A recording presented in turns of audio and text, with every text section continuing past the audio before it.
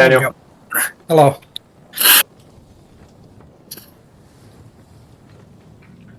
Alrighty.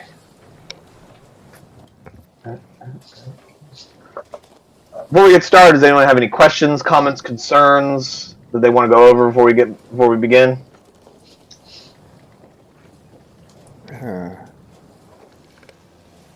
Not off the top of my head. Nothing I can think of. I just hope Megatron doesn't come and visit us again. Haha.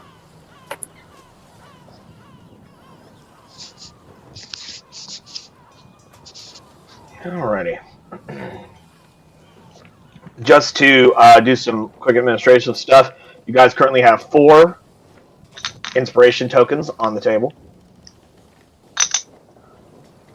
that I'm sitting here playing with. These are my tokens. Haha. I've dropped one. I must now retrieve it. Damn it, it's all the way to the back.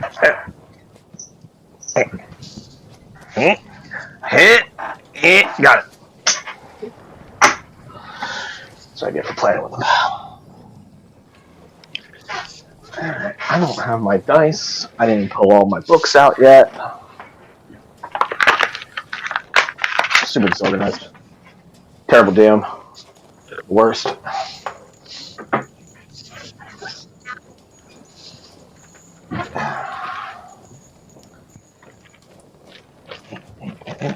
Where's my D4? I need a D4.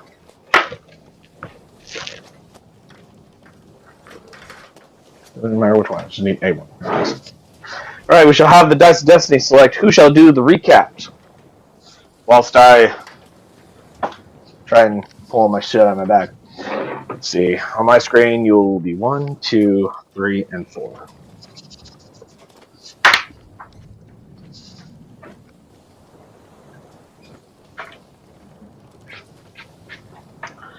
Reroll that because it should have been on the table. Number 4 is Ty. Ty, regale us with the epic tale of what happened last time. Oh, While your Dungeon Master organizes at the last second. Well, the time has come for me to transform once again into my werewolf form. However, the fishman decided that this is the best time to attack and try to take back their idol. So the crew had to. So everyone had to fight on 2 different fronts. After the crew took out the fishman, they pretty much put me down. For some odd reason, one of the crewmen is now swearing I'm a god, and one of the new crewmen, some odd reason, picked up the idol that brainwashed someone to put it in the bag. So First Mate Creed had to punish him in the brig. And I'm sorry. Repeat that last part. Just so I heard what you just said. What? First Mate Creed had to put him in the brig for. No, before that. It was like right after you said something about one of them saying you're a god, and then something about picking it up. Yeah, one of the other new crew members picked up the idol that pretty much anyone else picks up, and they pretty much become crazy. Yeah. Like, despite the fact that they tried to do it for the ship, First Mate Creed still had to punish her for disobey a direct order. Oh, okay. I just want to make sure I heard you correctly. And we wake up with me after I recover from the full moon. And apparently a bunch of the gods want payback for their services for keeping us alive. What gods you talking about? I forgot. I know it's Daniel's god and Daniel doesn't have a god. Ezeel. and Well, Ezeel believes in technically a demon lord that he worships a god which created his people, which is Inagu. And you guys haven't had any direct connection to Inagu whatsoever, as far as I know. Right. Unless one of you secretly worships the god of slaughter, or demon lord of slaughter, and hadn't told me about that in your character story yet, I don't think any of you have anything to do with Inagu. Last I checked. Oh boy. And Carrie also has some business with a higher being as well. Yeah. To Yeah. clarify, Daniel is a warlock. What he has is a patron, which is not necessarily the same thing as a god. Patrons are powerful entities, but they are not, in fact, typically gods. Patrons can be demons, archfey, devils, angels, stuff like that. Primordial, ancient creatures. And then what Kiri has is a connection to a Fey court, specifically an archfey of the Unseelie Fey. Queen Maeve of the Gloaming Court. Queen of Aradarks. Mm-hmm. So she is an archfey. Just wanted to clarify some distinctions that your characters would probably know the difference between a god and a not god, or at least on not a scholarly technical level, but you guys would know the difference between like a fucking god and a fairy bitch. At the technical levels, we understand, but simultaneously we realize they could easily fuck our shit up without even trying.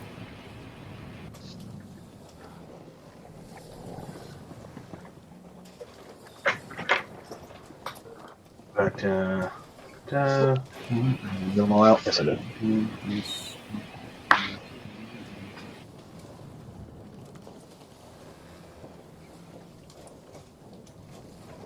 And that is where we left off. If I remember correctly, there was a scene that you got, a roleplay scene you guys wanted to run through at the start of the session. Change our ambience some, since you're not sailing, you're at the shore. There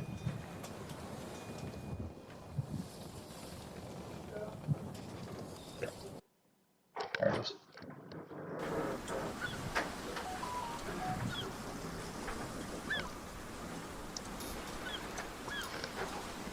So you may take it away, gentlemen, while I'm still organizing.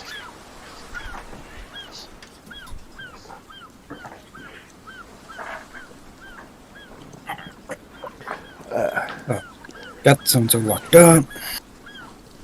Waiting on the captain to wake and go from there. Good morning, Creed. Captain. How bad was I this time? Let's see. You are horrible. Ha! All right. You Second. failed to get out of rock. Well. Oh boy. All right. So update me what happened. All right. So update me what happened. What's one of the new crewmates in the brig right now? Technically, we don't have a brig, but that's a different story. She's down in the holding area, just chained to literally the wall. Oh, but she disobeyed an order. Yes, she did help the crew, but it doesn't matter. An order was given, and she disobeyed. And if we allow her to get away with that, it will anarchy on the crew. Exactly. All right. So, a punishment needs to be handed out to her for the doing it. Usually, direct insubordination could cause for 5 lashes. But she did help the crew. So, we need to make sure that the punishment is something that the other crew members will understand that she is receiving for. The punishment has to fit the crime.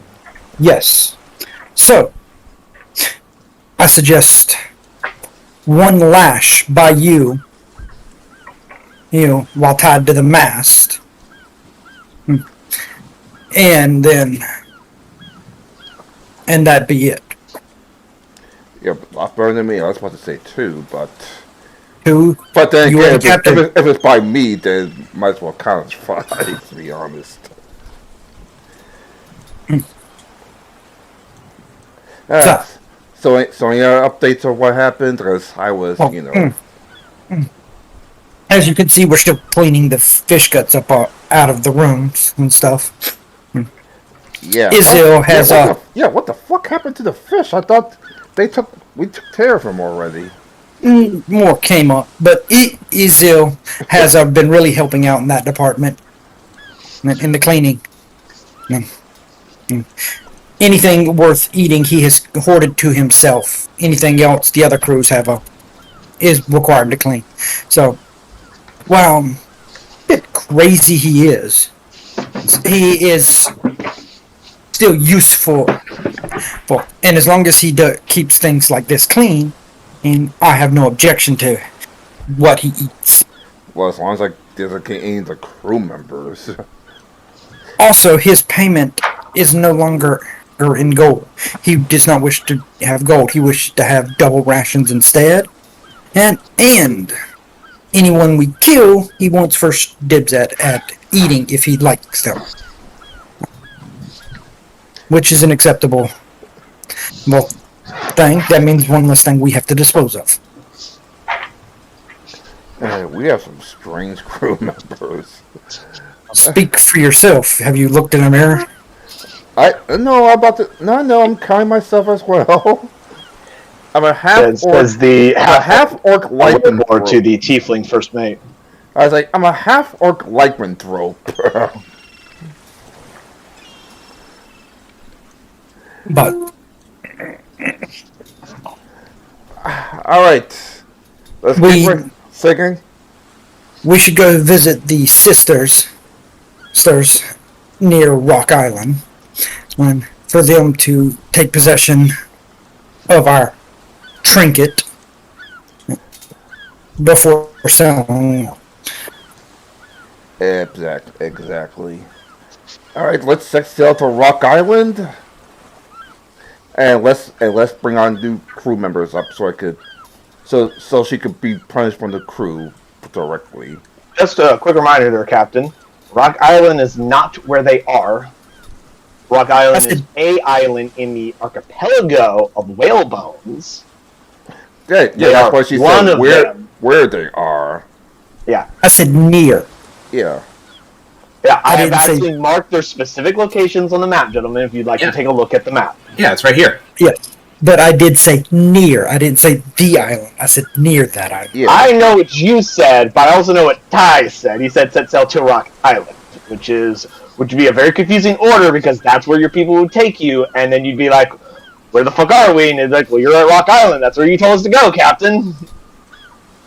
If you wanted to go see the hags, they're on the other side of the archipelago. Alright, let's set sail for Saltwater Coven later.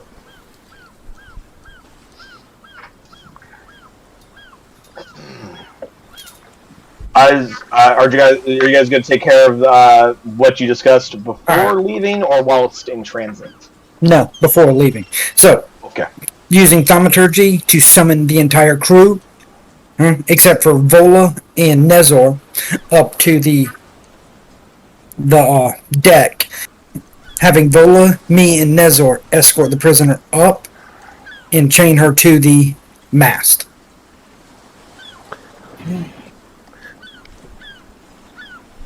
I'll take my position towards the side to render the necessary medical aid after the punishment happens, like before. One moment. If everybody give me just 1 second here. I like to look at something first before the scene continues, so just pause that for a second.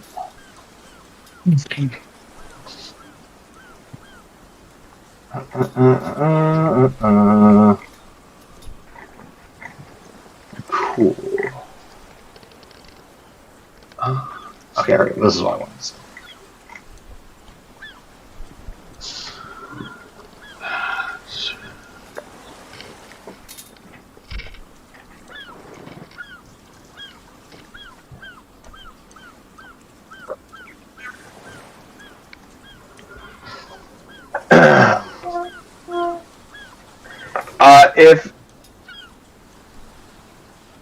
Actually, no, pretty much you know the answer to that question, so I'm asking it. She does look at you. Sariel does look at you and says, "You know the chains are unnecessary. I can't just stand still." I'm gonna ignore. Other than that, she makes no move against you. She just simply makes that comment. So we will, by placing our Nezor and Vola placing their hands on her to escort her up, we will chain her to the mast using thaumaturgy. I will then explain to the crew. This ship is ran by us, under the guidance of the captain. When we give an order, we expect it to be carried out without question. So, yes, she did and assist, but an order from us is still an absolute. If you feel the need to disobey it without talking to us directly, your punishment will be worse than this. Captain, the whip. And I will hand him my whip that I actually own. Like, For punishment of disobeying order? Usually disobey a direct order will have severe consequences. However, she did help the crew, and for that she only gets one lash. But be warned, if you disobey me or any of the senior officers' orders, as Master Creed says, the punishment will be worse.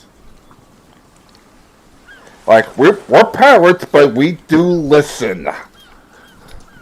And for that, I pull back and whip her for as hard as I could.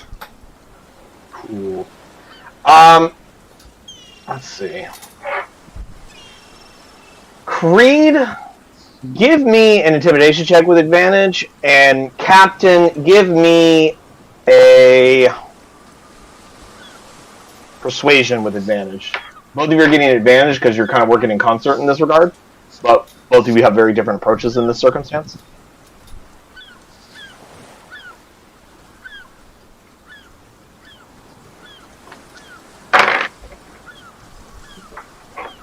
$26. 26 and 23. Pretty cool. Cool. Most of your crew is very well aware of how you guys run your ship, and most of them aren't. I wouldn't say they're like horribly intimidated, but they're kind of like, yeah, no, yeah, this all tracks. This all makes sense. Yeah, we get this. Like it's kind of like, no, this is like what they do. This is like how they operate. So like, this isn't like concerning. It's one of those like, okay, well, we just obey orders and we don't have to get fucking flogged. It's totally cool. They also all know that it's like, well, they pay us a lot better than every other ship, but if we ever wanted to leave, we could just fucking leave at the next port. Like, we're not fucking stuck here. We're not slaves. Not yet. Not yet. Not yet. You start chaining them to the ore port. I'm still alive, but if I die and Creed takes over, that's on you. But yeah, so you go and you whip. Can everyone give me a perception check, please?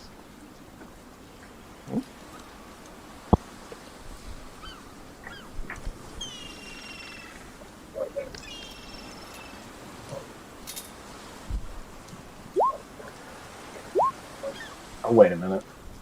Ty, I noticed that instead of persuasion, you had accidentally clicked your perception. What is your persuasion bonus versus your perception bonus? I think those might be different numbers. My persuasion is a 1. Okay, so it came out the same anyway. Okay. I just wanted to check and make sure. Yeah, I just noticed that right now. I'm clicking my sheet. Let's see, I see Dr. Ice got a 26, Jimpan got a 7, Ty got a 12, Master Creed a 19. Cool. Master Creed notices this, Dr. Ice notices this, Captain Torg and Arcanus Unforeign do not. When you strike with the whip, obviously when you when you hit someone with a whip, it does split skin, it causes bleeding, but not like massive amount. But enough of that blood splatters across the deck that both Master Creed and Dr. Ice noticed her blood is purple, which is not elven-colored blood. You guys know what elf blood looks like, and it's not fucking purple. Mm-hmm. Other than that, the only other weird, creepy thing about her is she doesn't flinch, she doesn't cry out, she doesn't scream, she takes it and gives no reaction to it whatsoever.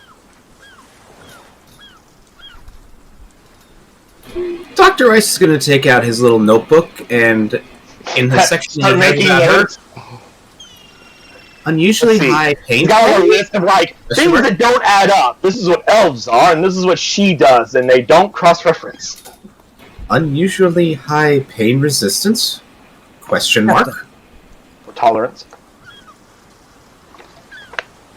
Did you see that? See what? Oh. Who are you talking to? I said Captain. Okay. Sorry to hear that. Her blood, it's not green. Yeah, I know. It's yeah, purple. I know. The blood's not green either. It is It's red. No, it's green. It's Vulcan. There are other actual creatures in the fantasy world that have green blood, and it's not elves. Like Elves and humans and dwarves typically have red blood. like ice. Ice? Yes, Dr. Captain. Ice, I'm trying to whisper to you. Dr. Dr. Liberal. Ice, your captain just called over to you. I move over to the captain. Like, take this to Dr. Leverett and you two try and decide what shoots green, purple blood. The Ice nods and Well, moves take over. take a sample of it. Where are you guys standing while you're having this conversation? Also, has Sariel been unchained from the mast at this point? No, chain or whippings usually after the whip they stay there for a bit, so they Okay. act as a. Like, where are you guys standing while having this conversation? I'm guessing like where the captain stood when he initiated the whipping. Okay, No, yeah. we would have stepped further back to one of Yeah. the sides. And the crew has been dispersed to go about their duties, correct? Yeah, to get the ship ready to sail. Well, you haven't given that order to them yet. You simply said that to Creed in passing. There has not been an official declaration of what the order is. All you did was, the only thing you told the crew is, hey, this is what happens when you fuck up, and then they went back to their daily duties. You have not given the order to sail yet. Casting thaumaturgy once again, and Nezor, to your position.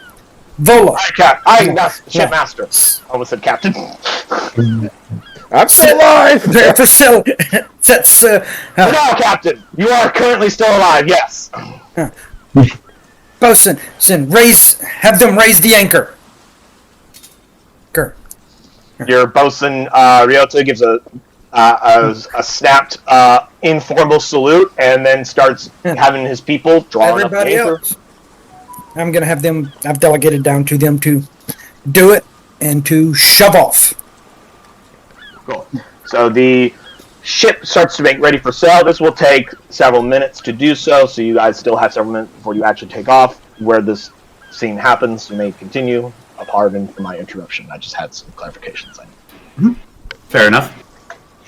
So, Ice is then going to go where the blood landed and just take a bandage out and just start trying to sweep up the blood, collect the blood onto the bandage or something. Are you trying to be covert about this, or you just walked over with a piece of cloth and just swiped it up? I'm gonna try and make it look like it's as clinical as possible, as if it's standard practice after a whipping that the doctor It's cleans practice the blood. just collect someone's blood. Wipe it, cleaning up the blood. Well, usually people use a mop. There's no way you can convince me that you clean up by taking a piece of cloth and wiping blood off of a fucking wooden deck, when the typical way you would clean something on a wooden deck is you take a fucking mop and you swab the deck. So, Yeah, are you being covert about this or not? I'm gonna try and be covert about this. Give me a stealth check with disadvantage because she's literally standing right fucking there. 6. She is staring right at you as you do this. And it is as I described. You literally walked over the cloth and try to, as nonchalantly as possible, just go.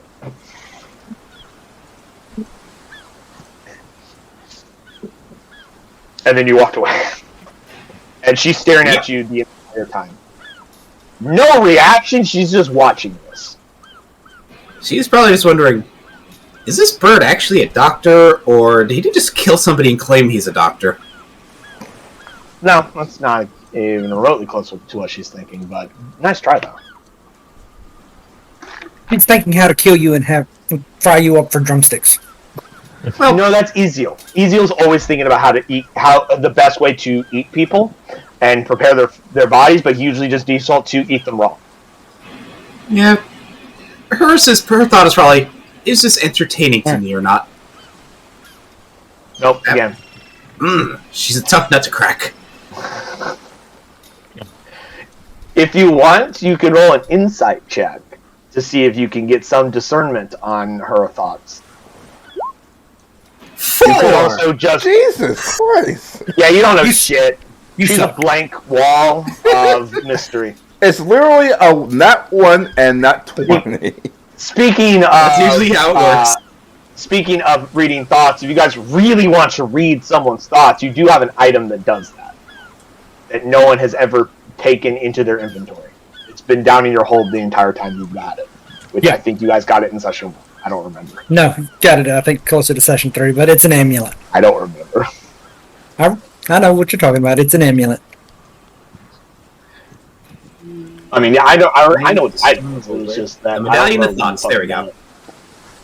Yep. So, once the crew gets doing their stuff, because the doctor should go off to discuss with or the other doctor on the blood and all of that. Arcanist should go up to her crow's nest and pray that she doesn't fall for the millionth time. It's only happened twice. Don't worry, we're gonna get the crow's nest upgrade. 2 more times than it should have happened, but it's only twice. Like, don't worry, we're gonna get the crow's nest upgrade as soon as we handle this business. Well, now it's not a big deal, because Jimpan, if I'm not mistaken, you have Featherfall now, correct? Yes, I have. So, the next time her ass gets shoved out of that fucking crow's nest, she could just cast Featherfall on herself. Yeah. Oh, trust me, don't worry. The rigging's quite comfortable once you get caught in it. As someone who spent a whole combat hanging upside down with rigging wrapped around his leg, that's pretty good authority on the matter. Yep. But once everybody starts going off, Creed will stand at the mast and look at her. So, Cool. By the time you get to that point, the anchor's been pulled, sails have been dropped, the ship is made way. Everyone has taken to their usual positions and whatnot. The ship is beginning to sail.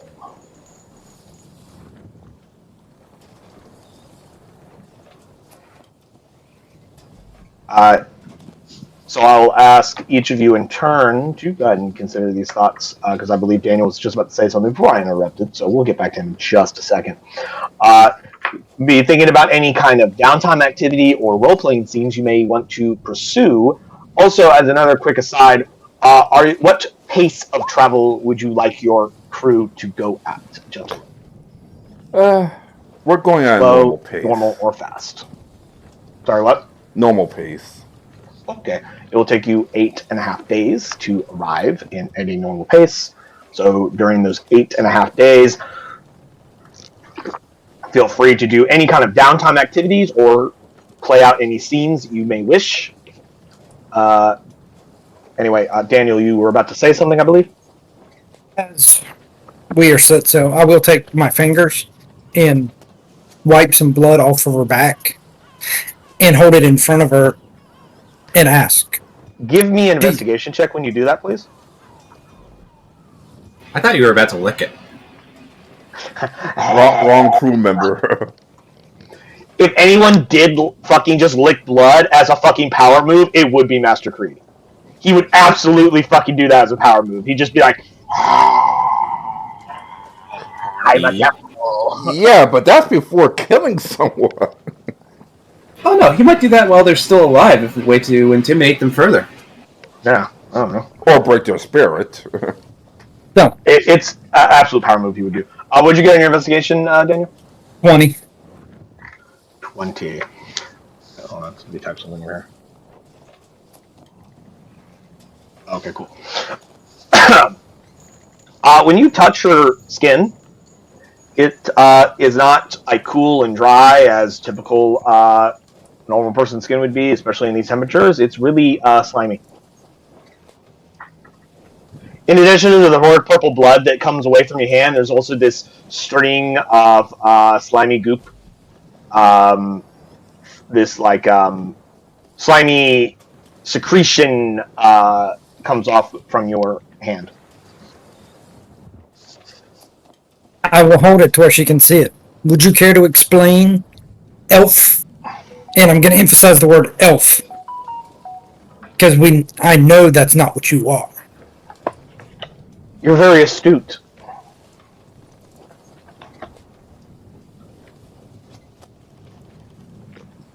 Is this one of those orders you'd like to give, Shipmaster?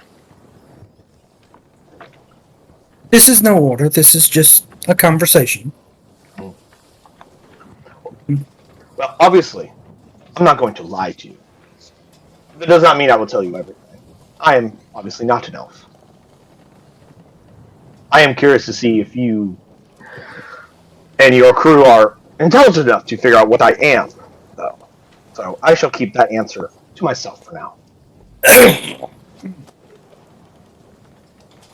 Well, I have seen. I will give a hint. Most people on the surface world do not like my kind. I have felt this skin before, or style of skin before, and I believe. Oh, have you? I believe so. You'll go. Okay, You'll let me understand where ask I'm you going. this out of character. What do you think she is? I want it to be a reveal. I'm getting to that.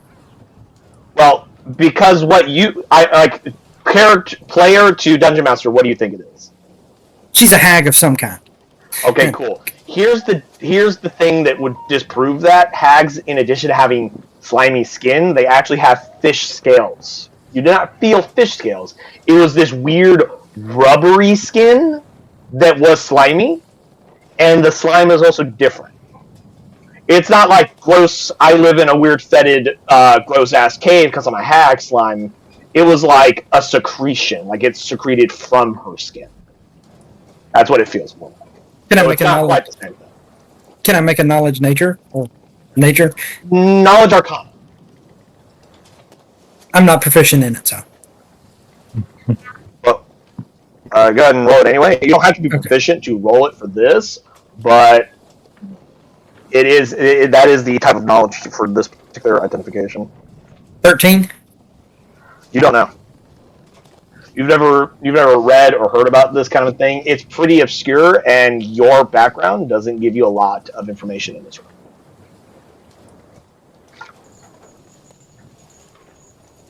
But continuing, I have felt something similar to this. And holding the slime up. She looks at you and she says, "That would be most impressive if you have."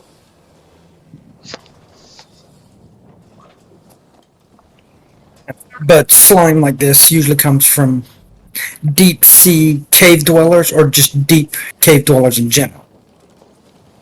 You are getting close. But I will say this. Hiding who you are on this ship is not your best option. As you see, pointing around, our crew consists of many. But Near I do not see any species. of my kind on your ship. And as I said, mine are generally not well received by most. Neither is mine. As I slightly flex my Neither wings mine. outward. And I flex my wings slightly outwards. And she just looks at you and goes, better than mine. You're at least from the surface. But here, the captain and I do not care of race. We only care of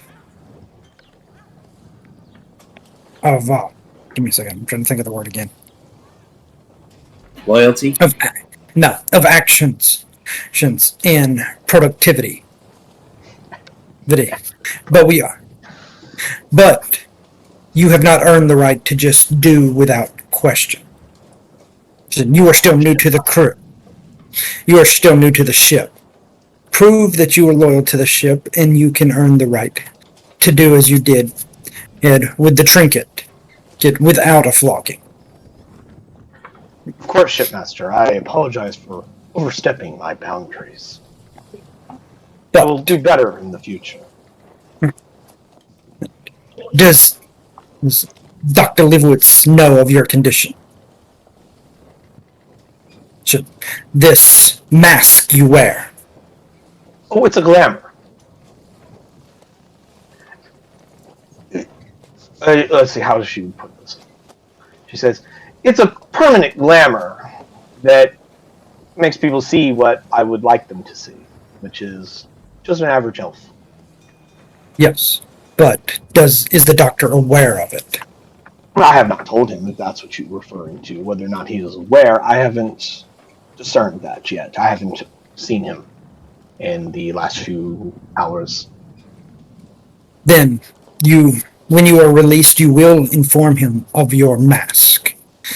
That way he can treat you better when the time comes.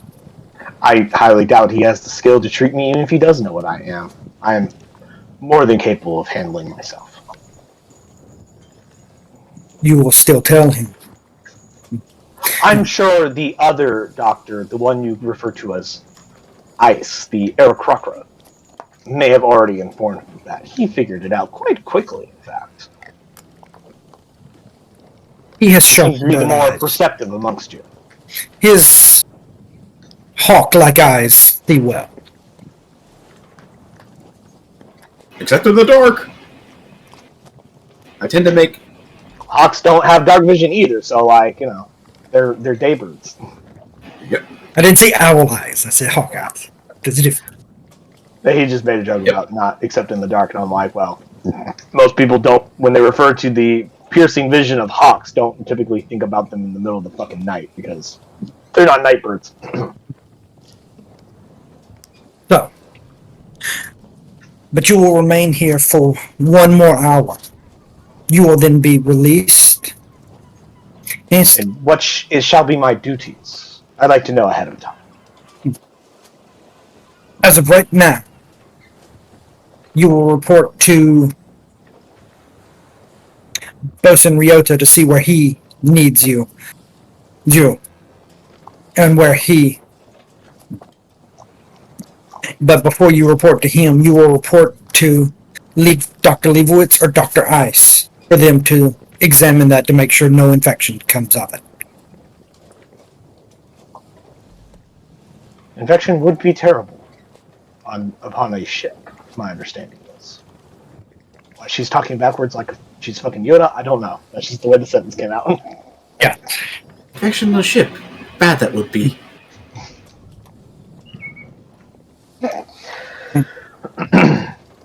Okay, I think it's decided she must speak like Yoda. And then I'm going to step away. Crewman! And mop this blood and clean up all of it. Aye, Shipmaster!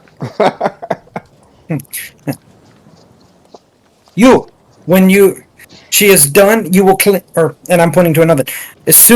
When she is released, you will take her clothes and clean them. No. Aye, Shipmaster!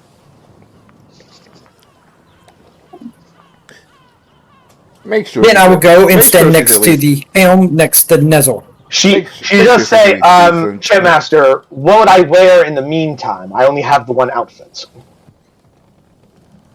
In that case, report to Drusilla. Ezil, Sariel, and Kreve, when you found them, had just been released from a prison that they were at for a little while longer than you guys were.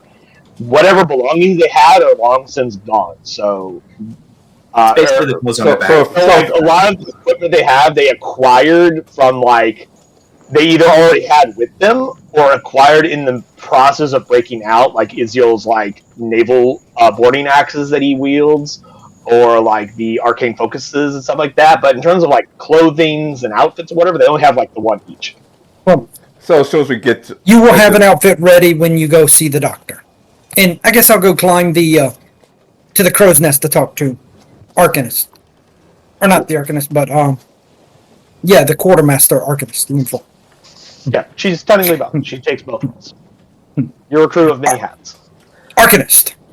So hold on, before we get to that, Jimpan, is there anything you've been doing during this time? Have you, or you just go up to the crow's nest and just been hanging out there the whole time? Yeah.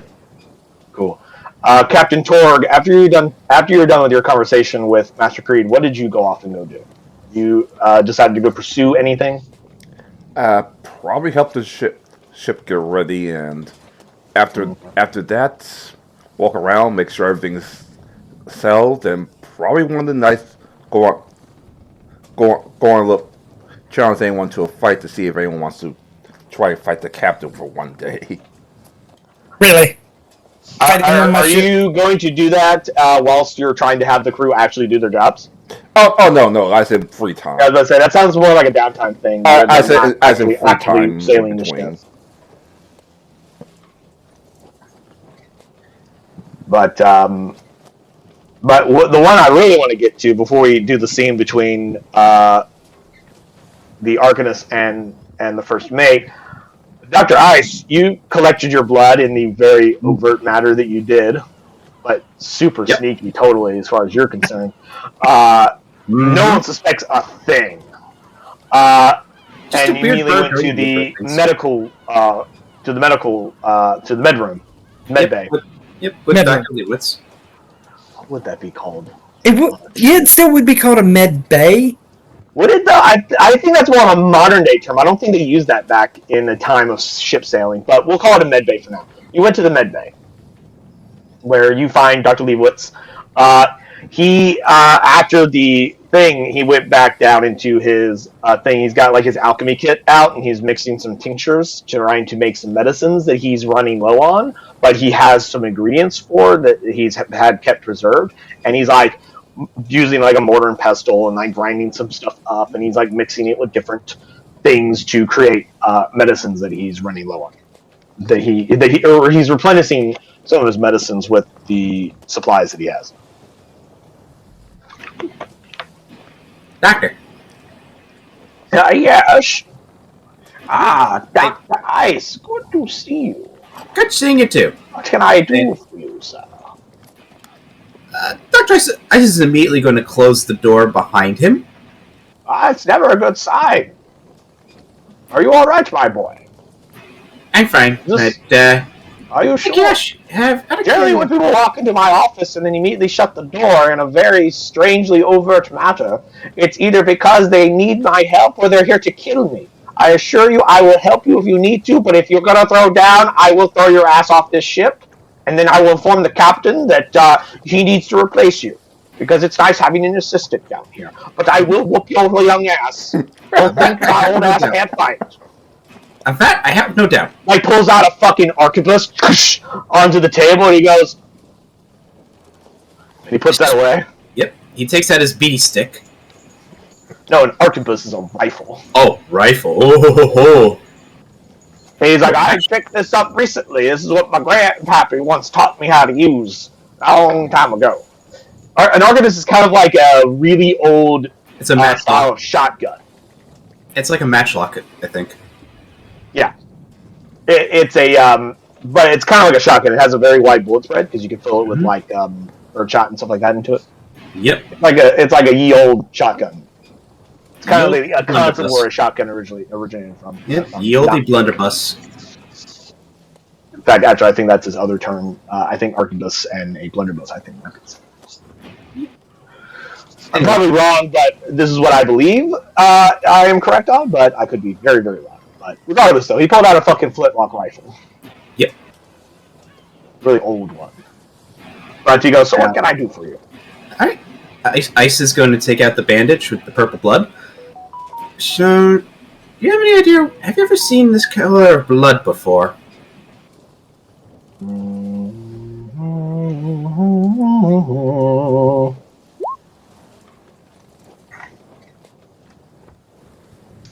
He looks at it and he goes,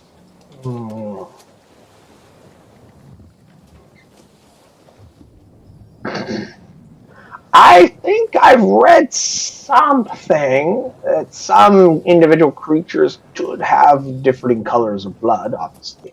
I don't.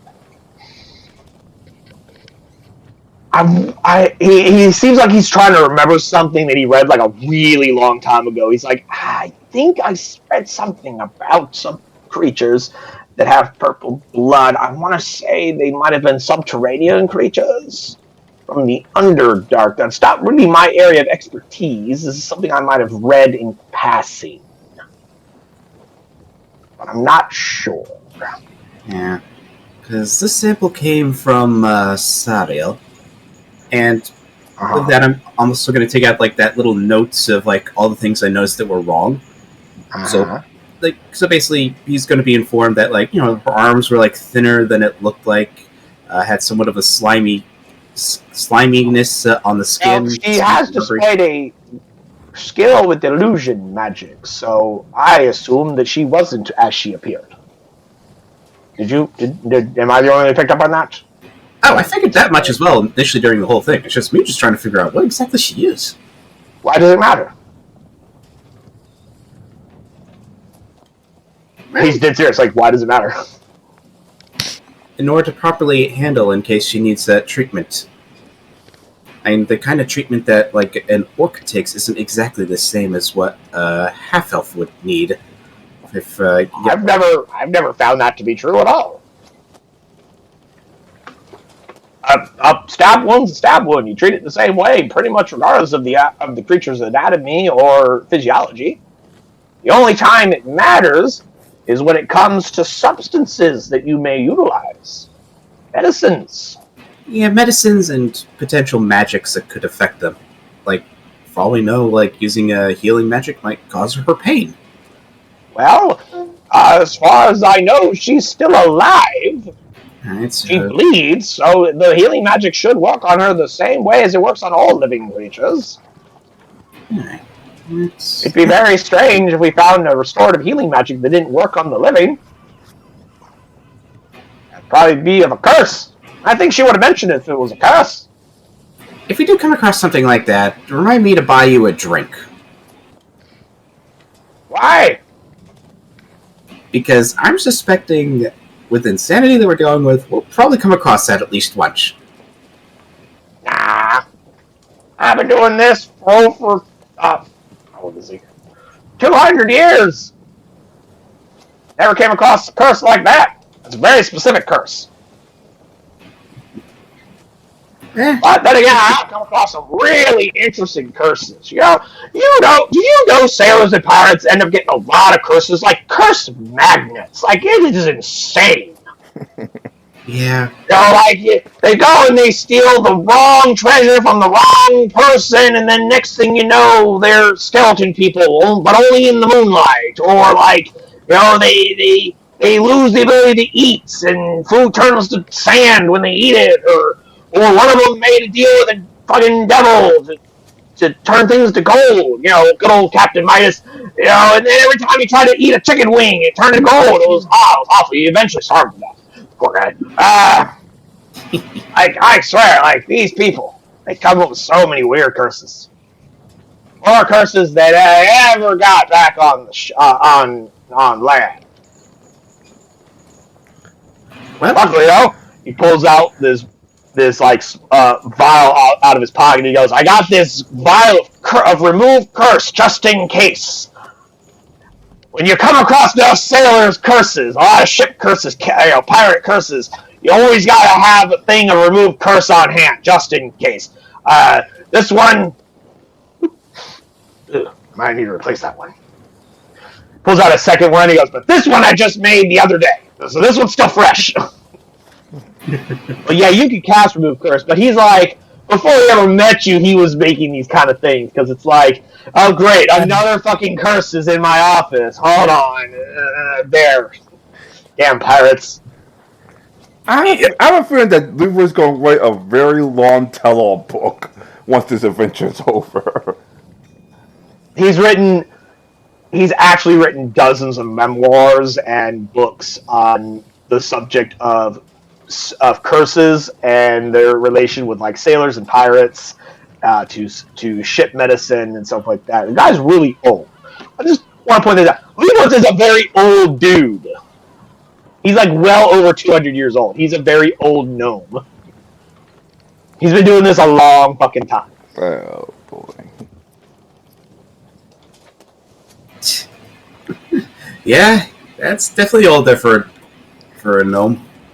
Well, I mean, gnomes can, I think, live to about 350, if I'm not mistaken. 350 to 500. Yeah. So he's middle age, effectively. By gnome standards, he's a middle-aged dude, yeah. Yep. Actually, no, he hasn't given you his exact age. He just simply said he's been doing this for 200 years. So he's been a ship doctor for 2 centuries. It gives me a ballpark. You don't know. He's Plus never minus asked. 50. Let me put it this way: what you guys know about about your NPCs, or what you guys know about the NPCs. So, if I haven't told you his age, it's because you never asked. So you don't know what his age is. I just said he's really old. You guys haven't interacted with your crew a super hell of a lot. Like, you know, like some surface shit about them, but like detailed things about who they are as a person and their lives. Most of that is pretty blank. So you don't know how old Dr. Leibowitz is. You just know he's old, as he acts and talks like a fucking old dude. And he looks kind of old. He's like, well, he's got some wrinkles, and he's got gray hair, and he's balding, although the balding part isn't unusual for gnomes. Yep. But yeah, is there anything else you want to discuss with Dr. Leibowitz? Well, outside of sharing the notes with Dr. Leibowitz, I'm just gonna go like, Shai, do you need any help with creating more potions or some healing kits? Always. Here, have it sit down. Well, we can't really make healing kits. That's a kit that you get. You know, it has all the supplies you need for a healing kit. Well, We'll have to get more of those. I believe we used quite a bit of them recently. We'll need to pick up some more of those supplies. Yeah. I don't remember how many we have in storage. That would be the quartermaster who would know how many we have in storage. Or the first mate who was once upon a time the quartermaster. I, the dungeon master, speaking as the character, do not remember what that is, but I know you have more than what you guys carry on your person. Yep. Because I know Dr. Ice carried one, I know Dr. Leibowitz carried one, and I don't remember how many you guys had in, like, the hold as storage. So I really don't know what your full number is on that. Yep. I don't keep track of the shit you guys have on your ship. But yeah, you guys spend the rest of the day whilst in transit, because both of you being doctors don't work on the deck to do things like getting the ship to sail and stuff like that. It's not your job, so you guys spend here for the rest of the day as you see fit, making potions. Unless Captain Torg has a scene he wants to run, we can go ahead and bounce back over to the Arcanist and First Mate. I'm pretty sure I'm fine otherwise. So you two gentlemen may take it away.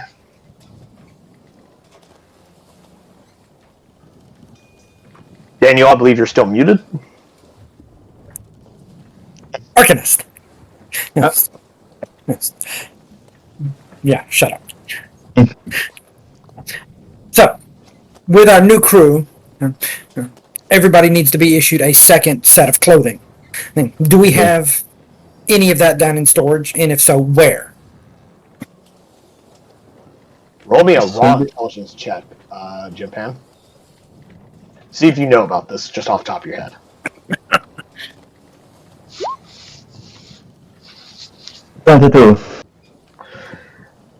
You do recall that your bosun has informed you that he did acquire additional clothing to help replace damaged clothing that the crew acquires.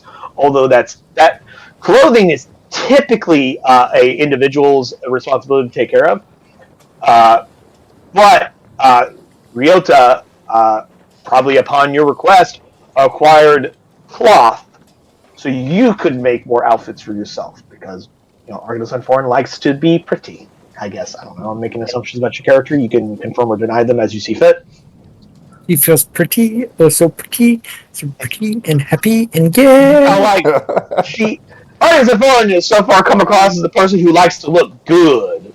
So my assumption is that she does, out of her own pocket, acquire like cloth and during downtime asks the bosun to sew her clothing, or maybe she makes her own clothing, or maybe she just has. Actually, what it probably is, Argus Unforeign, you have extra clothing, ranging from your really expensive like women's wear to like generic traveler's wear. Yeah. Like basic boots, pants, shirts, and then at the other end, like gowns or dresses or skirts and stuff like that. So you probably have a lot of extra clothing that you could probably lend to the crew at a moment's notice if necessary. Yeah. Because the kind of cloth that the bosun probably acquires is like sailing cloth, not really for clothing. But he has bought outfits upon your request.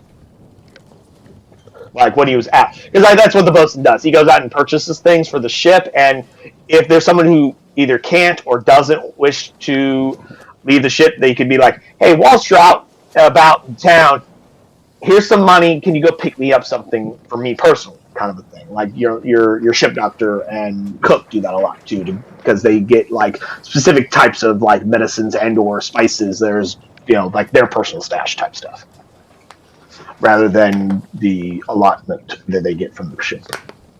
So yeah, you definitely have some extra clothing on hand.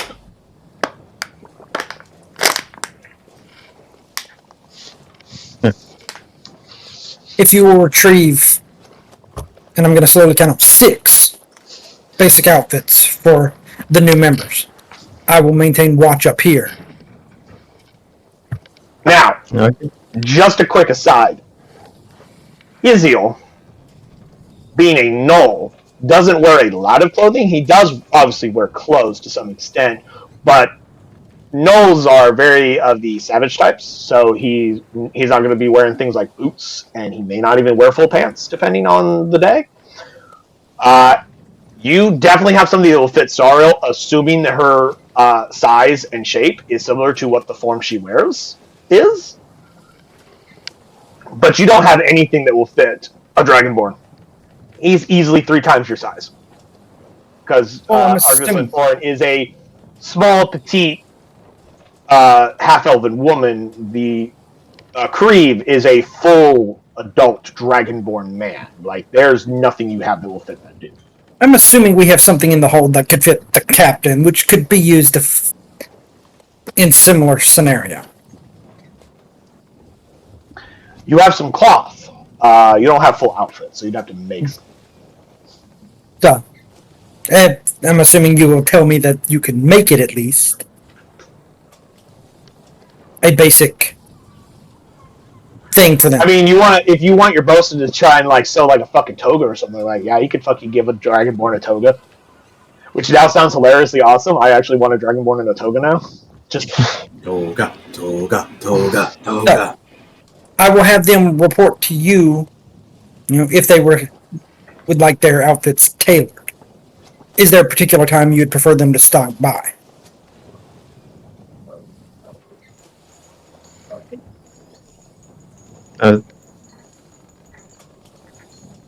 Is there any time you would prefer them to stop by your quarters for tailoring? No. Okay. You'll say a time, so I'm prepared. Yeah, that gift you just posted there, Daniel, of Anora, I think her name was, if I'm not mistaken. Anora, yeah. Anora, there we go. I haven't seen Firefly in a while. But yeah, that's pretty much what I picture when I think about Arcanus and Foreign. Is like, you guys are dressed like fucking pirates. She's dressed like, yeah, I work on a pirate ship, but I'm fucking beautiful while doing it. Like, I am stunning at all times. Kind of a thing. Like, that's what I picture. Yeah. This He's our beautifully ambassador. well-dressed woman on a ship of a bunch of smelly-ass pirates. So, if I can get at least one outfit for her, and then I'll send the rest to you after you're done. And up here in the crow's nest, that way they can get some basic cloth made for a second outfit for them. Because each crew member should at least have 2 outfits. Which typically is their own responsibility. You guys just haven't been somewhere where they can take any of their pay to go, like, buy another pair of pants. Yes. Or anything Don't like worry that. about shoes. Shoes are more their responsibility. Unless they're absolutely horrible shoes, that's a different story.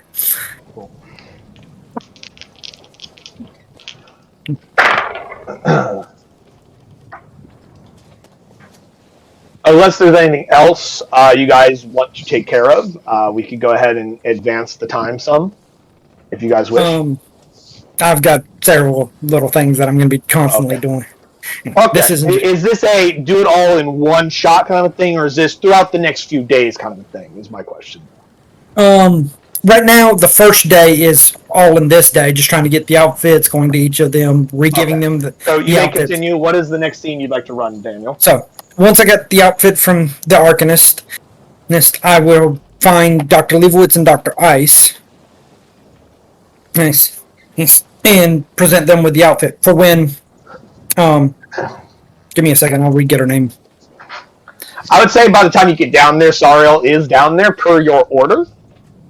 And you know that, I believe you said that when she goes down to be examined to have her clothing like cleaned or repaired or something like that, Yes. you know that she's not technically wearing clothes, but it looks like she's wearing the exact same clothes she was a moment ago. Because she's an illusionist. She decided to opt with the idea of like, well, no one knows if I'm wearing clothes or not as far as they know, so I'll just illusion clothing. No one knows that I'm actually going commando underneath my I will illusion. present her with her clothes and re-give her back her knife that she earned to her spot on the ship with. Oh yeah, that's right. She does technically own a knife. I forgot about that. Um, She goes, oh, this thing. She kind of like takes it with this expression of like, oh yeah, I guess I should hold on to this kind of a thing, but it's kind of like she doesn't think about using knives very often. You get the idea. She goes, oh yes, this little trinket, and she like tucks it into a sheath somewhere on her person. And here is your second set of clothes while your first are being cleaned. Jimpan, describe to me what outfit do you loan to Sariel? Out of curiosity, is it like just a basic like here's some pants and a shirt, or did you like send her a dress or like a robes? Because she does wear, or at least what you guys believe she wears is what you see on her image here. She does wear an outfit that looks like this, according to the illusion that you see.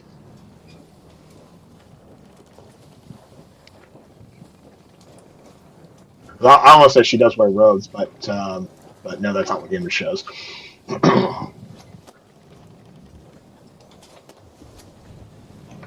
In fact, actually, when she does take off her clothing, and it's no longer underneath her illusion, she actually isn't wearing that.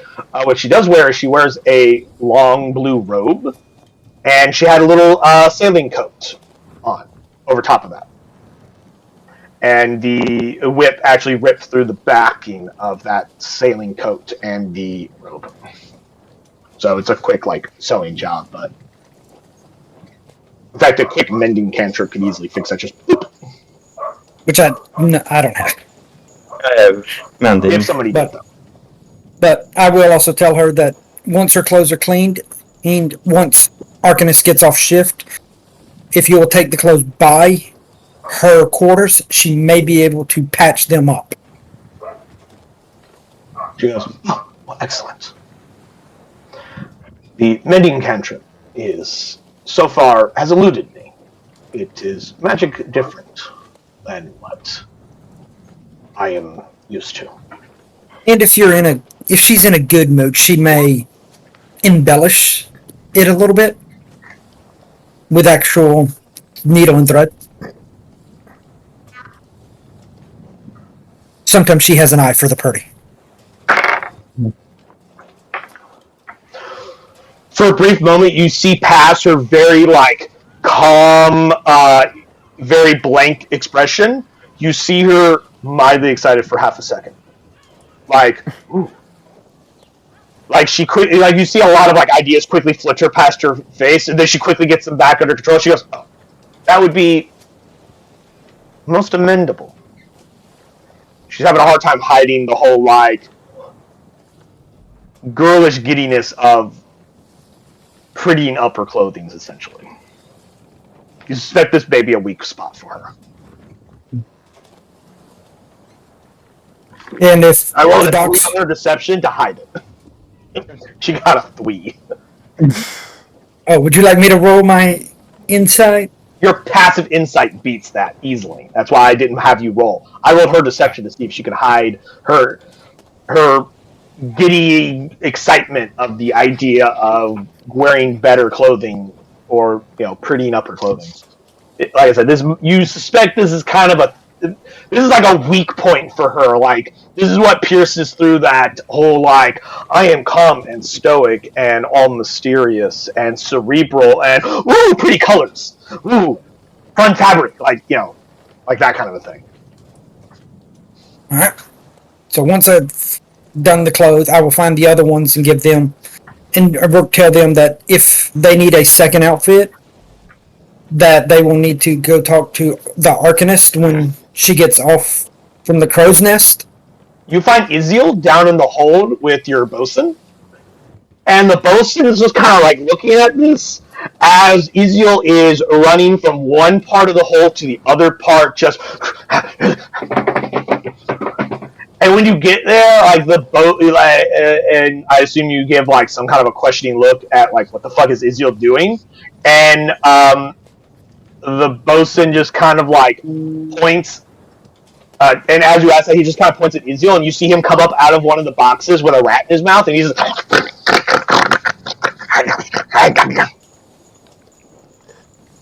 And he writes down on a piece of paper, and he just shows it up to you, and he just goes, he's better than a fucking cat, I swear. He's gotten 8 of those fucking things so far. Good. What if there's his name right man that left in the ship That means he hasn't found any of the rats have not turned into people yet, so as far as you know, they're regular ass rats that snuck onto your ship, as they do. Yeah. Because you guys have food, and they want food. So Drusilla should be happy with that. That should help with our food. She was always complaining about rat droppings and certain stuff. She has told you repeatedly on multiple occasions we need to get a fucking cat to hunt the damn rats. But your bosun Ryota has confirmed that a gnoll is far better than a rat because not only does it kill the rat, not only does it find the rat better than cats, it kills the rats better than cats, and then it eats all of the rat, including its bones, so there's nothing left behind it. It doesn't bring you the body like a fucking cat does. He just eats it. And unlike a cat, he's not lazy. He's always doing shit. He's an incredibly active individual. In other words, Iziel is probably the most active person on this ship, other than maybe the first mate. But he's not the most productive. He's always actively doing something. It may not be always the most productive thing. He's a very high energy person. And the bosun found a way of hey, I can use this high activity. Go hunt rats for me in the hold. And he's been down there, and eventually you get his attention, and you ask about the clothing, and he goes, "Nah, I'm good. I'm perfectly fine." If you ever need, If I need more clothing, I take it from the people I eat because I can't eat leather. Leather doesn't taste good. You know, that worked leather and stuff. Ooh, another rat! And he just takes off. then Like knocks over like 4 crates, and Ryota goes over and restacks them after he's done eating another rat. This is probably why he's been down here. Is because he's got to like reorganize the shit that he knocks over as he chases the rats. you do know if the hunt is better if you can do it without knocking over the boxes. But destruction is fun! Destruction with a hammer is not. Destruction with a knife is better. It takes skill. It takes prowess. Cool. He like stares at you blankly for a minute, and he goes, "Okay," and he just goes back to what he was doing. High level thinking is not a thing that Noel does very often. They're usually only thinking what is the fastest way to kill and eat something, and that usually doesn't involve skill.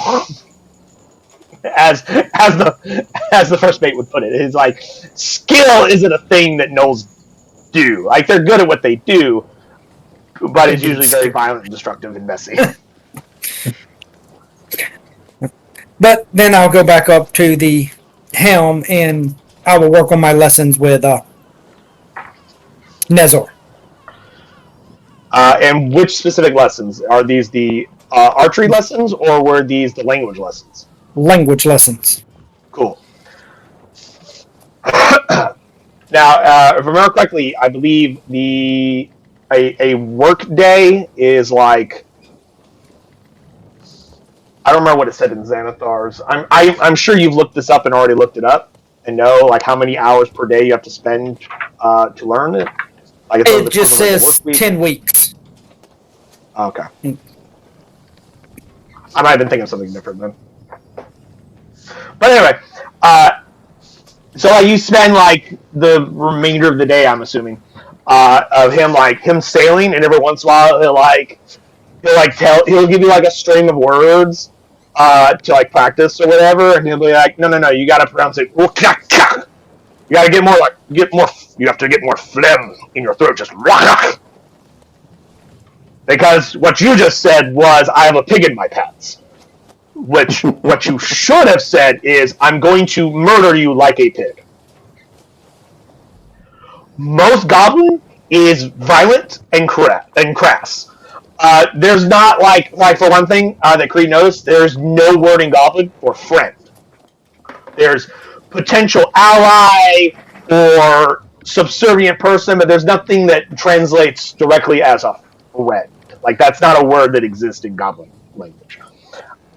So like, as well as politeness or political language also doesn't exist in Goblin. The Goblin is a language that's very direct, crude, crass, and typically the largest kinds of words you find are ways of murdering someone or telling someone how to fuck themselves. So a lot of insults and a lot of different ways of describing to harm and maim someone. So the best language in terms of insults. And at night, I'm going to run the best language for insults and curses is Dwarvish. They're a little bit more higher brow. Usually, the Goblin is like the toilet humor variation of like insults. So like a lot of like fucking fucker, fucking town type shit. So nothing really. I'm going to work on. And that night, I'm going to work on my undercommon with Drusilla. Cool. She goes over some lessons with you while she is making dinner and whatnot. And undercommon, by comparison, is far more. It's very similar to that of common, in regards of like it's very simple and very direct. It doesn't have a lot of flowery language, which is different than what the Drow language is, which is very like melodic. It has a lot of like very soft tones and rhythms to it, which is an interesting facet of given the fact that most Drow are also very brutal and evil people. Their language is very pretty sounding. But in terms of Undercommon, because more than just Drow speak it, like Dwergar speak it, Mind Flayers speak it to some extent. What are some other surface or Underdark races that speak it? Deep Gnome speak it. Pretty much anyone that lives in the Underdark eventually learns Undercommon to some extent. Or rather, it's about as prevalent as Common is on the surface. So, like, not everybody knows it, but it's pretty useful. But it has a lot of words from both Drow, Dwergar, Snurf Neeblin, which is the proper term for Deep Gnomes. So a lot of it's very alien to you, not being from the Underdark, so it's quite difficult to learn it. Goblin is pretty easy to figure out. It's a very basic language, but Undercommon is far more complex, not because it's a complex language, just because a lot of the words that are in Undercommon are from a lot of languages that just do not exist on the surface. It's a very mishmash of different Underdark races into, much like Common is, mismatch of multiple different languages. Alright. And I'm going to do that unless something comes up on the ship that I need to be made aware of as I do things around the ship. Not that day. Not the first day that you spent doing that.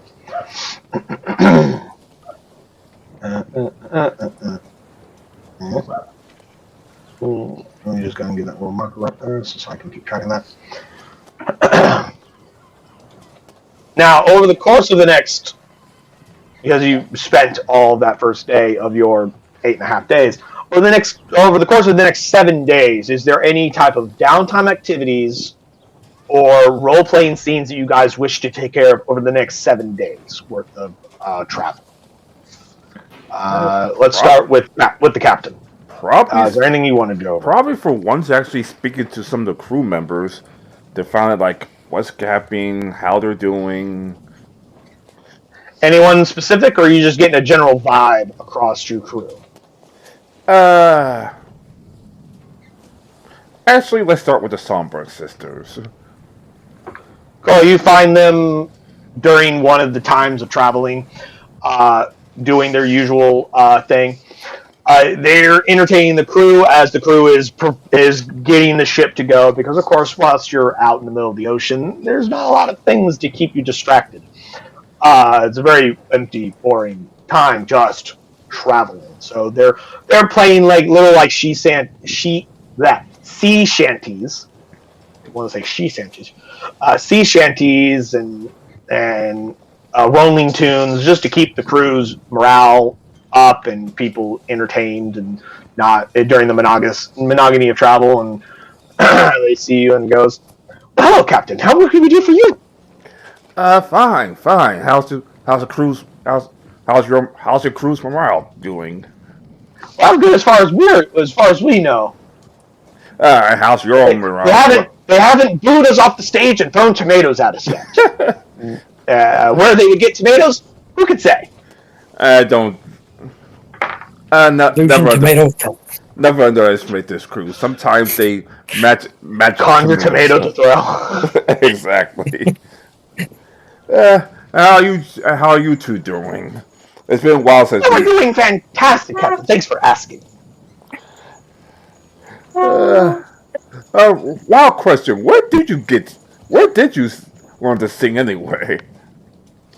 Oh, at a bard college, of course. There's a bard college? Yes, there are lots of bard colleges. The college that I went to, because my sister did not go to the same college that I went to. I went to a college that taught history and lore to weave into stories of heroic epics and songs. And the other sister goes, I didn't actually go to college. I learned my singing on a pirate ship. And they like to sing. They they weren't much of the singers. They were more of the storyteller types. I learned from an old scold. That's a Ruthian warrior poet. So They go into battle, they fight the battle, and then they tell the epic tale of that battle later on, and will sometimes inspire their crewmen with tales of epic deeds and daring. So one's. In other words, one's a college of lore, the other one's a college of war. I was about to say, yeah. That's the distinction between the two of them. Yeah, that's what I was just about. One's more of a storyteller, the other one's more of a more classical musician type. One tells of like poetry of like love or romance or epic heroes. The other one will tell you about this. Will give you this cool ballad of like fucking Beowulf or something like that. You know. Well, keep it up. Apparently the crew is satisfied or at least having fun on the way. Well, Captain, if they try to murder us because we're not good enough, we'll let you know. I'm sure you'll figure it out when the crew is not happy. Yeah. Go ahead and give me just a insight check to get a general vibe across your crew. Because I assume you're going to like get to more people. That was just the specific person you wanted to chat with. Yeah. Let's give me an insight. Cool. Your crew seems. Their morale isn't low, but you do notice the signs of wear. From the. Well, we were in Luskin. While it was attacked by a bunch of fish people, and they had to escape with we barely escaped with our lives. Then we got captured by fish people, and then we had to break out of jail, and then we got attacked by more fucking fish people. Then the captain tried to murder us that one time. So like they're not like disloyal or planning mutiny, but it's more of like, man, I can't wait till the next shore leave. Oh boy. I'm not paid enough for this shit. No, they are paid well. It's one of those like they're tired. They're tired. Some of them are a little haggard. It's kind of like, okay, another day of work. All right. Like they've been run pretty hard recently, just due to the events that have occurred. It's not like, man, the captain sucks. How dare he do this to us? But it's like, you know, the last couple weeks or so, or a couple days, or however long it's fucking been since you guys left Luskin. I forget the exact time frame. No, it's only been a couple days. The last few days have kind of fucking sucked. We've almost died like 5 different times. You know, I look forward to my next vacation. It's like, you know, it's like the Wednesday of the long work week, and they're like, man, I cannot wait till fucking Friday. Man, I can't wait till the weekend. Oh my god, I can't wait till this is over. You know, it's that kind of a vibe you're getting off your crew. Is that, you know, they're going to do their job. They are loyal. They're not plotting anything, but it's kind of like they're very tired from the last handful of days where they've almost been murdered multiple times. But that is what they signed up for, so it's not like I don't get paid enough for this shit. It's just kind of like I didn't expect to get murdered almost every fucking day. You know, like this is a little bit more than what I thought I was signing up for, but I'm still good. I'm still good. Pretty much. Yeah, it's pretty much like that. Work is so fun. 1,000-yard stare. Yep. I think I'm not going to give a whole speech. Like, don't worry, crew. Week, huh? Captain, it's only Wednesday. Like, don't worry, crew. We survive. Like, we survive worse, and we'll get to shore leave as soon as everything's settled. Give me a persuasion check with advantage because your bards are doing their travel responsibilities, which is keeping morale up.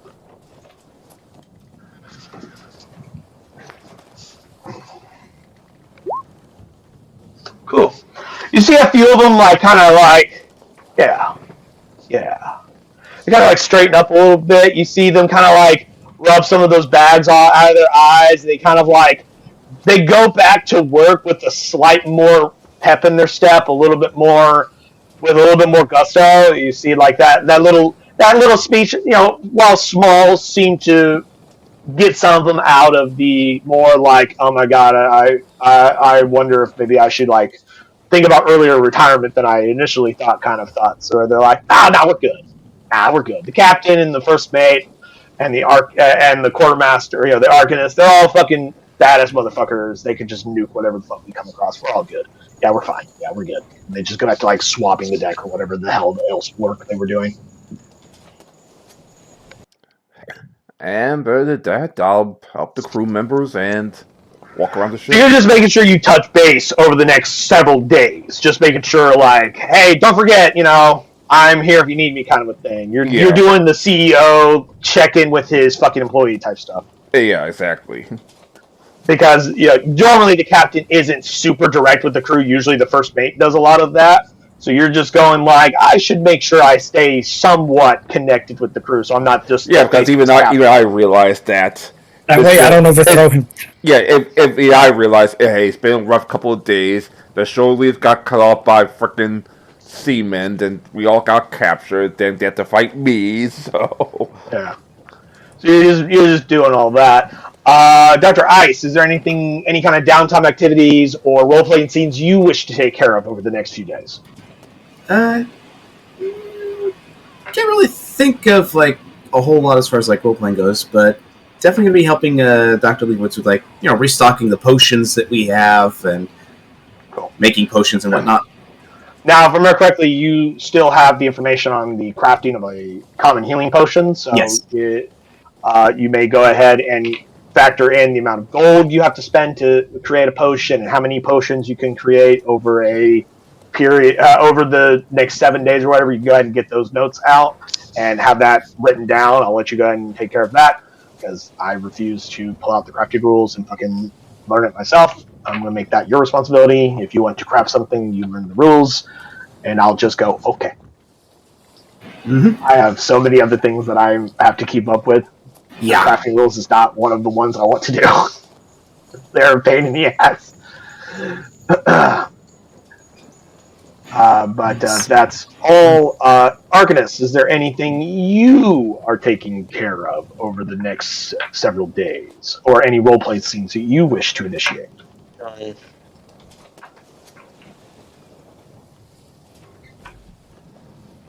I may help Sariel will close. I'm sorry, say that again? A magician will close. Oh, you're good. This is Sariel's clothing. Yeah, eventually she shows up and you like mend that clothes, and she puts her robe back on and then her little like sailing coat on, which disappears into her illusionary glamour. Other than that, nothing special. You're doing the usual thing, keeping up with the supplies with your bosun and like doing your whole like I'm this fucking I'm gonna hang out in the crow's nest because it's fun up there. Yeah. You feel the wind in your across your skin and in your hair. Being a storm sorcerer, this is where you like to be, up in the sky. And you're like, man, if only I had wings like some other motherfuckers. Yeah. Speaking of wings, Master Creed, what is there any kind of downtime activities or role-playing scenes that you wish to take care of over the next few days that you haven't already done in the first day? Let's see. I need to do a little bit of fishing. Okay. We don't need to that, but yeah. I'm going to have several of the deckhands help me fish, several people who want to. Fishing is a slightly easier job. There are several deckhands that are very skilled at fishing. Some of them used to be fishermen before they became pirates, much like you. So they're like, yeah, we'll help out. And so you guys bring in plenty of food from time to time. Well, actually, just go ahead and let's make a roll. Are fishing tools a tool proficiency? I don't think they are a whatchamacallit. Yes, maybe. I know they're an item, but I don't know. Are they a tool proficiency? And so far, like smith tools are a thing, or like thieves tools are a thing. I don't think so. Or there's a tool for fishing. But I'm also using my background ability too that says I can fish for some stuff. Yeah, I was just asking. Go ahead and give me a d20 roll with your proficiency bonus and what attribute do I want you to use? What skill? Not skill. I mean, what stat? Dexterity or wisdom? Let's say dexterity because you are fishing on a moving ship. So you got to. So it's kind of like you're like fly fishing. You got to kind of like. You're not sitting still and waiting for them to come to you. So yeah, let's say dexterity plus proficiency, and do it with advantage because you do have other people helping you. So you are getting the help action from your deckhands. See, on average, how much food you can get.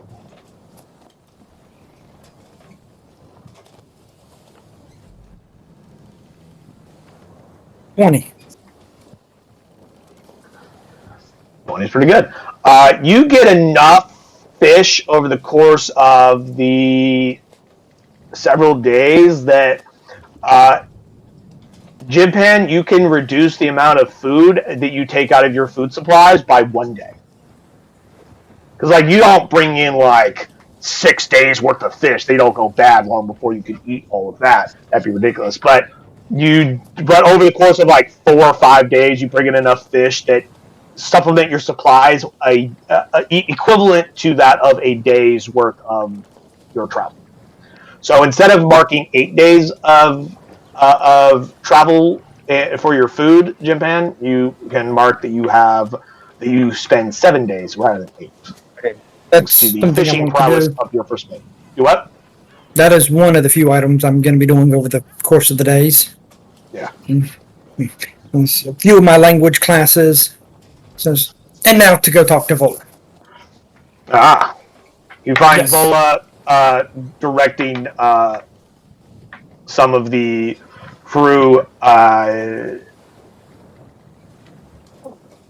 She's not the boss, so she's not running the day to day. She only takes over in combat scenarios that requires a tactical leadership that your bosun doesn't have the experience for, nor Or does the voice for?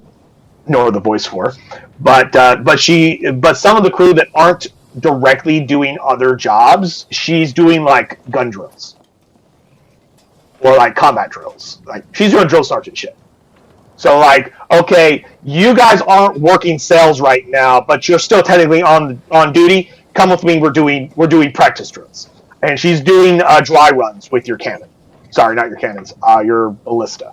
Actually, no, you do have some cannons. You have some swivel guns. You know, so she's running them through dry shot runs of practicing shooting those things. You know, loading it, aiming it, firing it. She like points like as you guys are sailing, like there'll be like a piece of ship debris or like a rock or a coral or whatever. She'll be like, aim at that, and they'll try and aim. And she's not actually firing cannons, but she's giving them a point to fire at. She's not using any of the ammunition, but it's more of like she's getting them used to the routine of going through the reloading process. Well, the ballista she could probably tie a rope to and practice firing that a few times. Because they could reel that back in. That is true. Which is what she's doing with the ballista. So you just hear, fire! Alright, reel back in and reload.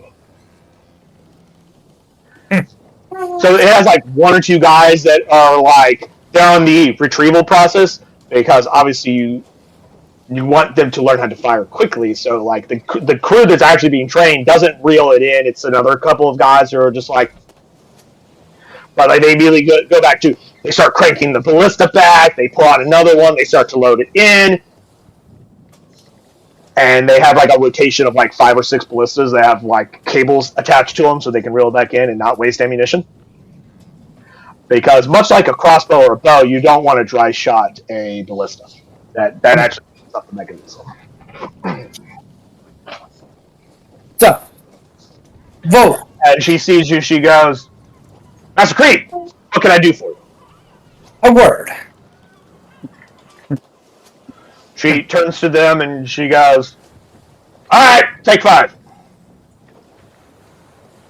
And she lets them, stand down and like take a quick break. They go and get some water or whatever. And she just stands at attention to you and goes, "Shipmaster?" Stepping off to the side to where it's just me and her. So, I don't know if you noticed during that last thing that was a struggle. The enemies came at us quite hard, but we came out well enough, as always. I need your military and soldiering experience. That's for what I need. It's yours, if you should ask for it. Yeah. That fight proved that I do not have the fortitude to withstand more. You could use more training, yes. So, she's a very straight, direct person. She doesn't fucking sugarcoat anything she fucking says. I need you to help set me up a regiment to where I can sit there and improve myself. Are you asking me to help train your conditioning, sir? Yes. Good. Start running. Running? I said running! She starts like fucking dogging you behind you. It's like, you call that running? You asked her to train you and she immediately goes to the training mode. She don't fuck around. We will begin the training when we get off shift. My apologies, sir. As I stand slightly She taller. immediately stops and she realizes she fucked up. She misunderstood the instructions. But bring that You attitude. already, sir. But bring that attitude. I should master. But you and Nezar will be helping improve my combat prowess. Nezar has been helping me with my aiming. He is a good shot, sir. I mean, you will help me with... he is a good shot, sir. Oh, what did you just say? I know you stumbled. Nothing, Was that a... No, I'm asking Shindu, was that a stumble for you or stumble for her? That was a stumble for her. Yeah, that was in character. Okay. I thought it was a stumble for you, so I didn't pay attention fully to it. She said he has a good shot in more ways than one, and immediately tried to mask that because she didn't mean to say that out loud. So, between the two of y'all will help me improve my combat skill. To where I will not hold this crew down again. I don't believe you held it back, sir. You just lack skill in areas that you just have not been trained for. So I'm a warlock. I need to increase my focus.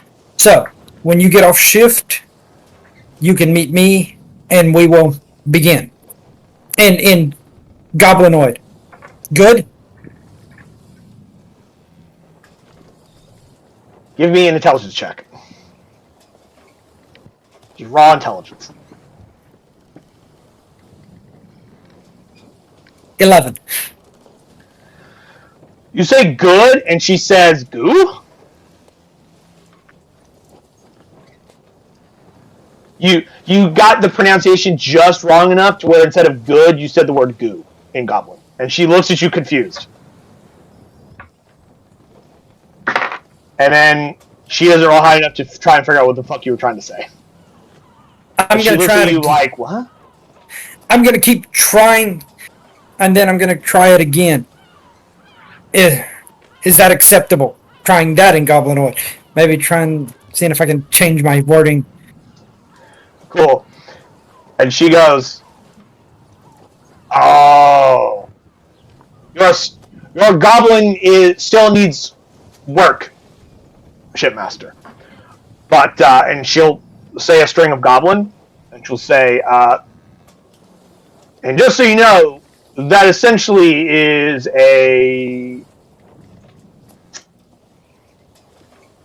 that particular phrase is generally said in a form of an intimidating manner to those that you see as inferior, rather than is this acceptable or understood? It's more of and if it was a translate in common, it'd be more of like you telling someone that instead of asking someone, you're telling someone this is good, you're going to do it. Goblins are not a polite people. And since I'm trying to learn Goblin, I wish for you to do the training mostly in Goblin as much as you can. Until I can get it. She says, That would be actually better than you. That is easier than you may think. Most of my basic commands are in Goblin. All right. Usually, I'm yelling lots of curses at my trainees. As she immediately turns to the crew, and they're like, and they go back to fucking reloading the ballista and firing. Then I will leave you back to your work, and I will see you after shift. Aye, shipmaster. And I will go back to kind of monitoring the ship, walking through, talking with Nezard, working on my goblin and stuff like that. I really like that scene. It was kind of interesting when she started immediately trying to train you. You're like, after we're done working, she goes, "Oh shit, I fucked up. I'm sorry."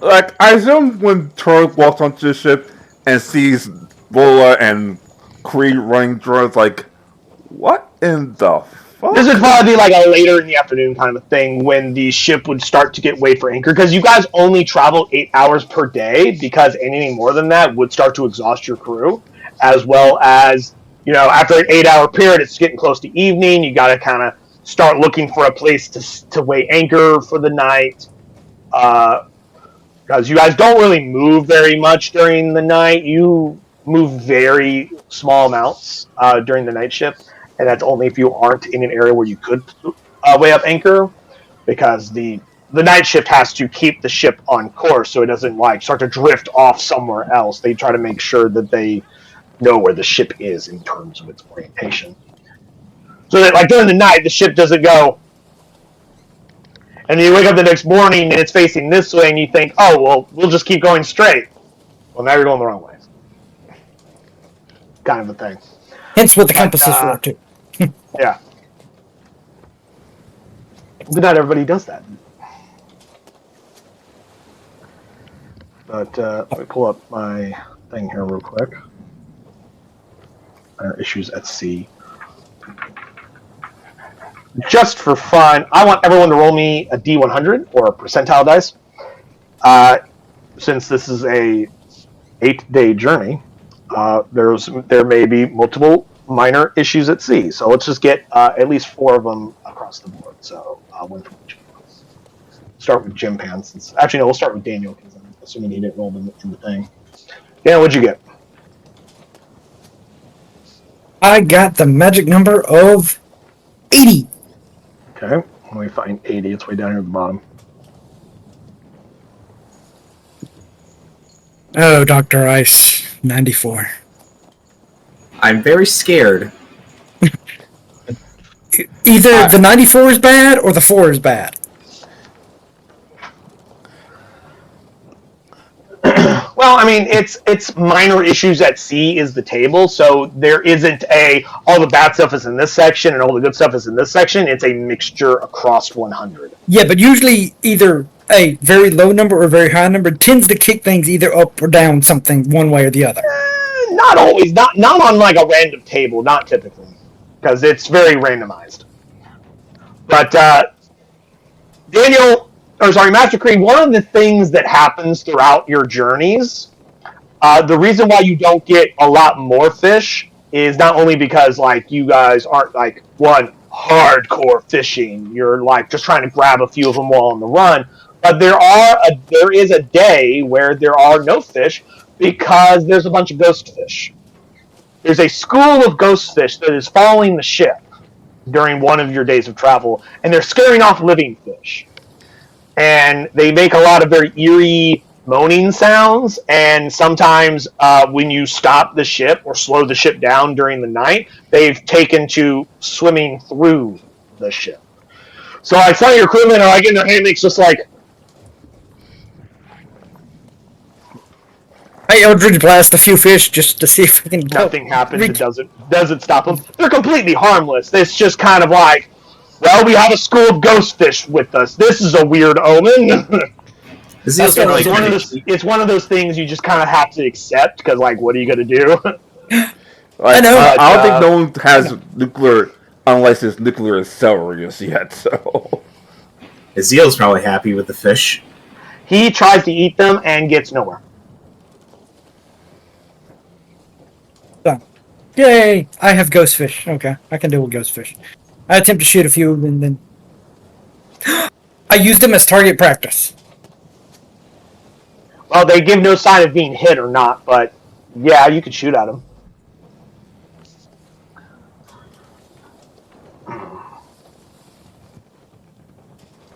In a few of my days, I'm gonna enjoy having Vola improve my concentration. Let's see. As Master Creed starts running around the ship like a crazy person, apparently.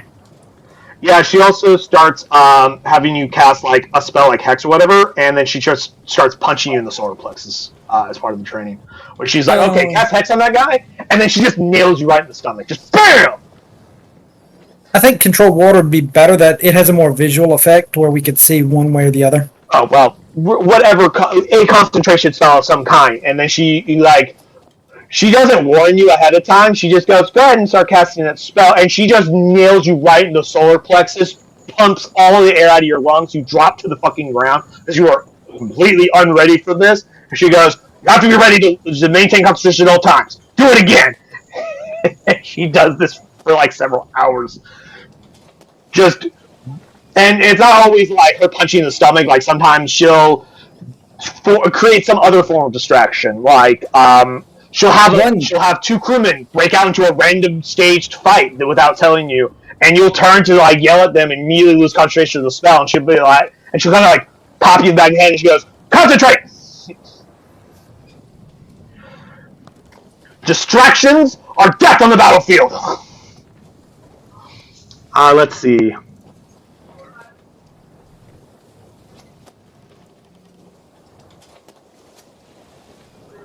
Cool. Number 4, you're a day short on rations. The crew will survive, but you gotta find a way to smooth it over with them or make sure they never find out. So, Captain Torg, hey, that's what it fucking says, bro. Yeah, I know, it's just funny. You're a day short of rations. We have plenty of rations. Yeah. We'll go ahead and ignore that one. Another one that we'll kind of ignore. Like, crew, we're just going to eat more fish for one day. I hope you don't mind. Like I said, now I just wanted to read that one out loud to you, just like I'm going to read this one out loud. This is why I had all 4 of you roll one to get a good spread. This one, the number 27 is, it turns out the bottomless barrel of grog is actually a bottomless barrel of bog and is filled with an endless supply of peat, which doesn't make any sense, because you guys don't have a bottomless barrel of grog. Because we're not stupid. Let's see what 94 is. Like, some of them make certain assumptions that are like, eh. Oh, you've already had 94 once before, so why am I going to do it again? It's the one that 3 idiots decide to throw a mutiny, just those 3 idiots. They think they can take the captain and anyone else. Yeah, I'm not going to run that scene again. Because, what's going to do that? What's going to stay some trained fights to get the true battle ready, but yeah. But yeah, you guys during the travel, we'll definitely stick with the ghost fish. You guys have a school of ghost fish that fuck with you for a day or 2. Also, I handed out scrolls to each of the other spellcasters. Okay. Have you informed them of it, or are you only informing me of this? No, I sent them through the message. We have a ship message that doesn't involve you, to where we can talk without you listening. What? Why not? You can actually see it on the stream. It's currently right underneath the Adventures of the Stormbreaker. But you guys can do that if you want, but I will point out that it does make my life easier if I know what you guys are talking about and what you're planning, so that I can plan things better. Well, just I would like to be included in these kinds of discussions. Also, it would be wise to have your Dungeon Master there in case you guys are making plans or assumptions based on information that you guys are wrong about, that your character would know, that I would be able to remind you. Well, it's just where I can, like, any loot and inventory I can just kind of ship out to people without doing anything. Yeah, it's just loot. I thought you were doing the whole, like, player versus Dungeon Master, we have to keep all of our plans secret or they'll find a way to fuck us kind of a thing. I'm like, I don't know. No, it's just, hey, Hey, this is what we have. This is who we know. Supply stuff, things that I've already told you Well, is your yeah, responsibility. supply stuff or information you already told us. Cool. Now, let's say you guys are about halfway there when this happens, so we'll go ahead and 4 tallies.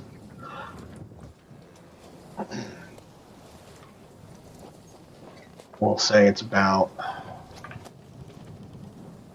midday on the 5th.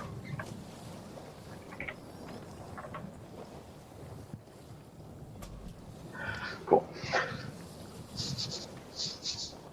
I would like Jim Pan, Stone, and Vola to all roll perception checks. Because typically, those are the 3 that are usually doing lookout stuff. One of you is in a crow's nest, of course, but typically Vola or Stone is either in the fore or aft of the ship, watching to the front and the back from time to time.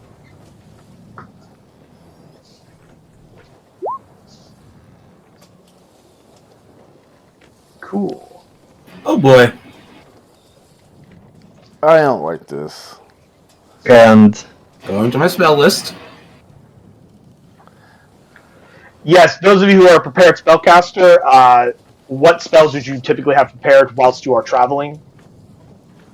I trust Kiri to make the role-playing decision of like, well, I may not have certain combat spells prepared because we were traveling, but we are traveling in water that could be attacked, so I'll let you make that distinction between like Yeah. what spells would ICE have during a typical day of travel in case something should happen, as well as spells you would need to have for travel.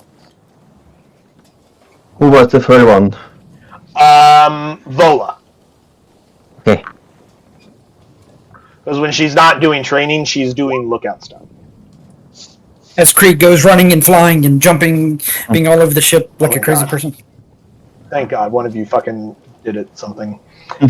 Vola is actually towards the rear of the ship. She's in the aft with Nezor.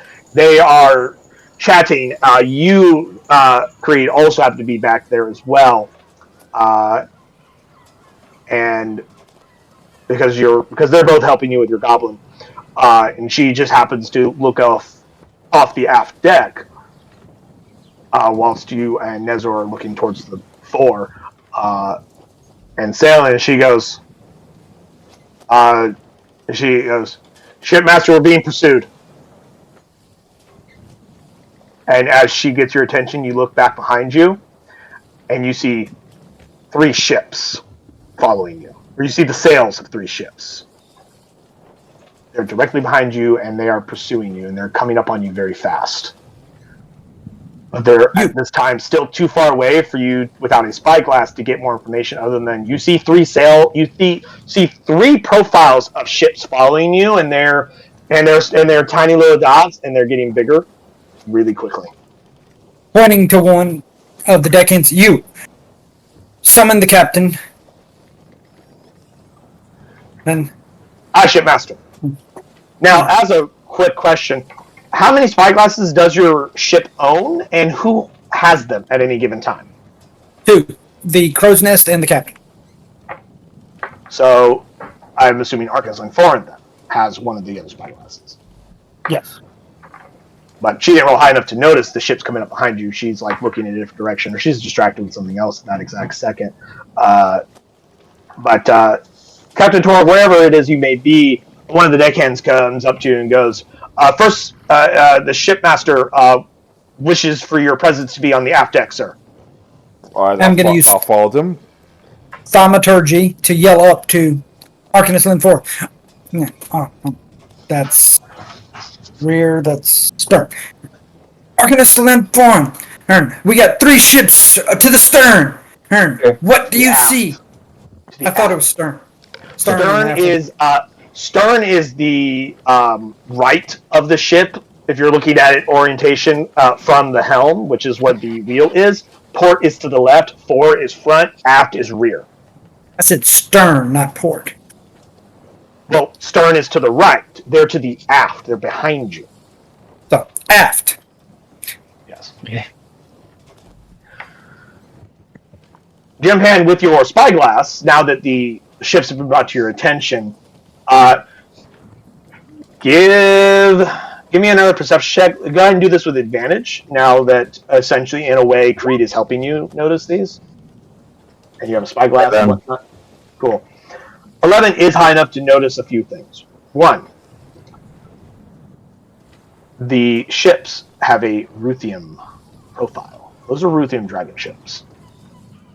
I yelled to them. Ruthians. And go ahead and give me a history check to see if you know how much you know about these particular ships, these types of ships, like their ship class. See how much you actually know. Cool. You don't know much about Ruthian ship class,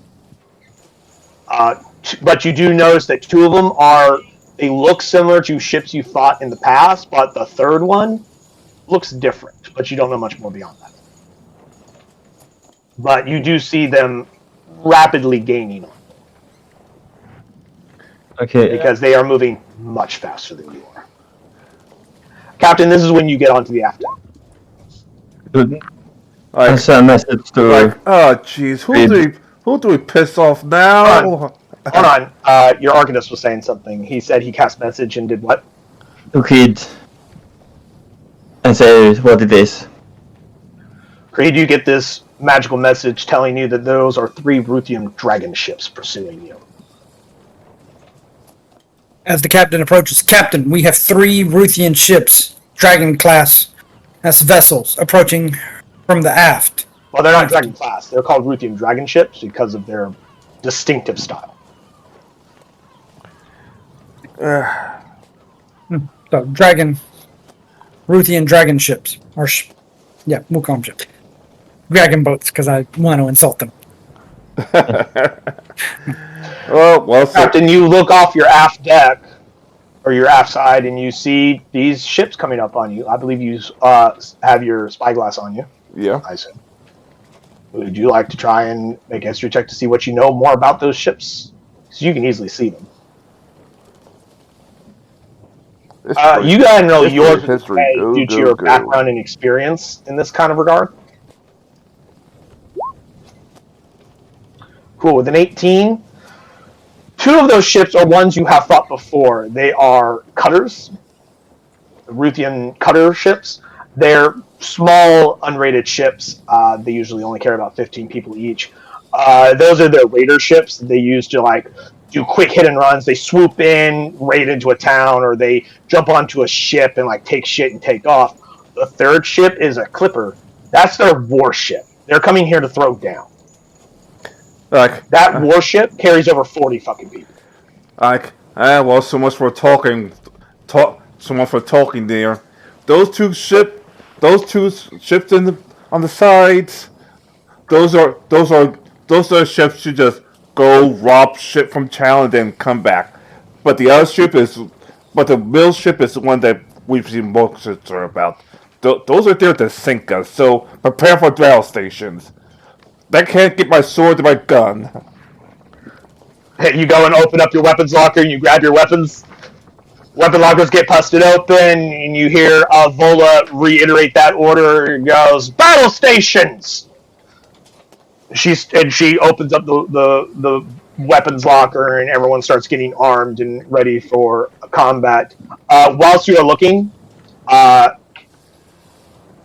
Captain Tord, you see one of the other Ruthians with a spyglass looking right back at you, and he sees you seeing him, and you see him kind of take it down. Without the spyglass, you know he can't technically see you, but he's looking right at you. As he turns, you see him. You can't hear him, obviously, he's way too far away. But you see him say something, and you see one of the Ruthians. Ruthians are not traditional pirates like you guys are. They're essentially like Viking warrior types. So they don't follow the same cultural norms of the Jolly Roger flag, for example. But they know they do know what they mean. And you see them pull out a Jolly Roger. It's this old beat up Jolly Roger. and you, with your passive insight, you know they're doing this for your benefit, so that is because they're trying to send you a message while they're doing that. You see them pull out a Jolly Roger, and you see them hang it up onto their ship. The color of that flag is red, not black, which all of you would know means they are not taking prisoners. This is no quarter given. They're here for blood. Probably because the last time you visited Ruthium. So the message I told was correct. Like those who are here to loot us, the middle ship is here to sink us. So prepare for battle. No, if they're showing the red flag, they're not interested in loot. It's a warship with 2 raider ships. Essentially, there's 3 ships coming after you. They are loaded for combat. It's not like a ship coming after you. It's 3 ships loaded with warriors. You could see them on the decks. This is going to be a very difficult fight, and at this point, Captain, you have to make a decision to try and outrun them or to turn and fight them. Captain, may I have a quick word with you? Go ahead. Stepping off to the side. All right, go ahead. While they are here for war, a ship like that, odds are isn't as fast as us. That Sentinel. If it catches us, they will outnumber us. That's probably 3 to 1. Right. And while we are strong, I don't think we can survive that. But if we can move fast enough, we may be able to separate the ships themselves and attack them and get them one off one. Start showing the smaller ships first. Yes, because the bigger ship will eventually lag behind.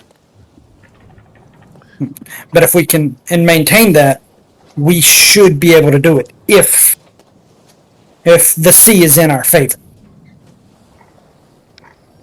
Well, I don't want to fight 50 men. I don't want to fight I don't want to fight 30 men. That's like 80 men. So that's probably the best way to go about this. So if we can move at our faster pace, we should be able. The smaller ships may try to approach first, and we should be able to take them on, and then we can turn the attention to the larger ship and show them the might of the Stormbreaker. Just make sure we don't sub in a Punisher attack, because I've seen people before which smaller armies do overrun larger armies by just trapping them. So that is my suggestion, Captain. True.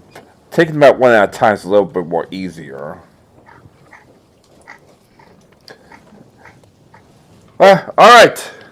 We're gonna try to outrun them, but I know the small ship's gonna catch up to us, and that's our plan. The small ship's gonna catch up to us, and we're going to take them out before the larger ship catches up to us. Make sure it's not.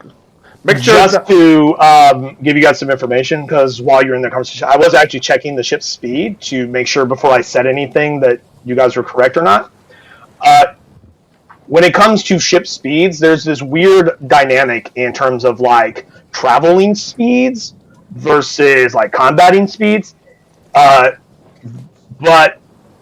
the cutters actually go slower than the Clipper.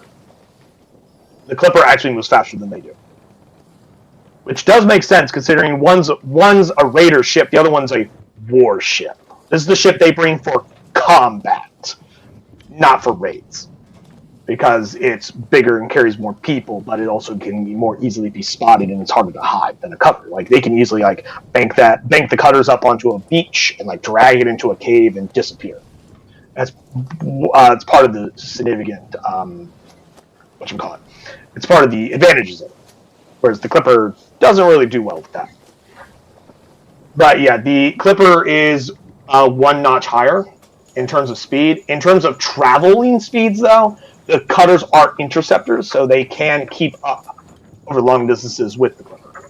So all 3 of them kind of travel relatively about the same speed. So your plan could work if you're really clever, which eventually was essentially what this is going to boil down to. We're going to go into a skill challenge for this. Is that is what we're going to do in just a second. But if you guys fuck up, you will end up fighting all three of them at the same time. So, we'll see.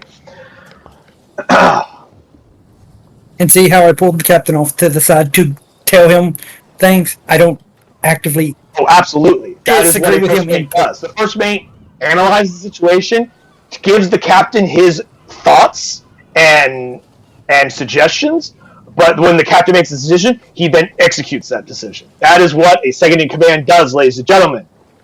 If I had more tokens to give, I would give you more tokens for inspiration because peak roleplay. Now, we're going to enter into a skill challenge. The challenge is to essentially outrun them, if you can. If not, at the very least, reduce the number of them that you fight at one time.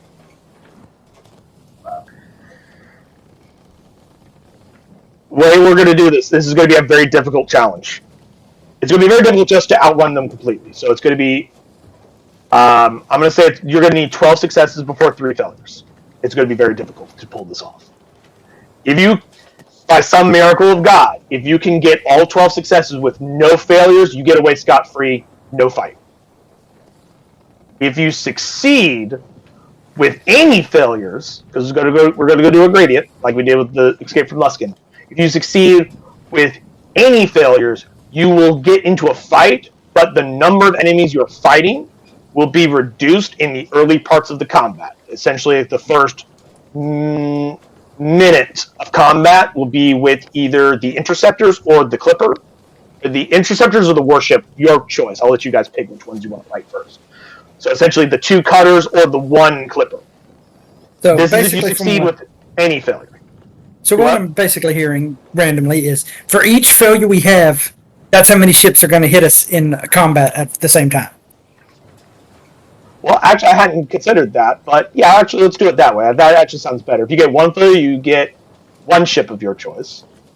If you get 1 failure, you'll get 1 cutter. If you get 2 failures, you'll get both cutters. If you get all 3 failures, you get all 3 ships at the same time. And that's, of course, if you get 3 failures, that means you failed the thing completely. Which means we would have got all 3 anyhow, so... Yes. That's what I meant. If you get 3 failures, you get all 3 ships because you failed the challenge. And I've got some cool running and chase music that I set up. I just happened to find it randomly. I'm like, ooh. Because I was really looking for like background ambience for like a ship chase, but then I found this. I'm like, oh, these are neat. So I'll go ahead and get that set up for a quick second. We'll pause that for just a moment while I explain some more. Is there anyone who needs a refreshing course on a skill challenge? Everybody's good? I think I remember him. Cool. Yeah. We'll do this slightly different because with 12 successes, obviously the 4 of you don't have enough fucking skills you're proficient in to get to 12 successes. But what we will say is that if you desire, we can do of 1 or 2 different things. We can either A, remove the necessity for you to be proficient in the skill to use it, or I had this alternative because you have so many retainers, is when your turn in the skill challenge round comes up, instead of using one of your skills, you may choose one of your retainers as a substitute and use their skill. But each retainer can only be used once in the skill challenge. Because you guys got like fucking, 12 of them or something like that? I forget. 15? No. 11. Yeah. Oh. That amenable to everybody? That is fine by me. I can deal with 1 retainer or concept like that. Yeah. Each retainer can be used, but for the group as a whole, is it like with your skills where it's like each person can only use 1 skill once each? It's the retainer can be used once for the whole skill challenge. So if you use Vola for one of your skills, Vola's done for that skill challenge. You can't use her a second time. So typically, if you have one of your retainers substituting you, it's because they have a significantly better skill in a category than any of you would. They, of course, can use any skill that they are proficient in. You guys can use any skills you're proficient in and whatnot. So, I go ahead and get that started. Who wants to start the round? I'll go. I can. Okay, What to do? Arcanist, take it. Arcanist, fine. What would you like to do? And to do.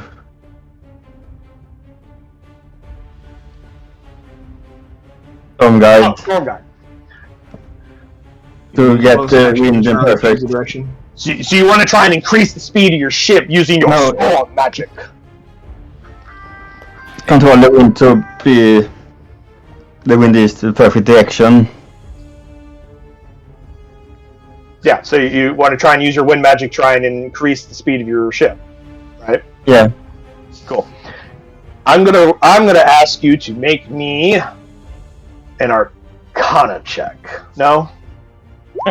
No, because it's you using actual magic instead of Arcana. Let's say using your Charisma. Oh, modifier because that's a instead. 26. Well, now Arcana usually uses intelligence. Instead of intelligence, make me a Charisma Arcana check. You are proficient in Arcana, correct? Yeah. Okay. Yeah, instead of using your intelligence, add your charisma modifier instead. So, oh shit, you got a natural 20. I just tried to see what it was. Yeah! You summon up the magic of the storm. Suddenly, wind begins to howl. The sails that were at a nice, gentle breeze suddenly go taut, just and your ship instantly increases in a massive amount of speed. It creates a massive space between you and your pursuers. Keep in mind, this skill challenge will take over the course of like the entirety of the day. Like this isn't like, oh, we'll be chased for like an hour. No, it's like they're chasing you for the remainder of the day until sundown, where they can't pursue you anymore because it's dark at that point. So just to keep in mind in that for the flavor of the skill challenge, you are being chased for several hours. But yes, you instantly give the ship a hell of a head start, giving you guys a 1 success. Whilst I go and grab some paper to record this. 12 of these, 3 of these. That is 1 success, gentlemen, and an excellent start. Good job, Jim Pan. As a reminder, you do have 4 inspirations on the table. Daniel, Alright. you believe you wanted to have something. I'm going to do knowledge history. Okay. I am trying to more... I would like... It's more like geography than history, but I think history covers geography. History can fall into geography depending on the question, yeah. If there's any... the equivalent of small volcanic islands, because our ships should be slightly lighter that are in it, to where we should be able to skirt sand barges and stuff better than the heavier warship. You're looking for like small little island chains for like sandbars and coral reefs or like rocks to try and like maneuver around in and shit. Yes. Yeah. Let's make that a history check. Like you start pulling out a map and you start going over with it to try and find areas because like not every island's charted, but you guys have sailed the seas for a number of years, so like your copy of the Sword Coast map has a few spots on it that you guys added because you were like, hey, we found like a coral reef here or an island here. You know, your hidey holes. Hidey holes? Then roll me that history check, and I'll say with advantage because you guys have the benefit of a map because I know you guys have purchased a map some time ago. I have a magic number of 23. That's pretty good. So Creed, you watch Creed whip out his map, and he goes over and he turns to Nezorn and starts giving him directions on turn the ship 4 degrees south by southwest or whatever the fuck, I don't know, nautical fucking directions, whatever. But like you have him like change course here and there to try and slip into these areas where you could more easily lose them. Yes. So that is another success. Woohoo! Thank you. I mean, a 23 is hard to argue with. I'm just glad you went with the idea Ty? of history. Who would like to go next? I would. I just have a quick question. Yes. Roughly, what would you say is the distance between us and the nearest ship?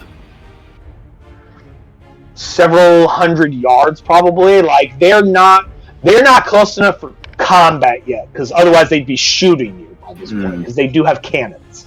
Okay, so they're greater than... That being said, let me ask you this. What is it that you wish to do, and I'll tell you whether or not it's feasible, rather than us playing the 20-question game. So, what I was going to do was use the spell Control Water and create a tidal...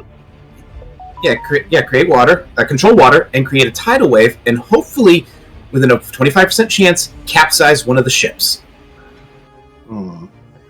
What is the range that the tidal wave can travel?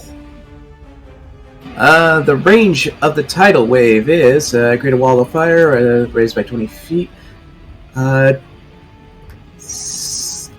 at 20 feet, flooding waters, a large body of water, blah blah blah. It's create a 20-foot wave that travels from one side of the area to the other and then crashes down. It's really nice and vague. And right what is there. the area that control water can control? A cube of 100 feet on a side. Say, you are not within 100 feet, because if you were, they No, would it's- be on top of you. No, the range I can cast it is 300 feet. You were asking about like how big it would have been? I was saying it creates a cube of 100 up to 100 feet. So essentially, if they're within 400 feet of you, you can hit them, is what you're telling me? If I'm reading this correct. Let me just actually put out the spell. Unfortunately, it's a goddamn wall of text. And What if you're staying spell? water inside an area, you choose Control it is water. a cube up to 100 feet on a side with 300 feet. So yeah, they have to be within 400 feet for you to be able to hurt them with that. Range? Oh, yeah. Except my thought process was, as we're getting away, instead of maybe fighting them like man to man, why not just take out the ship instead? Now, what I was about to say is, if you guys were in combat, that'd be a great, brilliant plan. But if you were close enough to hit them with that, because I literally just measured out what the starting distance would be if a combat should occur, not even the starting combat distance is 400 feet. Meaning, if they were within 400 feet, they would be firing on you right now. Combat would have started. Right now, they're in chase mode. So, you are not close enough to even begin to throw spells at them. Otherwise, they'd be doing it right back at you. Okay. In that But case... that is a good plan. I would save that in case combat occurs. Alrighty. So in that case, summoning up the spider monkeys. Getting Spider them... monkeys! And I'm going to order them, get onto the riggings, do everything you can to make sure that the riggings are good and that we can still move fast. Basically, trying to make sure that we don't accidentally, rip the sails as we are trying to increase our speed. So essentially, you're like, we may not have enough skilled deckhands up in there. I'm going to send monkeys to give them assistance. Yes. So you have a bunch of spider monkeys up there. Go ahead and mark off the spell slot. Because you burnt an actual spell slot, automatic success. No roll necessary. 2 successes. You have 3. Yes. Right. Green Man had to make a roll because his was a special ability, not a spell slot. But if you're actually going to burn a spell slot and kill a resource, that's going to be an automatic success. Because that's brilliant. So your rigging is now full of spider monkeys, as Dr. Ice summons the power of nature to fight in his command. And of course, because of funniness, you summon a bunch of piratey-themed spider monkeys. So they got little tricorner hats and little pirate vests, and they're like, one of them doesn't even have a monkey paw. He lost it. He has a little cat. He has a little fucking hook. He's like, But yeah, Ty. There's the last one in the round. That because I'm usually the one who fails the skill challenges. But I'm going. Oh, wait. Sometimes Kiri fucks up. But I'm going to use my survival, going back to my days as a merchant marine, to fire out Okay, we dealt with this before. Alright, I was in a ship that dealt with this before. And when I do and I know that I have to do this, and this to, and if at least escape, then separate the ships so that we can get combat a little So easier. you're like in addition to Master Creed giving directions on the best places to try and slow him down, you're giving him directions on how to just. You're directing Nezor on ways to maneuver with the wind and whatnot. That he's also, of course, skilled at doing. But you're like, yeah, you know how to ride the wind. But let me tell you the way you need to ride the wind to get them to react the way you want them to react. You're calling upon your many years of experience on sea. Yeah. So go ahead and give me that survival check. Cross your fingers. So I scroll back down. That is a success because I did not make the DC very high as a benefit of your experience.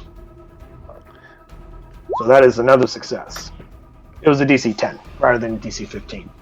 Because this is something you should be good at.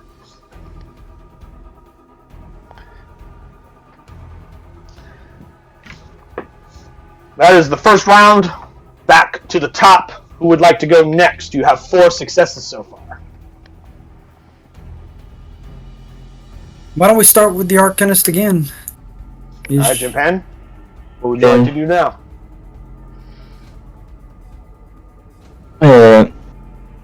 Mockingbird to use persuasion to lift up the morality of the crew. Spirits of the crew to get them to work harder. Yeah. Alright. Gonna have Mockingbird roll her persuasion. 16. Cool. You call down to Mockingbird and tell her, or you message down to her to give her the instructions. She just goes, and she immediately launches into this rolling, high-spirited energy ballad or song. It's fucking to like really get their blood pumping, to like really start going. Your crew like really fucking just dogs the fuck out of there, giving yourself a 5th success.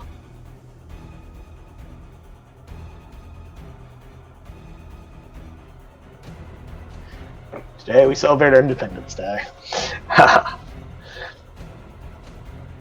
Alright, next. You guys are at 5. 5 out of 12.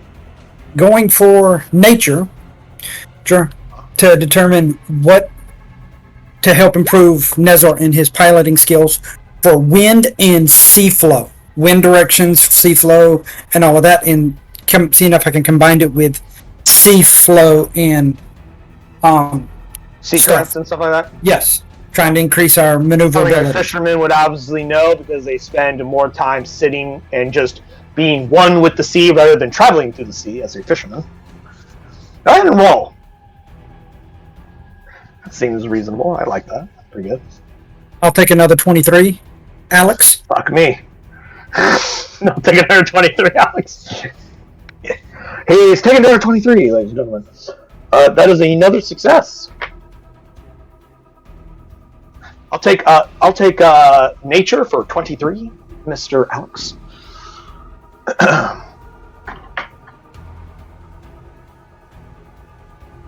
All right.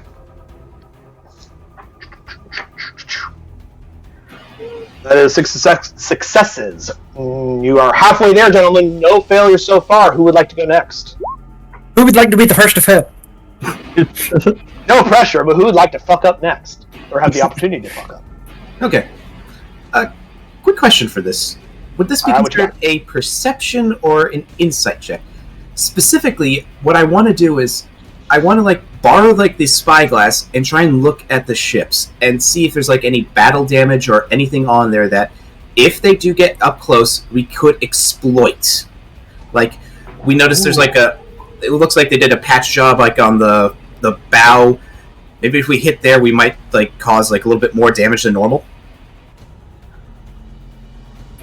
So essentially, Dr. Ice is making the assumption that you guys can't escape. So you're preparing for in case combat occurs. Yes, in the event combat does occur, what could increase our odds? Like odds of success. All right. I'll tell you this: that is going to be a perception check rather than insight because you're trying to spot something versus read the emotional state of a person. Okay. Before you roll, though, I'm going to have a luck roll rolled. If you get the perception check and you beat the DC or whatever, you'll get a success.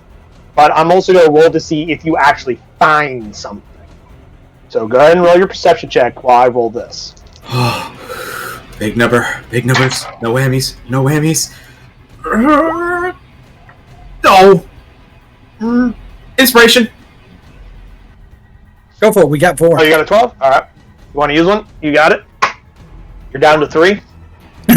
Again? Roll again. Wait. See if it's actually a success first.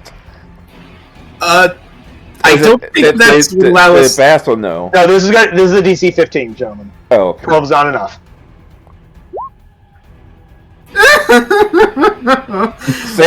Save one for combat. Yeah. You're down to 2. 2. One more. Please, big numbers. Oh, please. There you go. Yes. It only took you 4 fucking rolls and burning 3 inspirations, but you finally got it. Which is a good thing you did, because I rolled percentile. I said 30% chance that you guys would, that one of the ships would have some damage. I rolled a 29. There is some damage that you found. Now I have to, on the spot, come up with what that damage would be. Let's say. Let me actually look more at the stats of the ships here. So that means I get the chance to fuck up. That's fun.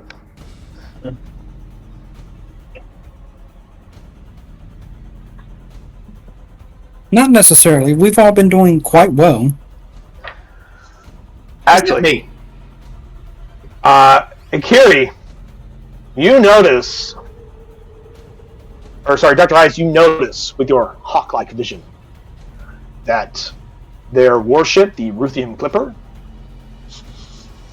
you notice that that some of the structural integrity of it, while it is their warship, it looks like, unlike the Raider ships, it doesn't look nearly as hardy. Mechanically meaning that it's more fragile. Its disable HP is a much higher threshold it's a lower threshold than, say, other types of ships. Which means, like, when its hit points get to a certain point, the ship is disabled. It looks like that ship could reach to that point a lot sooner than another ship. I will relay that information. The Clipper. It looks like it may have been made with subpar wood. Like, it doesn't look as hardy as like a ship. No, it's not even like the material. It's more of like the way it's designed. Like, you're like, ooh, we could hit it really hard in a good spot, and it could really fuck it up a lot easier than, like, say, one of those other ships. Yeah.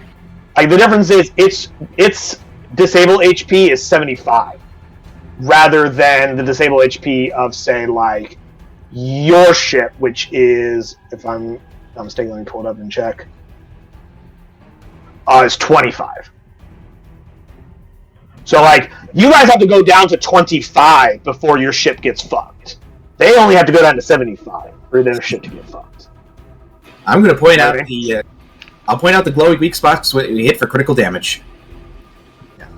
It won't give you it's not going to give you, like, extra damage or whatever, but it does tell you that if you hammer the Clipper hard enough, long enough, you can bring it to be less effective much sooner than one of the other ships. So if you could drop it down to 75 rather than the 25 most ships would take, it would be inoperable. That is good to know. Or at least effective. Yep, I relayed that information. Cool. And that is success number 7. Ty, it's your turn. Like, I'm going to use my athletics to seeing the fact that I walked around the ship and started talking to people throughout the journey so far, I'm going like sprint to help them with like literally everything they could, like. So the captain, instead of staying on the aft deck with, the helmsman, he just gets down on midship and starts fucking doing shit. Well, think about it. I don't think Creed and me is gonna help shine ours. That's what I mean. Like, so instead of leading from the back, the captain's like, I'm just gonna get down there and start pulling fucking lines and shit. Like, we got to get the fuck out of here.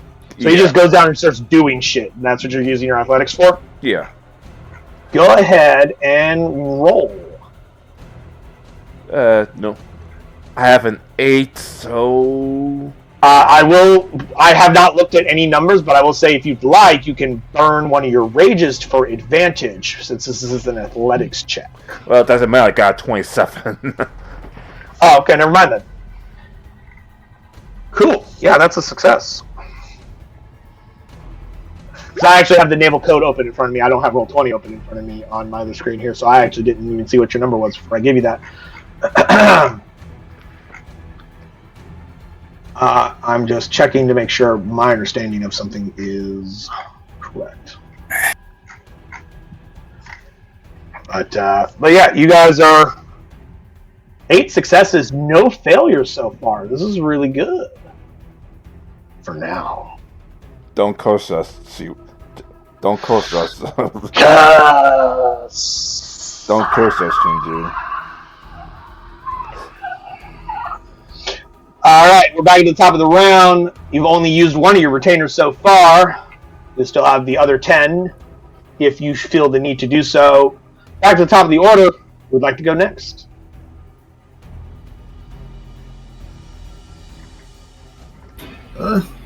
That would be Chimpan? I can go. I mean, the skill challenges can go in any order, so it doesn't have to always be Jimpan first. But if that's what you want to do, that's what you want to do. I'm just putting that out. If no one else wants to, I can. Yeah. Ty was the last one to go in the last round. We're now on the third round of this pursuit. Okay, I want to use nature to find the best. Maybe try to maneuver into the more windier spots to more amplify your storm magic of your wind control power? Yeah. Okay, cool. Yeah, go ahead and roll. Go ahead and roll with advantage because you are a storm sorcerer, so you are super aware of winds and shit. And yes, I did hear the click that you rolled, but I didn't see the numbers yet, so that's why I said go ahead and do it with advantage. So which one's the higher of the two you just rolled? 23. 23? Fantastic. I'm actually going to look over and see. Okay. I was just curious to see if 23 is the first number or the second number. But yeah, 23, definitely a success. You shout down to like, hey, if you guys shift the ship over, a little over to the port side a few degrees, there's stronger wind there because your power, that ability you used in the beginning, doesn't create the wind. You simply just manipulate that wind. So if you're in a stronger wind current, you can control it better. Because normally Nezra would have avoided this wind because it's like going in the other direction. It would have been a headwind. It would have been against you. But you were like, you can use your magic to direct it around into the sails and kind of split around the ship and back into the sails. So you're like, that wind's stronger. And if I have that stronger wind, allowing your ship to gain even greater speed and possibly even put more distance because they have to go into the headwind. But you do see that like most Ruthian dragon ships, they are also equipped with oars. You actually see the oars come out as their oar teams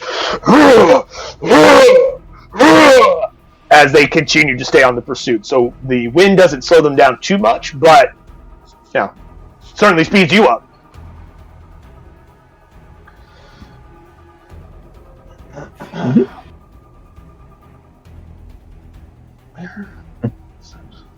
Anyway, that is what, 9? That's number 9? Yes. That is 9 successes. Who would like to go next? I guess I will. Oh wait, hold on. I finally found what I was looking for, just to confirm. sorry to interrupt you, but ship hit points going beneath effective HP. As long as ship hit points are below its effective HP, the following penalties are incurred. Disadvantage on rolls related to officer actions, and disadvantage on all siege weapon attacks. So if you could drop them to 75 or lower, their siege weapon attacks will get fucked, and so will any officer ability they may use. Although I don't typically have them use a lot of officer abilities, but I'll say a lot of the shit they do will have disadvantage because their ship's effectiveness has been reduced. So that's the information you have, is that their clipper is more fragile and therefore more easily disabled. And if you could get into that, those are the kind of penalties they'll be dealing with. So that would be really helpful because that ship has a lot more guns than the cutters. Cutters have like 2 or 3 guns on each side. That thing has like 4 to 8 guns on each side. So it's about the same amount as you guys do. It's a second-rate ship, like your ship is. It's a little bit more fragile, but it's also faster for it. But anyway, Dan, you were about to say something before I interrupted you. I'd like to use Nezor. Okay. Using his survival skill, since he is the helmsman, working with all these winds and maps, and his instincts to navigate and control the ship better. He does apparently have proficiency in water vessels. Wow. So he can skirting around like sand barges close enough even than... I believe that the number is the same for both, but because I believe he has a +6 to survival, correct? His survival is 6, yes. Cool. Yeah, because what you just asked for is very similar to essentially he could use a pilot skill rather than his survival, and the way you asked for it would be like a wisdom pilot check, which he is proficient in, so it would come out to the same number. But essentially you want him to use his piloting skill, so you gotta roll that survival and have him try to essentially ride through some coral reefs without fucking your own ship up. 21. 21. Oh, thank God. He easily goes. He like looks at you and goes, "Don't worry, shipmaster. We've been here once before when we were escaping those pirate hunters. He like mentioned some event some years ago, and he goes, I still remember the maneuver we pulled off back then. And the ship jackknifes to the right, to the left, swings around a sandbar. He comes within like inches of one of the coral reefs that would have easily tore a hole in your hull, vastly fucking you guys over in terms of your effectiveness. Yeah. And whatnot. Giving you guys yet another success. You need 2 more successes to get the fuck out of here scot-free. Who would like to go next? Going down to the wire. Okay. Alright. Who do we want to use? You know what? What exactly can she do that could help us? Magic. Illusions. Doesn't exactly go to the range I'd like, but this isn't good. Are you looking at Sariel? Yeah. I was seeing, like, maybe we could illusion ourselves out. Special action, each of the following can be used by 10 minutes, blah, blah, blah. Dang it. Hold on. Before you dismiss her, let me check the notes that I have for Sariel that you guys don't have. I never gave them to you. Because, she has other stuff, because, she is... She could do a few things that I haven't revealed to you guys yet, because if I She's did not tell an you elf. exactly what she could do, it would be, it would be obvious of what she is, and I want to keep that a little more mysterious. Hence why I'm just looking at her sheet to see what she could do, at least that, as far as we know. Yeah. Unfortunately, hypnotic In patterns... terms of her abilities or spells or whatnot, nothing Not really. I can really see, but in terms of her skills, she is highly knowledgeable in nearly every knowledge skill. So if there's a knowledge skill that you guys don't have, you really would like her to have, she has a +6 in almost all. Okay. Which may or may not be on your copy of her sheet, but it is on mine. Okay. So, looking over at the Ruthians. Now, this is something I'm just... running through with my thought process right now. Ruthians. They probably have some sort of, like, deity. They obviously worship something, so with a religion check, could Sariel come up with an idea of a hypnotic pattern that might cause them to maybe turn back or maybe cause some crew to decide, this is not worth it, we gotta go away. These are protected by the gods or some shit, or... If she rolls a good enough religion check, she might have the answer to that.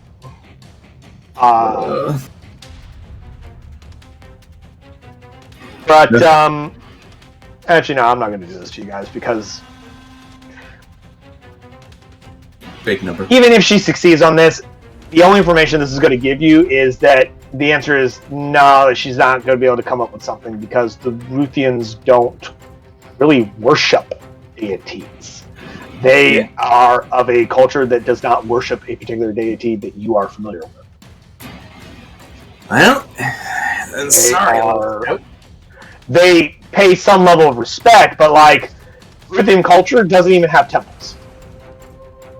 Like they respect the power of like say Umberlee because they are sailors or they're warriors, so that's like, you know, they'll pay some level of respect to like Tempest, but they don't worship them in the traditional sense. Okay. Well, in that case, Vola, with an athletics check, she is going to get around, run around the deck. I mean, essentially, like Ruthian culture, much like Vikings, they're very much like your more Norse or pagan culture. So they have like a lot of druids in their culture. So like, you know, They have dear. They like work hard. I mean, technically, yeah, it would. If any gods, it'd probably be Norse gods, but they're not like full-on Vikings, so they don't actually worship those gods in Ruthian culture. But they have, but it's more like a lot of like pagan traditions in terms of like they don't have an organized religion. It's more of like they got like druids and like shamans and shit like that. As the Ruthian culture is very similar to like it's a combination of like the Celtics and the Vikings kind of like morphed together to create them. They take inspirations from like a lot of those kinds of different cultures. Plus, hypnotic pattern, I don't believe would have the range or duration for it to work well enough. It'd only be 120 feet, and admittedly, the idea would be casting it over the ship to make it seem like something's happening to us already. Like I said, any kind of spell that you want to cast trying to affect them, they're too far away for it to affect them. Yeah. Because if they're close enough for you to throw spells at them, then they're launching spells at you too. And that's not a distance you want to be at. Nope. Because they have a lot more spell casters. So, I can't really do anything with Sariel, like I hoped, so instead what I'll do is this. With Vola, she will run across the deck and make sure that the people that are prepping the ballistas, that they're doing it right. So that way, the moment they get within range, they will be able to fire. Okay, what skill are you wanting her to use? Athletics, so that she can move around the deck as quickly as possible. Except I feel like I might be more. Although that could be intimidation of make sure this stuff is ready. I mean, you can have Vola like do her like scary hobgoblin drill sergeant shit. Yep. Like really fucking hard buckle on these motherfuckers. Oh, absolutely. That is what she's going to do. She's going to using intimidation. She'll be saying, You just have her just be like a badass bitch. And just be like, you know, fucking get your shit together. "Yep." And like it could also be a part of like she's telling them to get the combat stuff ready in a very intimidating way, and you can see like she seems excited. Yep. These are one of the moments like this is one of the few times you see Vola excited because combat excites her because that's part of it. That's she was born for fighting. All right. Hobgoblins are born to fight. Okay. Big number. Big numbers. Blood. No whammies. No whammies. 21. 21. Yet another success. I'm waiting for the other shoe to drop. You guys never rolled this good for very long. Hey, Ty. Maybe we choose to fight them. You just say you fail so we can start fighting them one at a time. How about fuck you? You have the... I'm going to give you guys an inspiration for that one. I fucking made me laugh. That was good. Even You got if two you on the table. Yes, we could say we wish to fight them one at a time and show them we are superior. Well, see, you don't fight them one at a time. It'd be like, okay, you get this number of rounds to fight one of them, and then after a certain number of rounds, the next guy shows up, and then the next guy shows up. So it's like the longer you take to clear one ship, the harder it's going to get, because the reinforcements are going to come whether you want it or not, kind of a thing. Like it's less of like fighting them one at a time, and more of like you have a chance to have not all of them hit you at the same time, but they're eventually all going to get on you eventually, kind of a thing. And whether you pass or fail, no, that's still just one. And it's done pretty good, Ty, so don't over. It's pretty good. But if you succeed, though, you should try to succeed, because if you succeed, you guys get away with nothing. Anyway, I was already planning to move. I'm going to use my intimidation. Like, listen, crew, they're not here to make fun of us. They're not here to rob us. They're here to kill us. They're here to sink us. If you want to live to see tomorrow, if you want to see today, move your ass. I'm even popping into a rage to make I want an intimidation with advantage, because you said the absolute right thing. You informed them that they're flying the red flag, meaning they are not taking prisoners. There is no quarter to be given. If they catch up, it is death. So I want intimidation with advantage.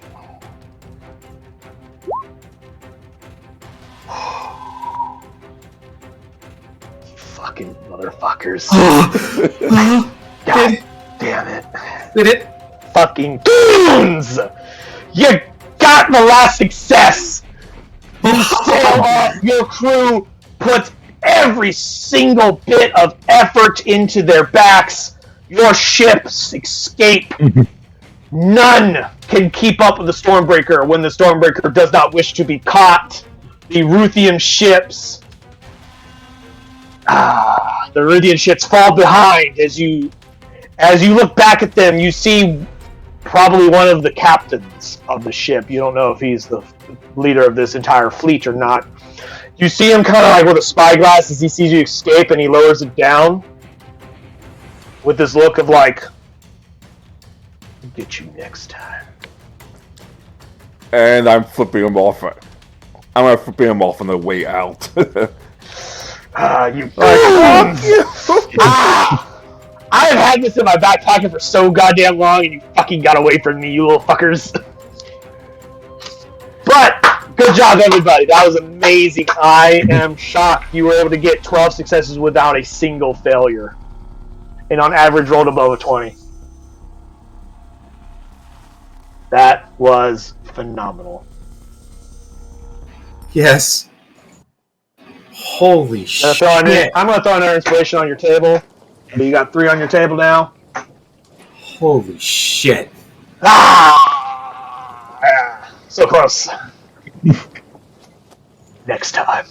Because the Luthians are still really pissed about what you guys did the last time you were fucking there. So, like, they're not going to just give up the pursuit because you got away once. They've been hunting you for a while, and you just happen to be somewhere where they could actually fucking catch you. Because you guys have been fucking around in, like, sea caves and fucking inside cities and whatnot. You guys have made a lot of enemies, and just because you got away from one doesn't mean you'll get away from any of the others. You pissed off a lot of different groups that all want to kill you for different reasons. But I'm going to say we take 5. I'm going to use the restroom, and we'll be right back. Okay, sounds good. I'll get some water. Yeah.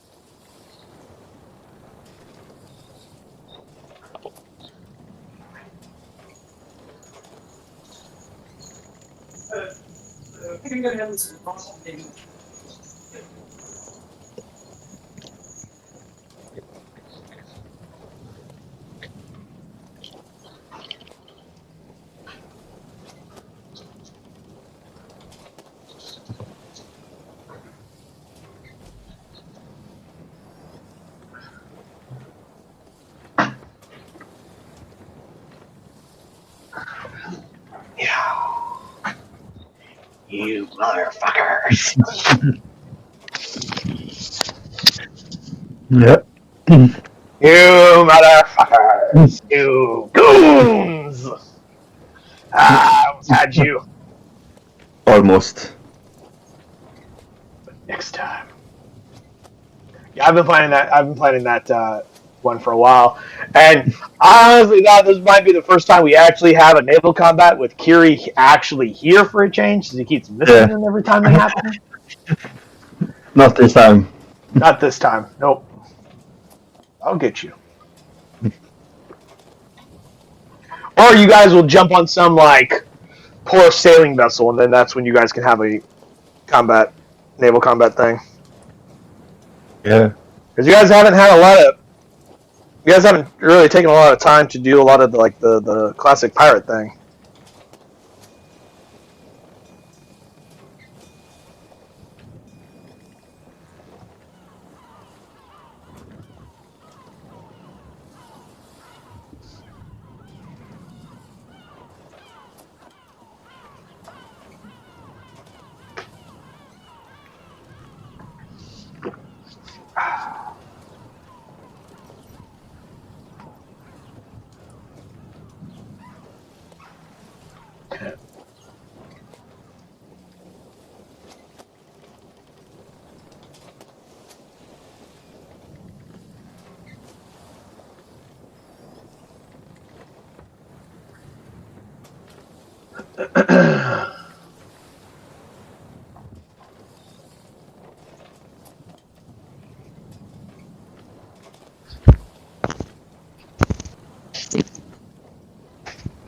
There we go. So I'm cooking me some lunch. So I'm more on my phone than my computer. Okay.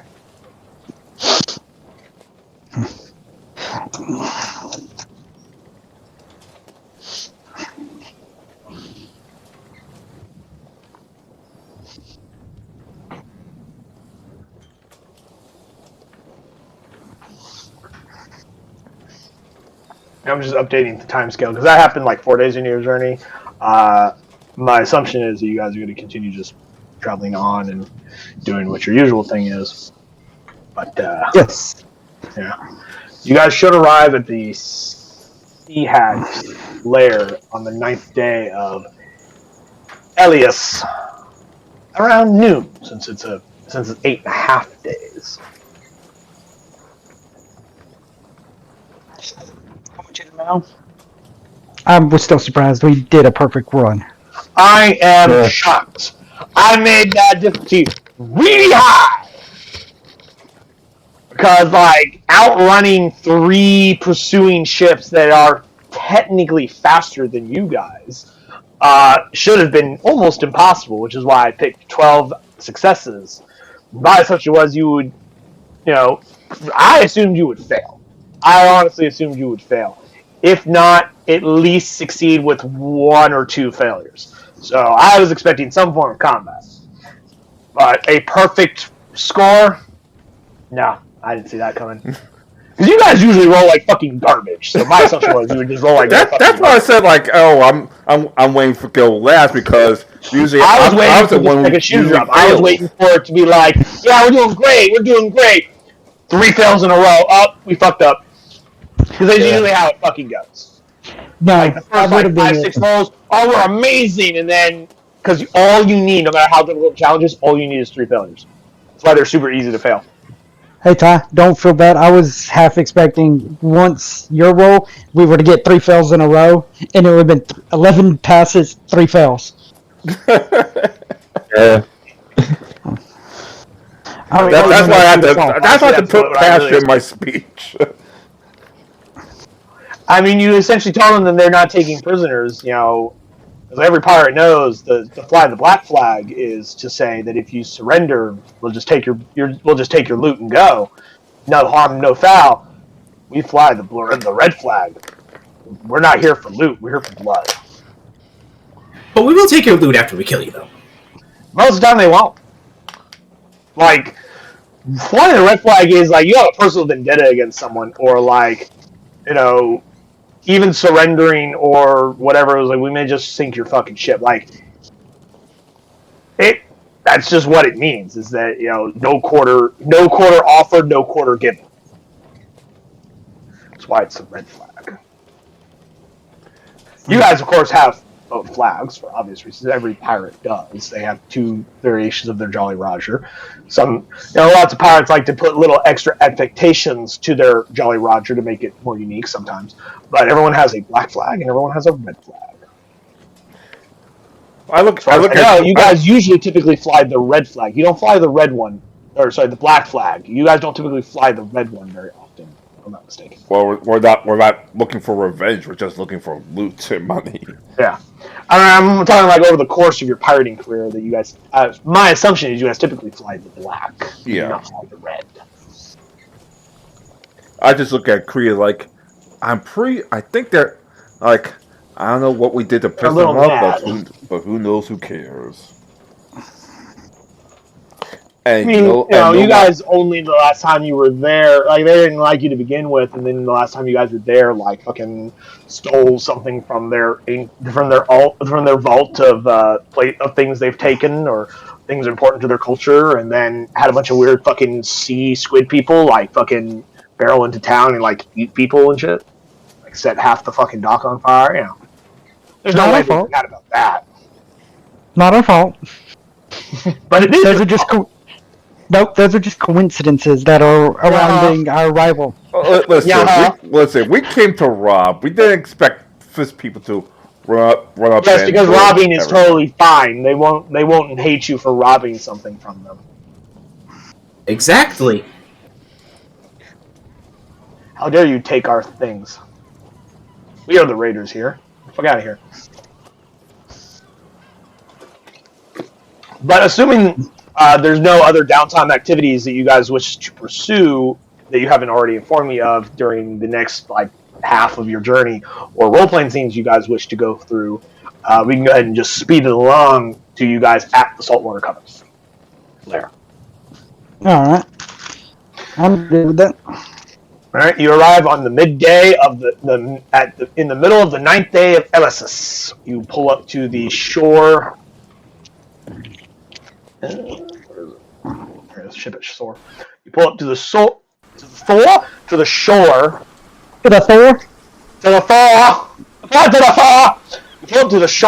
and you guys know that their lair is underwater. Alright, so me and the crew stand by after weighing anchor and getting the ship settled. They stand by to await further orders on what the away team, to use a Star Trek term, or the expedition team is going to be, i.e., who's going to leave the ship and who's staying behind. Alright, Beast is brave on the water, so... Okay, I heard both Ty and Jimpan talk first. Jimpan, what did you say? Yeah, I'm staying. You're staying? On the ship.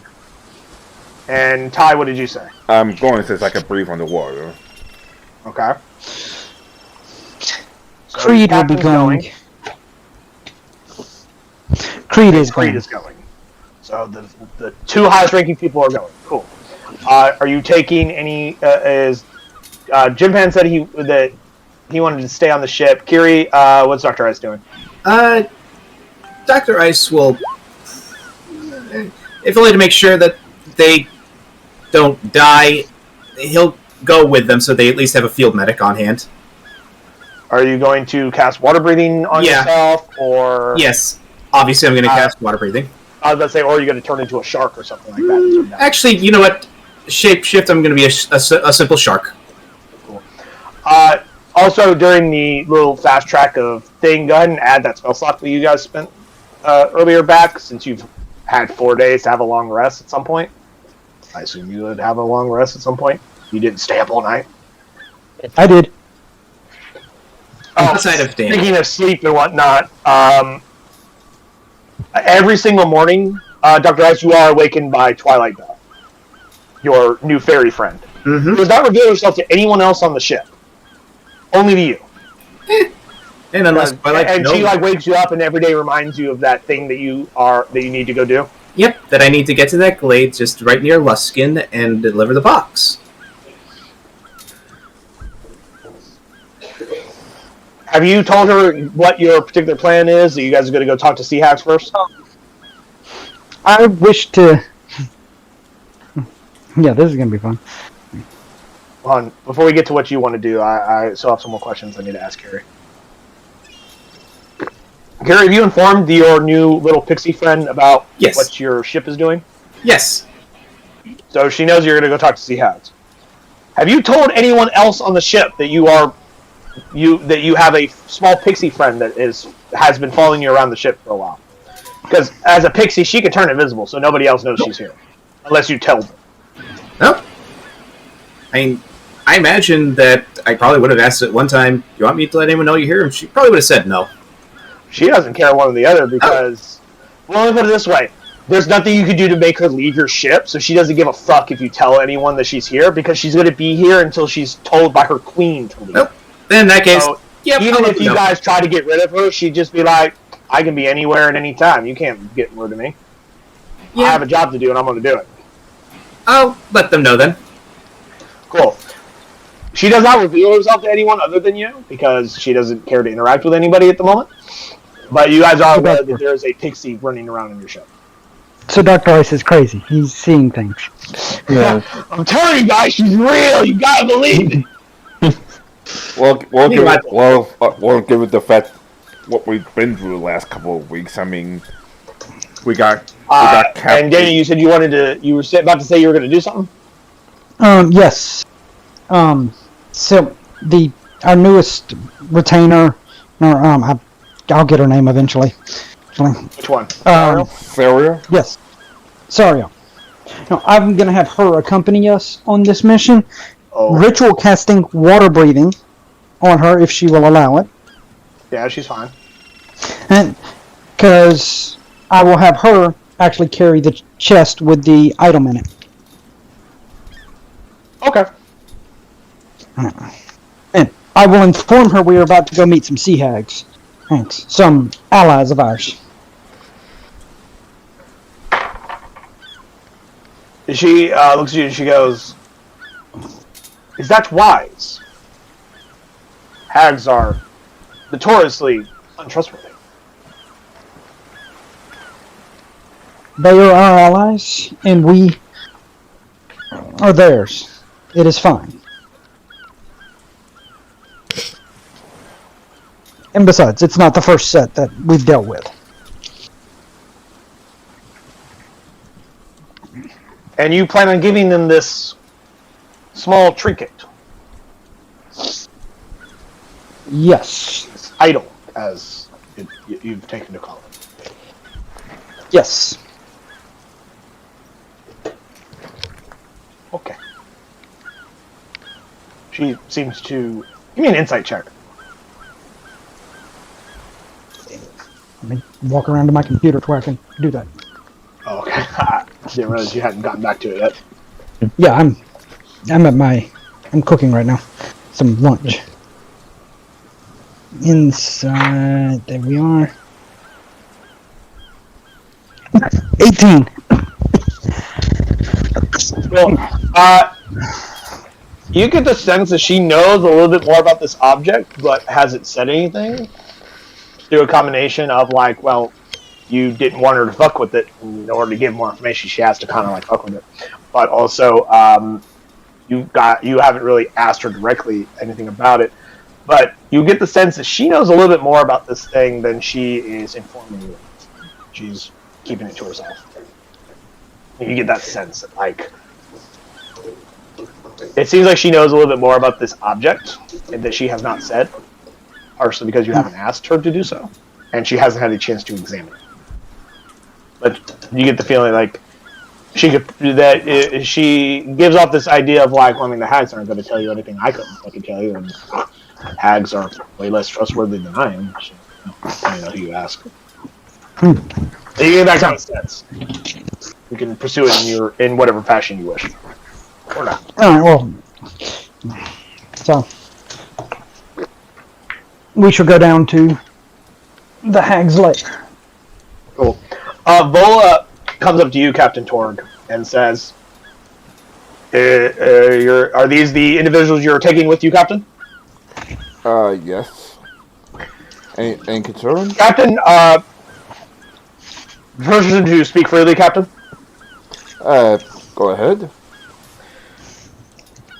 I feel the necessity to remind you that you have a penchant for getting into trouble, and that it seems every time you leave the ship, something tries to murder you.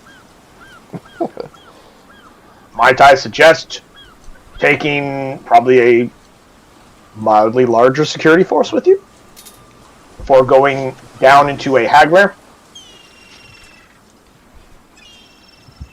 That'd probably be a good idea. Say again? That might be a good idea. Because we do have a bit of a track record of that sort of thing.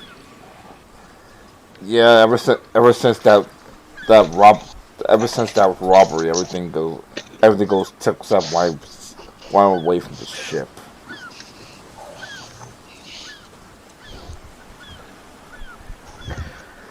We are more than capable of handling the ship if you'd like to take your Arcanist with you, Captain. But this, of course, is your decision. I simply was making the suggestion.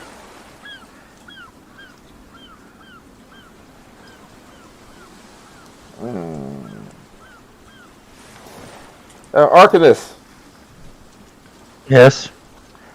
come down to see us for some fun. Bring Nessa with you. As a reminder, Nezo is your ship pilot. It'd probably be unwise to leave the ship up here without their pilot. Oh, also, right. Nezo uses a fucking bow. Why do you guys keep trying to bring right. the bowman underwater? I meant not Nessa, freaking Stone. Vola. Stone? Yes, Stone would be good. Stone is much more capable underwater than most people, being a very hardy Goliath who likes to punch things. Maybe Vola.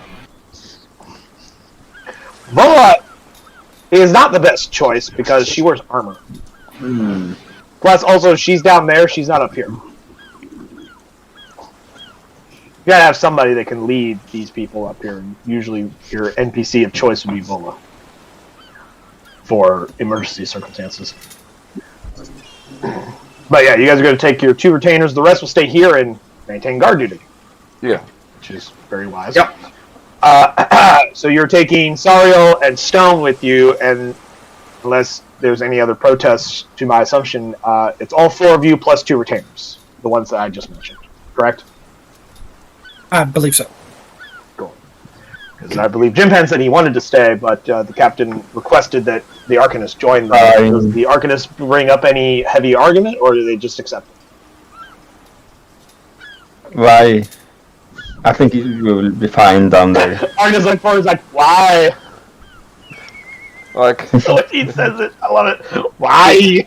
because if something happens, that means it's going to be going to the ship eventually, as it always does, and that means you're going to have to fight eventually. So I'd rather you have down there to take care of it as quickly as possible, just in case. Yeah. I will also point out that Trust of the me, people trust on me. your ship that speaks Primordial, you're one of the only ones who speak Primordial. Could be helpful when you're dealing with fish people. You know, A lot of there's them are only going to two. be speaking Aquan. There's only 2 of us that speak it, and I speak Just a thought. Aran, so it's probably like comparing like You speak English a different to dialect of German. Primordial. Primordial is like Aran, Ignian, Terran, and Aquan, which is the elemental languages, but there's different variations of them. Aquan is water, Aran is air. Nobody down there is going to be speaking air. Yeah, probably like the equivalency of like knowing English and trying to understand someone speaking German. No, it'd be the difference of like English, Ebonics English, Middle English. You know, like they're all primordial, but they might as well be different languages because they're different dialects because they're so vastly different. So they have some commonalities, but there's going to be some very distinct differences. It's like the difference between Drow Elven and High Elven. They're both speaking Elven, but they're very, very, very different. Well, since it's going to be quite a few more going down, I'm just going to actually take about 10 minutes and actually ritual cast the water breathing. So that way, I don't have to waste a spell slot. As a point of thing, I believe, Daniel, you could also ritual cast water breathing, correct? I did. So if you would want to, Kiri, because Daniel can do it out of essentially his spell book. You don't have to, in order for you to ritual cast a spell as a druid, you have to have it prepared. If he can already do that, it'd probably be better for you to prepare a different spell in place of water breathing, since you don't necessarily need to have it prepared. Okay. Since you already have someone who can cast it ritually just fine. Unless you think there may be a situation where you want to burn a spell slot to cast water breathing as an action rather than ritual casting it in an emergency. I don't know. That's up to you. It's up to you. I just wanted to point out that your one of your other people can ritual cast it without having to have it prepared. Yeah.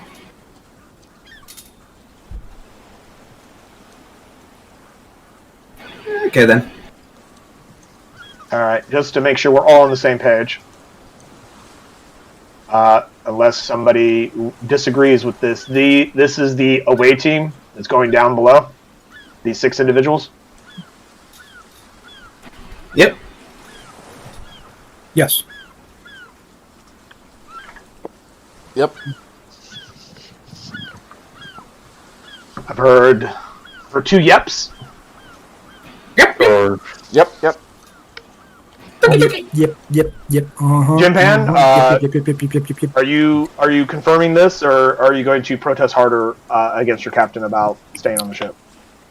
I was here to protest harder. Why? He wants to protest harder. Well, hi. I can be more helpful here if something happens. Damn it, he's I mean, making he's got sense. a point. A lot of what Jimpan can do is a little bit more effective in the open air rather than underwater. So, I think it's because Jimpan really doesn't want to go underwater because being underwater sucks. Jimpan's like, nah, I don't want to go down there. Yeah. So, technically, in terms of roleplay, Captain can give orders. I will point out that we are also players, that we're all here to have fun, and if Jimpan really, really wants to stay on the ship, find someone to replace you and you can stay on the ship. Okay. So, it'll be these 5. If something should happen down there, of course, Jimpan, to add the fact that your character's not there, you can run your 2 retainers. I think that's fair. Yeah. Because you know something's going to happen, because that's why I'm fucking splitting hairs on this. And I'm making sure we're all on the same page. Spoilers alert.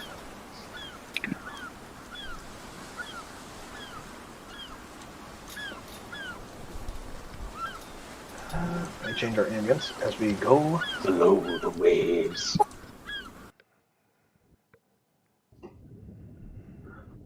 One thing I would like to make sure that we cover is, you guys have those sending stones. Who has them?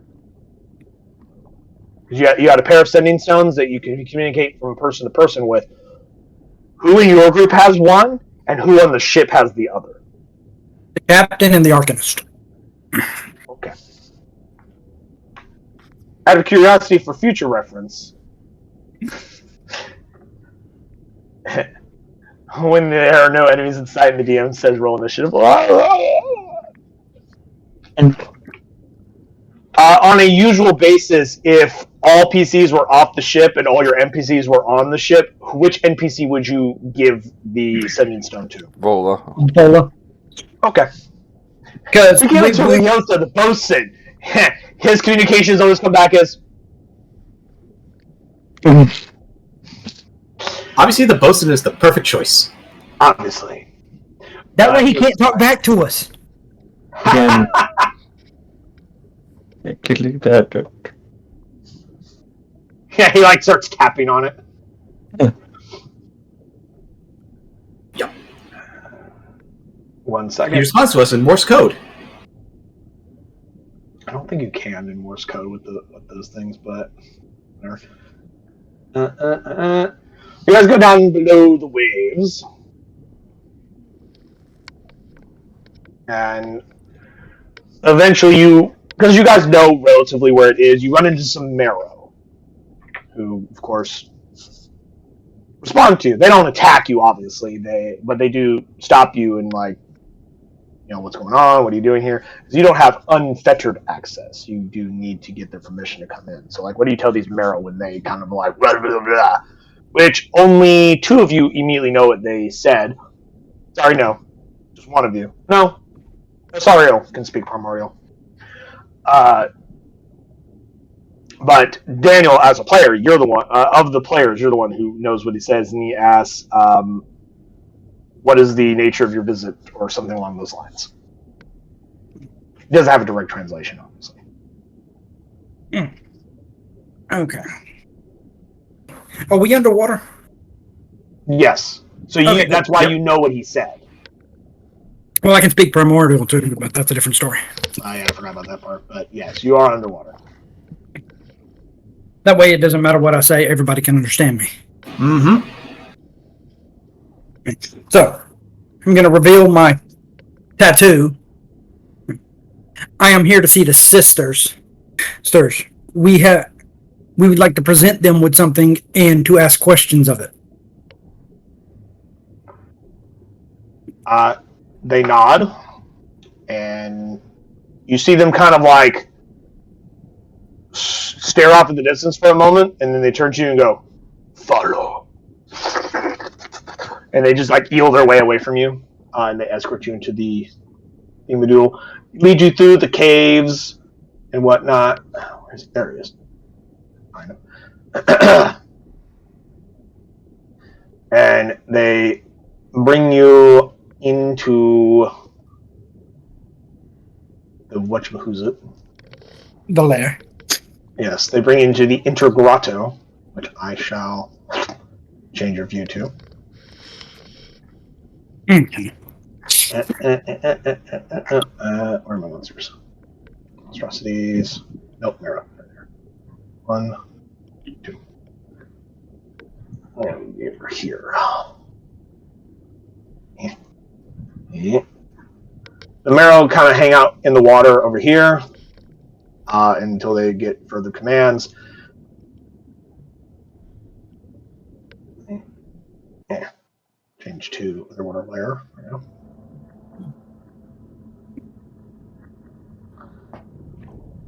But coming up from the water onto their little things here are the hideous sea hogs, which is a reminder, look like this! They kind of crawl up onto the rocks and they say, well, hello, dearies.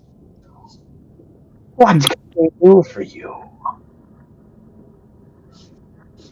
What brings you back to our humble abode? Sisters. We have found, and I'm going to gesture for the chest to be set down.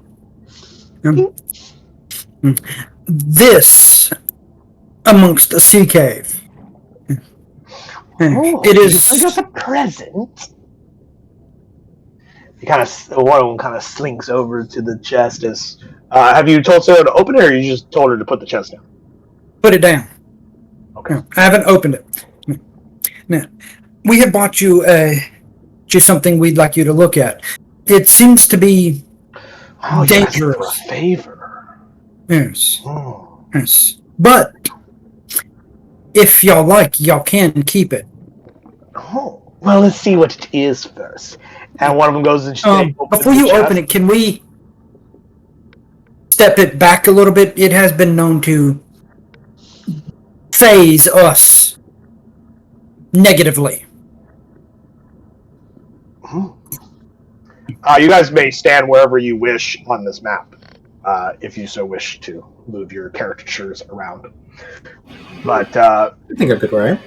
Auntie Saltwater will come over and she'll open it up. And the moment she opens the chest, she sees it. She slams it shut and goes, "Why did you bring this to our lair?"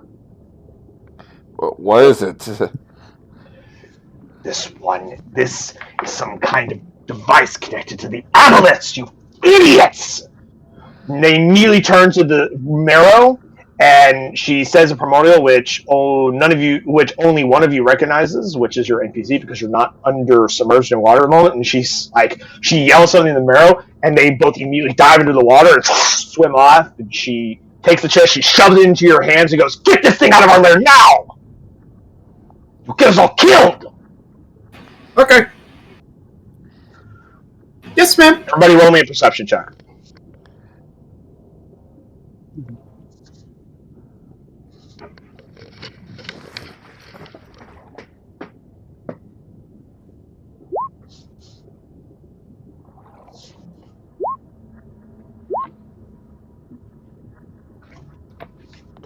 Really, a 2?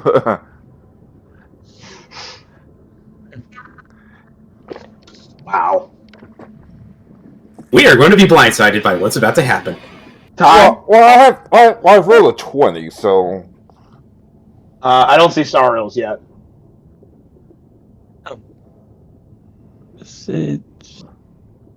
Yeah. So somebody rolled for Stone instead of Jimpan, but I haven't seen Jimpan roll Sariel yet. But Ty, you definitely forgot it, so we'll get to you in a second. A second. Chap.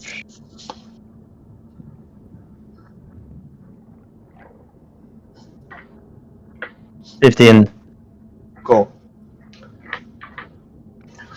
All of you kind of see Sariel kind of do this, like,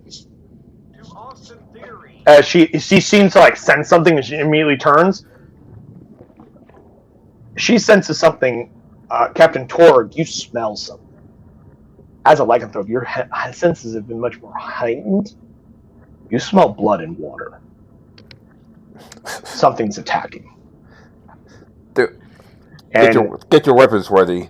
Looks like. And as you smell looks like Fullers once again. As you smell that, the sending stone goes off. You immediately get a message. Jimpan, if you saw a bunch of Sahagin just swarming the area, what message would you send to the captain with your sending stone? Against. Just a single word? I believe you can go up to 25 words with sending. A lot of slogans. How many or form?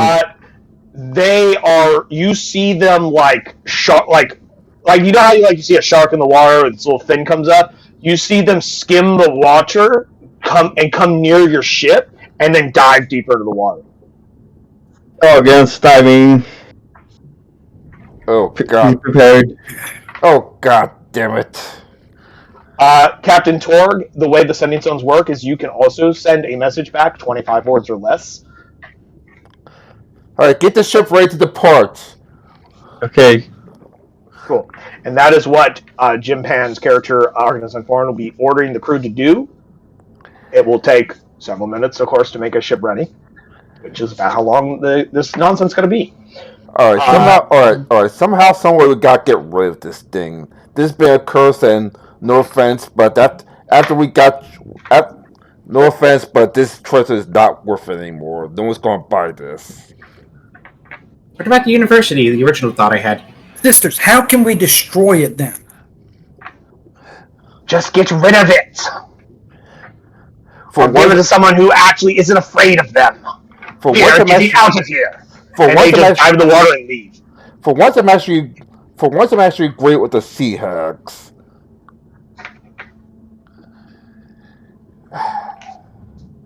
If we could destroy it, then that'll be even better. But I hate to say this treasure isn't worth it anymore. Even if we give it to a university, it's going to be still a curse. Daniel, you receive a sending spell. And this is from a voice you've heard before. It says, "Bring it to Neverwinter. My agents will handle it. I wish to study it." You can, of course, reply back to that message if you so wish. You know who's talking to you, of course. So, take it to Neverwinter. That is the message you hear. And how will You I guys know? can, of course, choose not to do that. That's up to you. And how will I know who to deliver it to? Because you have to meet someone in Neverwinter, if you remember from last session. I do, but I gotta. It's one of those like cloak and dagger things where like you don't know who you're looking for, they know you and they'll find you. You just have to go there. Or you can say, "Sorry, Mr. Patron, I'm gonna chuck this thing in the water." Up to you. Quick thing for the patron. I will deliver it to Neverwinter if you will help protect us in this covenant. Please. I'm asking, not demanding. Okay. You don't hear an immediate reply because that would require him to use another sending spell. Because it's only I send a message to you and you can send a message back and then the spell's done. So you don't hear anything back. But go ahead and roll me a persuasion check. Just for fun.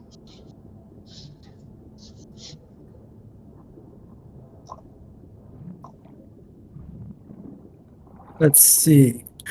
Would a 22 help me? 22 is a very high number. You don't know if it was good enough. He doesn't say. You don't hear anything back, but you feel that you have made a very convincing argument. That being said, the sea hags have disappeared. What do you gentlemen like to do? Sariel does look towards you guys, and she says, "Sahagin are assaulting the marrow inside the tunnels. If we're going to leave, we should probably do so quickly before the tunnels become too choked with Sahagin, preventing our escape." Yes. Stone goes, Great. "Well, if they do, we can always make another entrance." As he starts getting ready for a fight. Let's get back to the surface. Let's get back to the ship Let's first. as quick as possible. Cool. Is there something the captain wishes to know about before he just toss the idol over to the sea? No. Well, you guys haven't gotten outside, so like obviously you can't just chuck it inside their lair. They're gonna be really mad you do that shit. No, I meant chuck it into the sea, as in once we get to the surface. Yeah. That's something that you guys can discuss once you get there. I am swapping you guys over to a new map. You guys should be able to see right here. Go ahead and arrange yourselves in whatever order you wish inside the big black circle, because that is the hole you're coming up from, because it kind of goes down and then comes up into an air pocket as part of their lair, if you guys remember. So whilst you are inside that little circle, arrange yourselves in whatever design you want to do, and then go ahead and roll initiative. Yeah, it's been a while since we were in this map. Yes, it has been. Jimpan, for you and your retainers, go ahead and use Arguments on Foreign's initiative. They will go on that count, is when the retainers will go. But we need to help defend this lair. We did bring them here. Good point. We don't want to make the sea hags our enemies again. No, it's up to you.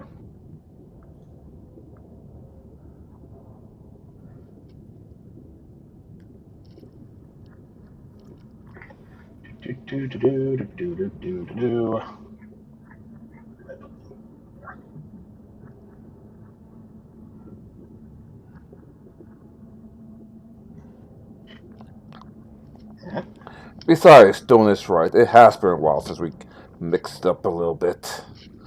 Yeah. 7 days. Yeah, a whole 8 days. Unless you count the race we did with the other ships, then 4 days. Good point. So in other words, there are people trying to murder you guys all the fucking time. This is the life of a pirate. Yep. We are definitely going to get some time off once everything's all settled. But is everyone ready? Everyone got their initiatives? Cool. We go ahead and roll for the individuals involved. Get the Hydra, their guard dog. No, I think of one. All right, hold on.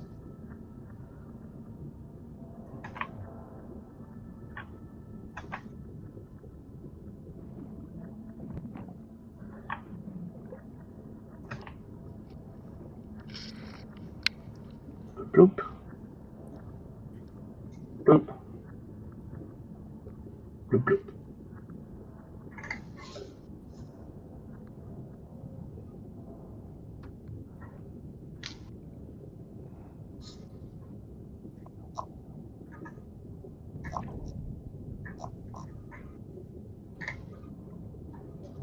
Oh, I saw Sariel in the initiative count. Interesting. You used your initiative bonus, correct, Jimpan? Yeah. Okay. That's Well, like we're making a macro for their initiative.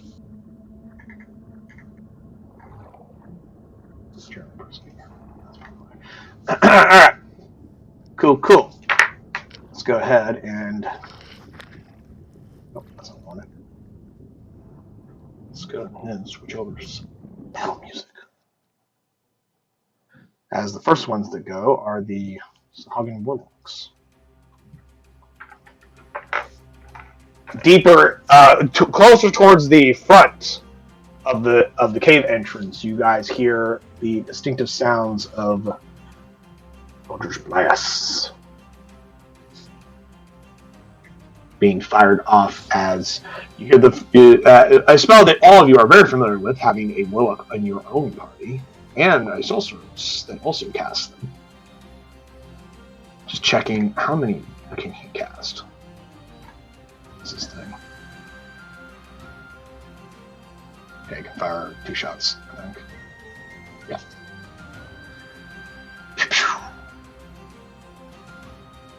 Tear that down just a little bit. Okay. Mm-hmm.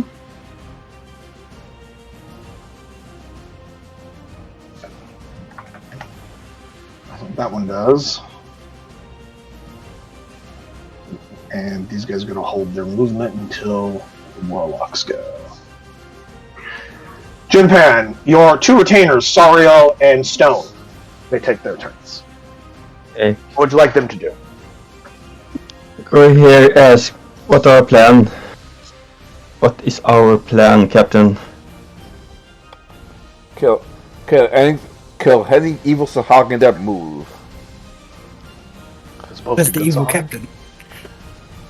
Well, Kill any evil Sahagin, says the evil captain. okay. Kill any enemy Sahagin. They're better. I just found it amusing. You don't have to change your Just because speech. you're evil doesn't mean you also don't say fuck you to evil people. So Stone's going to swim behind one of the marrow. Dodge action. Alright, and Sariel.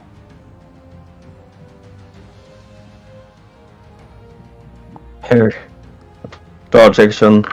Swims up next to the captain. The marrow go. Actually, let me check their speed. I forgot what their speed was. Oh yeah, they have a It's swim. like either 50 or 60, I think. It's 40.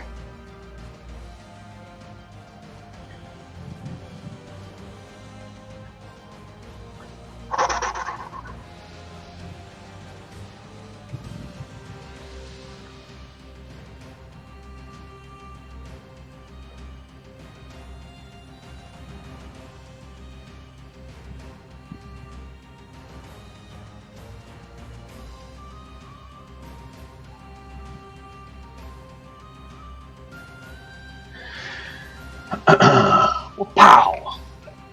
Nice. So that's going to be a hit.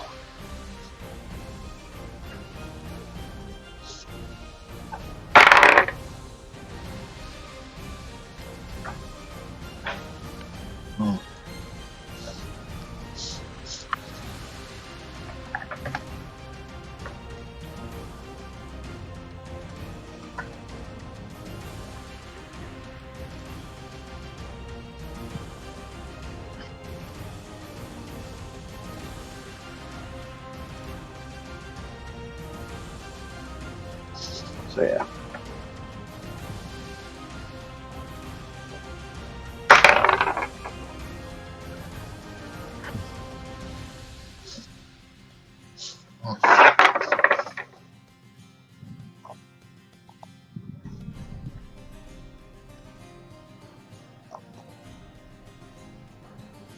Okay. Dr. Ice. Okay. Swim up to here, and I'm going to summon us a hunter shark. Okay, dogas. Summon him right there. Uh-huh. Initiative roll in. He actually has a surprisingly good initiative.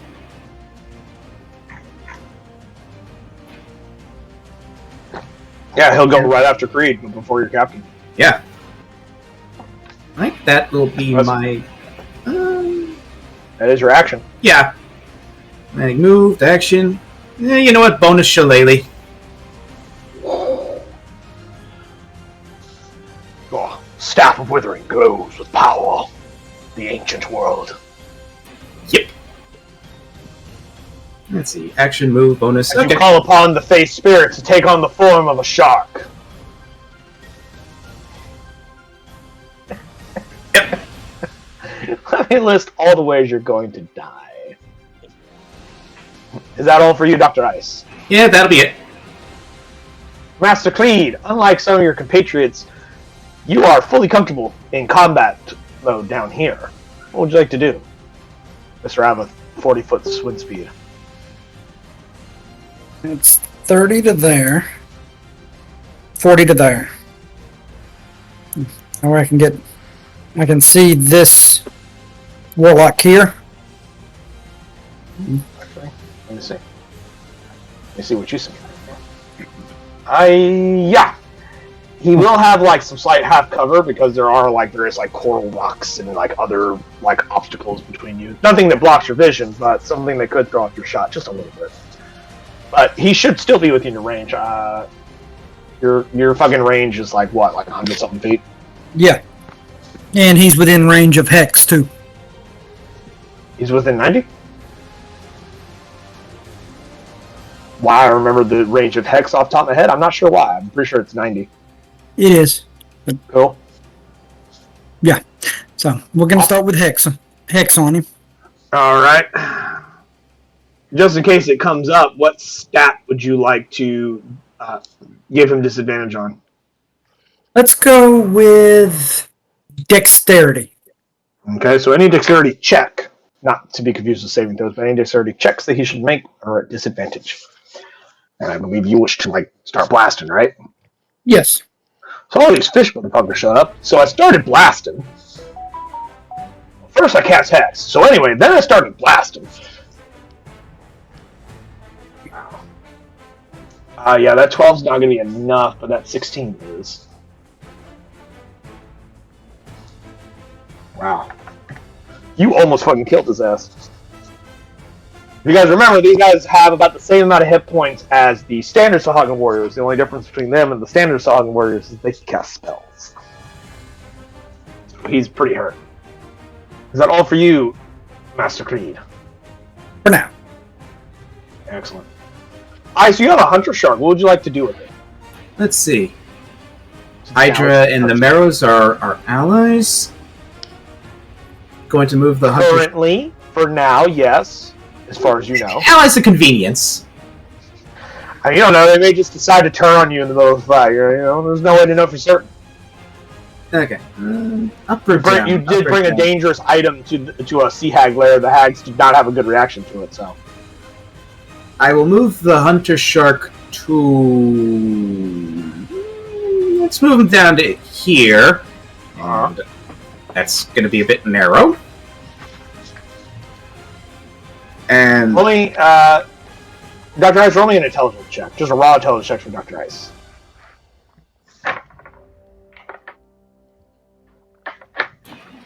Mm-hmm.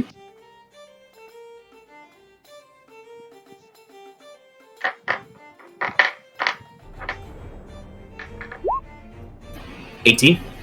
Dr. Ice, you recall the last time you guys were here is that there are two different paths in this layer. They both can go from the front to the back. There's one that goes around to the left and one goes around to the right. Dr. Ice, you know there's a lot more room on the path on the right than there is on the left. The chambers are more open, wide, and less narrow tunnels to the right. You know this. You could decide that to command your shark to go in the other direction because you know there's more room.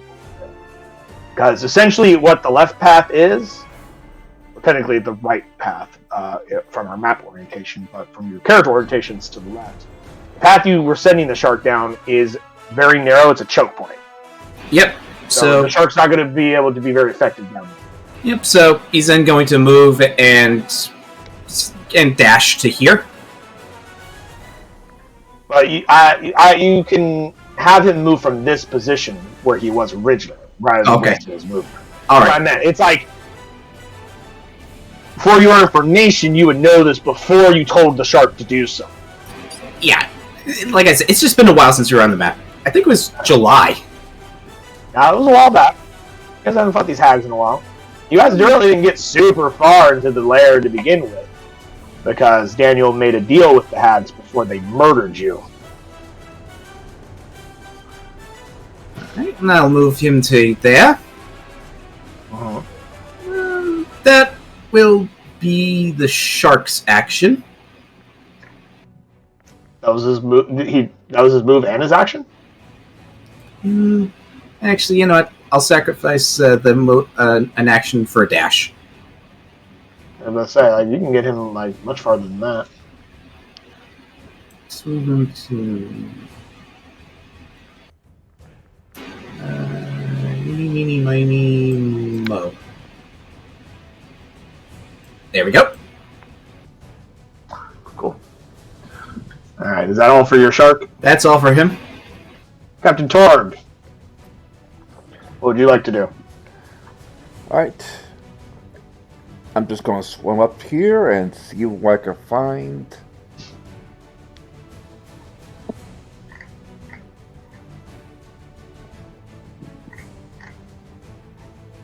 Yeah, your vision range isn't nearly as long as your fucking first mate's. Mr. I have double sight out to 120 goddamn feet. Yeah, as usual. It's dark as fuck down here. As usual. And go into a dodge session just in case. So you have your sword out, you swim forward, you can't see anything, but you see and sense motion ahead of you, but you can't quite make out any details, so you're just going to go on the defensive, not ready to blow your rage and go into battle yet. You need a target. Yeah. Trying to be more cautious in your experience. Finally, the Sahagin Warlocks get to go.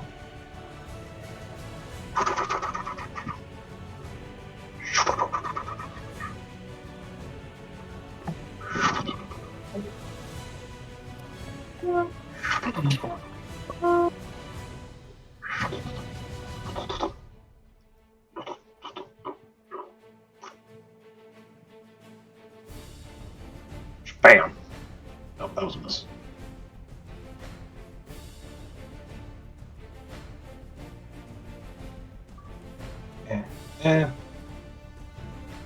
Wow. These Sahagin are not doing super great. So far, two different Sahagin have done 3 different attacks, and they've all rolled ass. Amazing. Excellent. Still more ass. Ass. Oh, that was a crit.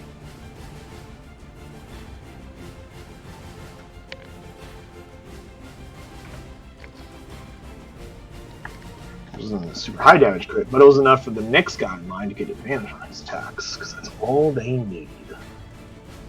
That one definitely had. more.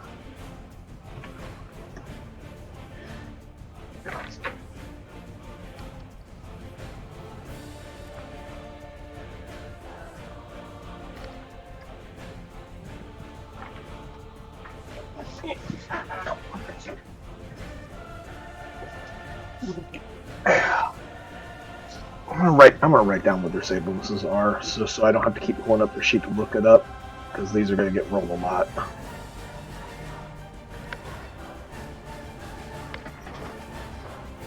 Now I can just use my physical dice right in front of me instead of having to pull up their fucking sheet every goddamn time I'm like, fuck, what was their fucking bonus again? Just speed things up for me a little bit. So yeah, he's going to fail that. So he's incapacitated. I'm gonna mark that.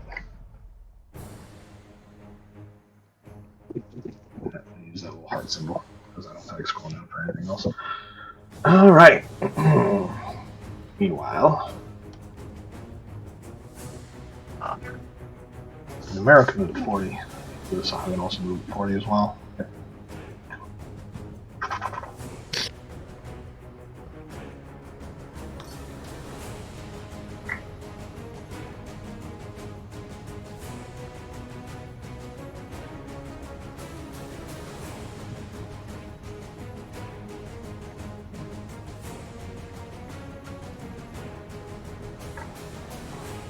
They've got a lot more people this time to get their fucking idol back.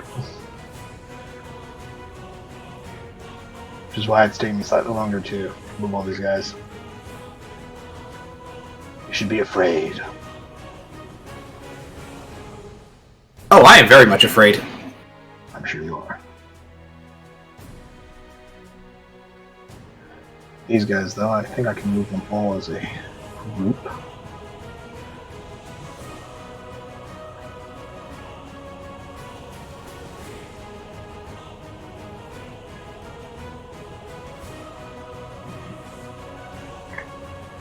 No. I wonder how many heads are on that Hydra. Mark Craig, I think it's like 3 or 4. Mm. I think they have a certain number they start with. I'd have to actually check the Hydra's sheet because I don't quite remember. 20 here.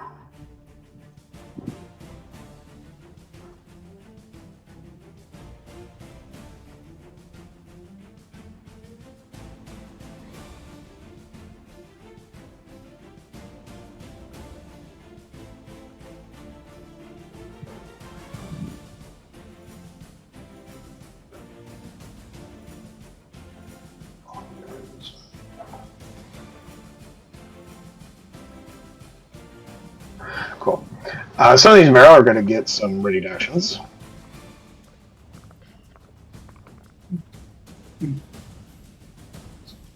Vision something. Not vision.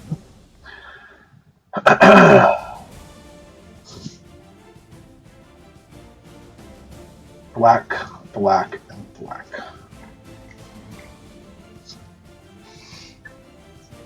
This hit and hit.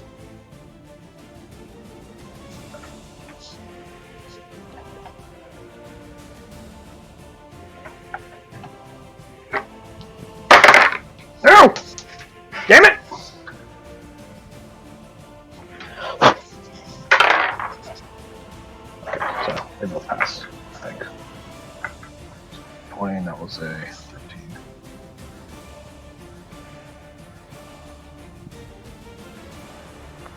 Oh, one got a natural fucking 20.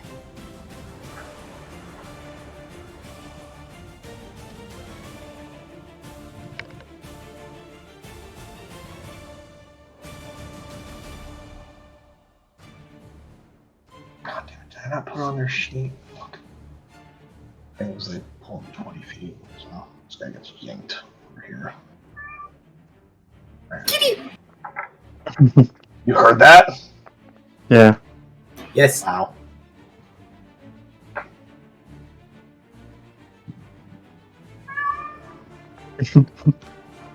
Kitty!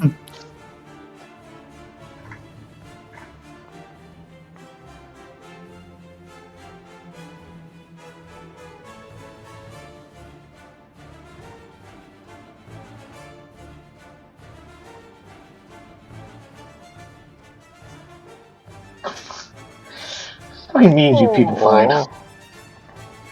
Blood for the bucket. Yeah, I know. I'm checking some of their spells. There's a lot of spellcasters in the field.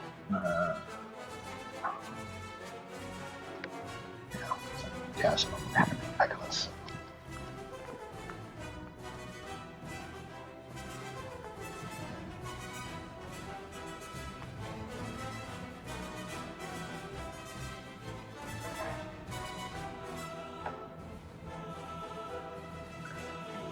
Guys dashed there.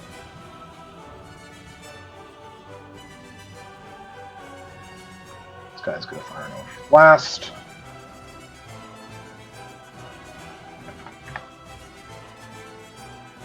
These two will also dash.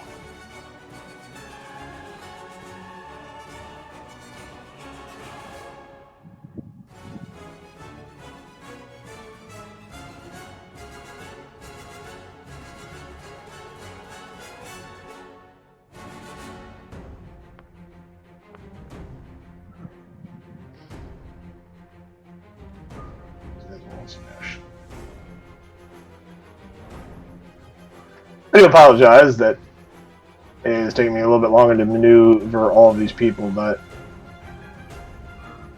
I'm trying to make sure I don't miss anybody.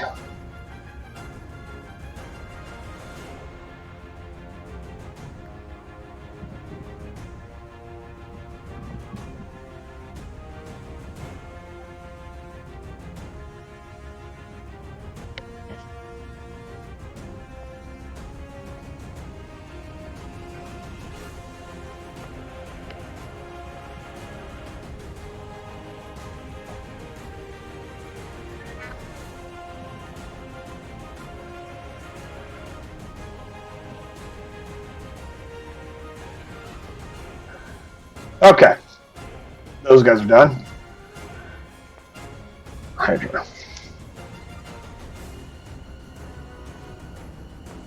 The Hydra starts with 5 heads.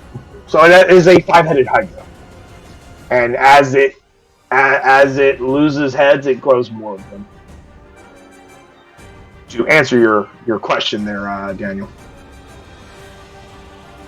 Hydra is going to hold its action right there for right now. Okay, something comes up to catch his attention.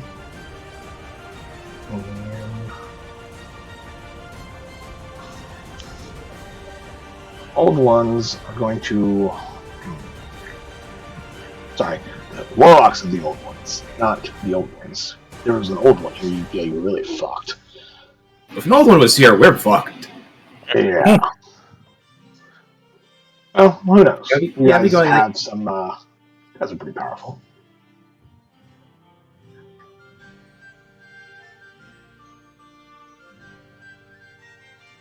But, yeah, they're just going to do Eldritch Blast for now. I'm going to stay in the back and just hang out.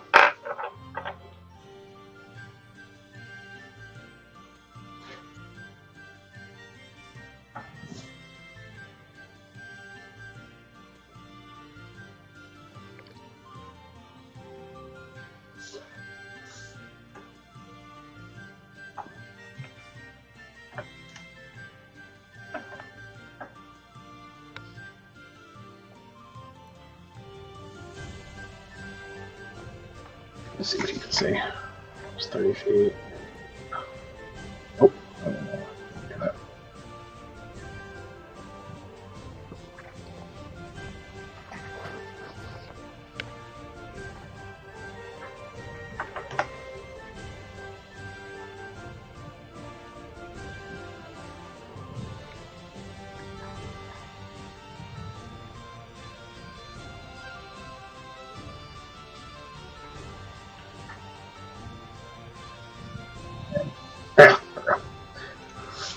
Jimpan, your retainers may go.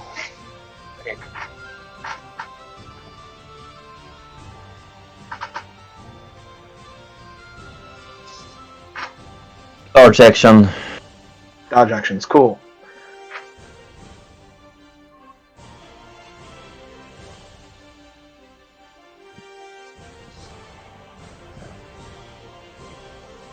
Oh shit. That Sahagins dead. The Sahagin that you had hexed is dead, Daniel. Alright. One of the Marrow killed it. And bit the shit out of this one over here.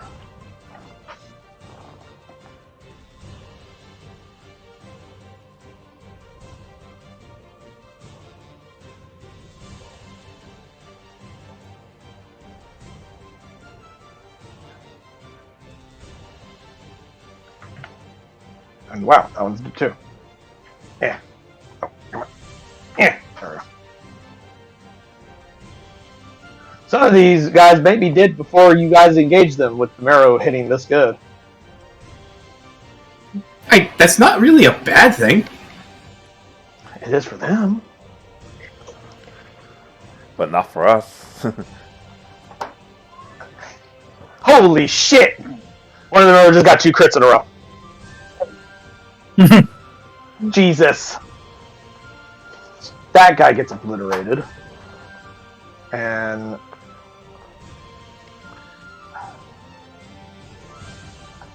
okay, yeah, his bite, critting on his bite isn't nearly as impressive as him critting on his fucking harpoon, but still.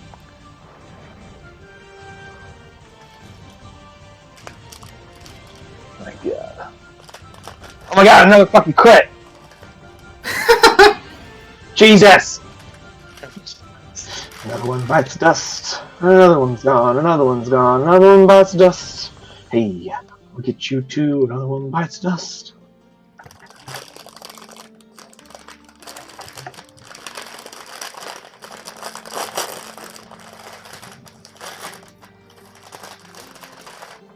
Meanwhile, these 2 Marrow are actually gonna move here. And take cover behind these rocks. Dr. Ice, 'tis your turn. Okay. I will bravely swim up, coming from the rear, to here. Move and dash. Wow. Dr. Ice does not do well with the doggy paddle. That being said, you could always, at any point before you actually start getting enemies hitting you, you can use your action to wild shape into something with a swim speed, if I'm not mistaken, at your level. I can. I'm just waiting till we actually come across something. Okay. Remember, he My can't see recommendation him. would be to do it sooner so you didn't have to burn your action once the attacks start flying, but that's entirely up to you. Master Khalid, it is your turn. Alright. We are going to swap my hex to this one here.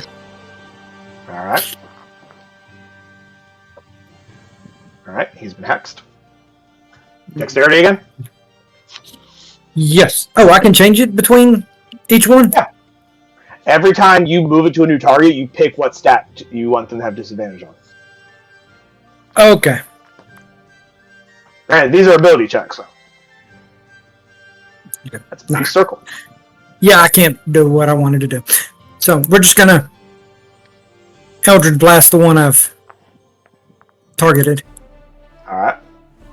Roll your attacks. The 22 hits. I don't believe... yeah, no, the 12 does not. It's 6 damage from Eldritch Blast. Another 5 from Hex. He's not looking too good. If this was 4E, he's been bloodied. He's at 11 hit points out of 22. And I will move to there. Fantastic. Hunter Shark. Hunter Shark will move down to Yaw and take a bite out of this. Take a bite out of crime. Yep. Scruff for gruff. Is he bloodied? Has he taken any damage? Yes, he has. So 18 for 16 points of damage. Cool. Your Hunter Shark eats 5 points of cold damage from his armor edifice.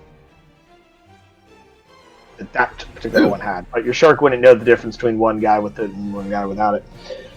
That being said, just get 16. Even with the temp HP he has from armor edifice, he does not have more than 16 points, so he dies. But with the last fuck you, your shark takes 5 cold damage.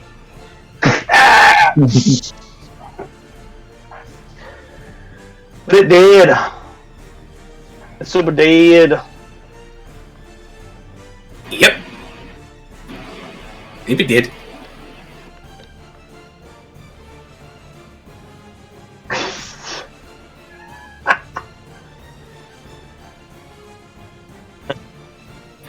Not inaccurate. That's pretty much what he fucking did.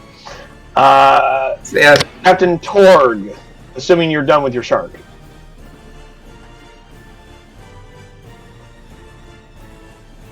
I'll take that as a yes. Captain Torg, it is your turn. Gonna swim up just a little bit so I could go over the marrow. So Okay. 1, 2, 3. Because they are counting as allies, you are able to move through Marrow squares if you guys so desire. They are technically not your enemies. That's the closest I could get without actually attacking people. Without using your action to dash? Yeah. Cool. So I'll What take would a you like to dodge. use your action for? Dodge action. Dodge? Okay. Just using the Marrow as meat shields to absorb the attacks. You're like, well, I mean, we'll help them deal with the Sahagin, but I ain't gonna put myself in danger. No, actually, obviously next time I'm in range to actually start murdering people. Mr. Sahagin will move up on this guy. 1, 2, 1, 2, 1, 2.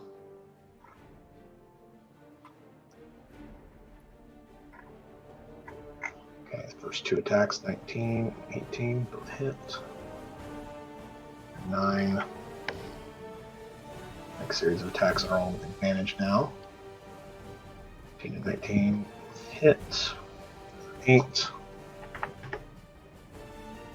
And the last pair, 18 and 21, both hit for 15 damage.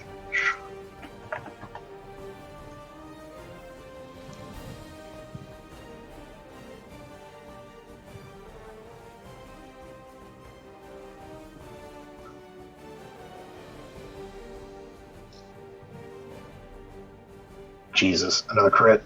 This time it wasn't in your favor.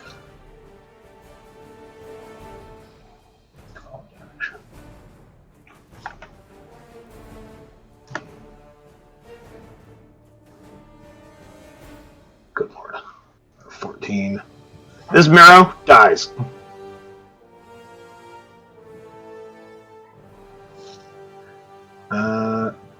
That Marrow doesn't get hit, even with his advantage, because he rolled like garbage.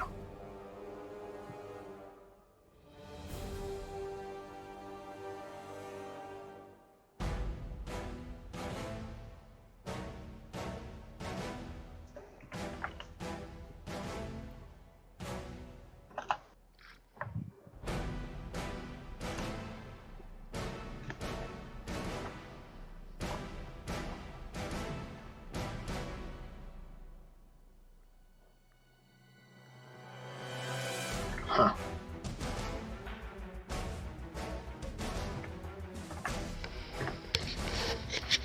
Alright, I'll pull up their spells one more time.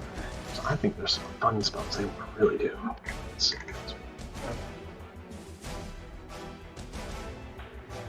Yeah. Bloop. Bloop. Bloop. Bloop. And then these guys will move up to here. Your shark will take, a crit. With the Sword of the Fathom attack, your shark will take 12 points of damage. I need to make me a con save.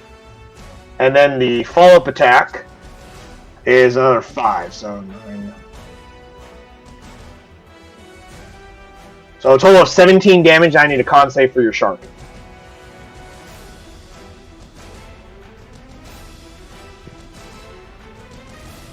Cool. Your shark begins choking and is incapacitated until the end of its next turn when the effect ends. So your shark essentially loses a turn. Well, shit. Meanwhile, the rest of these Saugons are going to swarm that fucking shark. Let's get some more attacks on this side. Nope. Which one was? It's 12. So yeah, that 13 will hit. Taking our 5 piercing damage. Followed by another 12 slashing. Is it still alive? Take 12 damage, you said? Well, I said 5 piercing Yep. and then 12 slashing right after. He's at 6 HP. See if it finishes off with its bite. Take another 2 points of damage. This one's going to use its bite. Take another, God damn it, 2 points of damage. Has to use its last attack. For another 10 slashing. It should be dead, correct? It's dead. Cool. Well, it served a role as a temporary meat shield.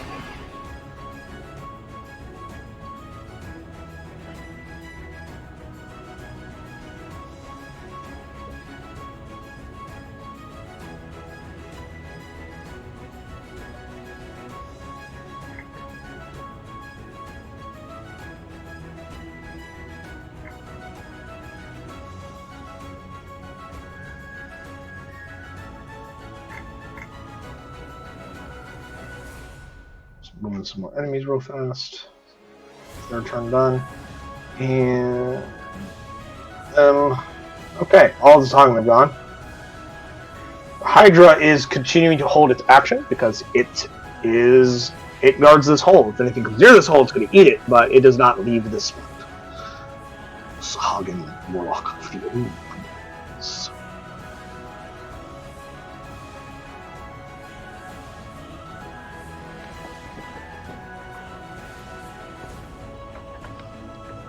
I'm not going to use any of their spell slots right now.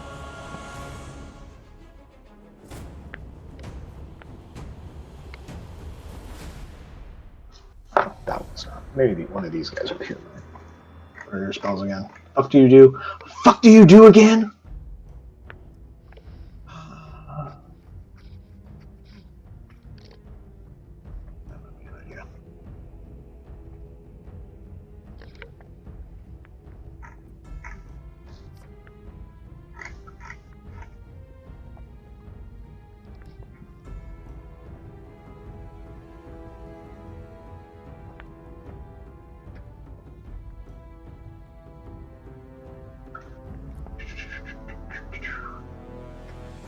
Yeah.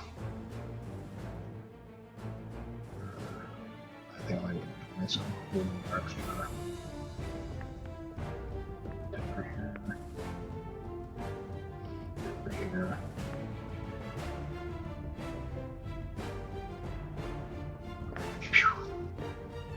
Wow! Natural one on that. That'll be blast, but the other one hits though.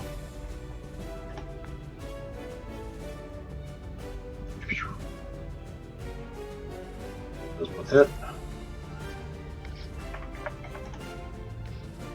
Your Marrow allies aren't lasting too long. They're starting to get some real damage on them. Another one drops. Jimpan! Tis your turn. Air. Dash. Okay, so they're dashing forward. Yes. Alrighty. Done. Cool.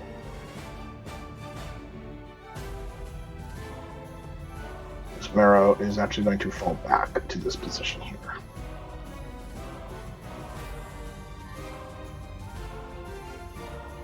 Fortunately for this other Marrow over here, he's pretty much fucked. Wow. Dr. Ice. Go ahead and start taking your turn while I start rolling these, so we can speed this up a little bit. Yeah, I don't actually Marrow are attacking, but... Okay, I'm gonna need you to drop me down a giant octopus token. I do not have a token of a giant octopus. I can hopefully maybe get one. Yep, because I was gonna wild shape into a giant octopus. Till I saw, oh yeah, I don't have that thing I don't have as a summon, but I do know its stats. I mean, yeah, I just don't know if I have an image of one off the top of my thing. But right now, we'll pretend you're a giant octopus. I do not have an image on hand for a giant octopus, and I'm not going to hunt for one. So, Yeah. you do what you got to do. Yeah, I'll just put down like a random. Don't worry about it for now. Just roll the stats as if you're a giant octopus. We'll just remember it. Yep. Everybody keep in mind he is a giant octopus, so we don't forget. I'm a giant Oh, the octopus. website. Don't forget it. Alright, guys, I'm a giant octopus. Alright, so I'm going to move down. Okay. Down to there. And let's see, does it have range? Ooh, 15 foot. That's nice. He's got a 15-foot reach. Yes, I do for my attack. I'm going to use. That is a CR that is within your range. It is a CR1 creature. Oh, okay. I just wanted to make sure. Yep. So, My monster manual. so I'm going to assume a 7 is not going to hit that warlock. You ain't gonna hit shit. Most enemies you have to roll at least a 10. Now, remind me, giant octopus is a large creature or medium creature? It is a large creature, so I actually probably can't be down there. Yeah, for intents and purposes, I'm going to increase the size of your token. That's how big you are. Yeah. So that means You could be there, but you'd be squeezing, which means if you're squeezing, I don't remember if squeezing is a rule in 5th edition, but it was in 3rd edition, squeezing causes you to move slower and have disadvantage on your attacks is what we're going to roll with for now. Squeeze, attack, and retreat. If you have the ability. Yeah, I could do that. I still had 10 feet of movement left.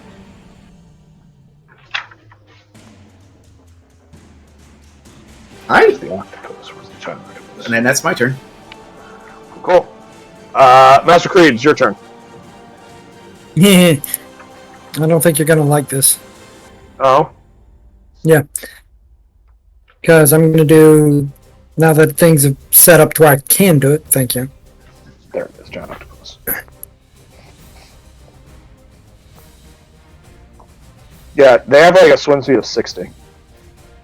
I need all the Sahagin Warlock right there, plus any that I can't see, to make me one intelligence As save. you can please. see right here where you're casting it, right? Yes. Okay. So you're going to cast it and centered there, and you're going to hit anyone that's within that circle, even the ones you can't see. Yes. So what are they rolling? Intelligence. You just cast it on Ecstatic, didn't you? I did. It's a great spell. Go ahead and just roll the damage, and I'll determine whether or not whether or not it's pointless to roll their saves or not. Because if you do enough damage, even half damage might kill them. 39. 39, half of 39 wouldn't kill them.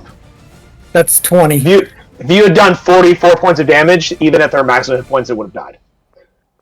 But like half of 39 is 20. yeah, it's about 20.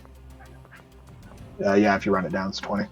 So anyone with less than 20 hit points dies instantly, even if they save. So you're gone immediately. The rest of these fuckers, you said intelligence? Yes. Wow. You'll be surprised to know they have a -1 to intelligence. 1, 2, 3, 4. They're 4. 1, 2, 3, 4. I got a 0, a 1, a 16, and a 15. They all fail. Cool. So they all lose. 39. Oh, 20 was what the half damage if they succeeded. So now, no, they're all dead.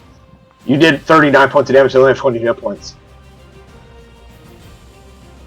So, Daniel, describe to me what it looks like when Creed casts this new spell that no one else has seen him cast before, as you fire off this psionic attack against their mind. Actually, it doesn't do anything, but you just see them convulse and then float. Well, I'll tell you what they do. I'm saying, what does it look like when you cast the spell? My What do they hands see and you do?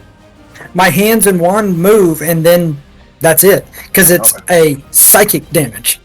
Yeah, you guys see them all immediately go, and out of their ears and nose, just blood clouds. Like, And what then they the? just He just looks like, what the hell just happened? Now y'all hear Creed. Oh yeah, y'all all understand Creed too. By the power of the sea, wash their mind. mind crush, like we're fucking Yu-Gi-Oh. Mind crush. I shall send thee to the Shadow Realm. Like, That is a very effective use of your 2-slot warlock. Captain Torg. Move action. Oh, sorry. Hmm. Continue your turn. To stupid thing. I don't want you to. What? Hold on. My computer's not wanting me to go right. So I was here.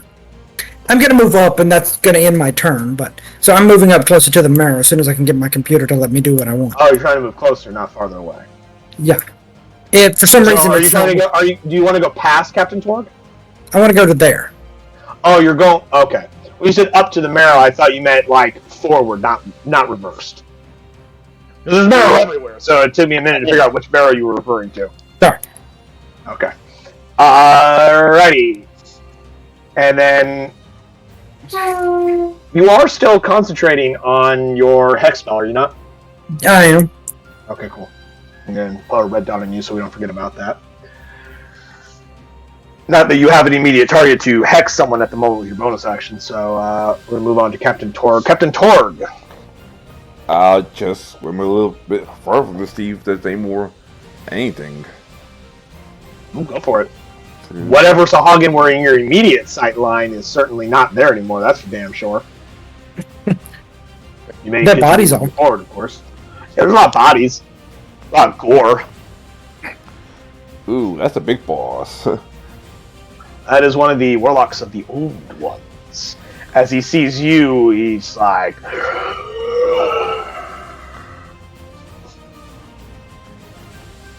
You may move to engage him if you have the movement, or you can fall back after you see him, or up to you. I don't know how much movement you spent to see him, and then, you know, what you would do to reverse if you, or could you do moving forward. You have like 40 speed, so like you can pretty much go wherever you want.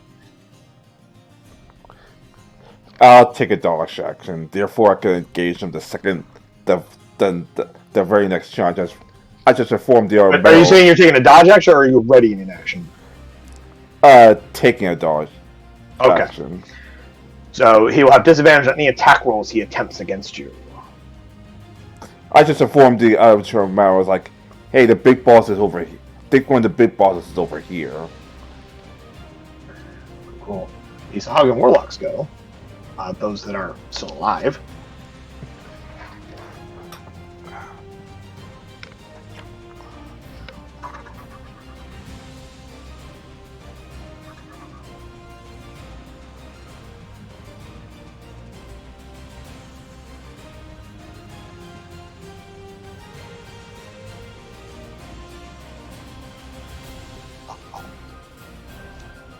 See if these two guys finish this thing off. Yeah. Nope. And oh, that's a crit. Another crit.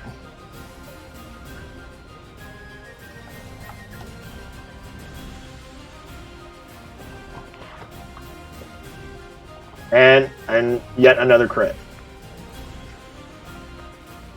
11 damage.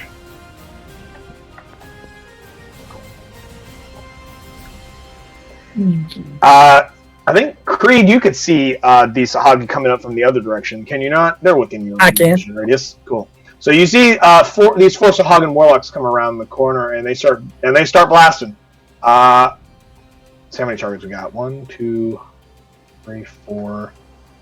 You are technically the smallest target, and you're behind a Hydra and a Marrow, so they will not fire at you, but they will each fire one shot at each Marrow and the Hydra just to cause them some damage, because they need their blood frenzy. So 1, 2, 3, 4. He gets hit for 2. First one is missed. That one is missed. That one is missed. So only 1 out of 4 actually hit something. Hydra, now that it has something to pursue,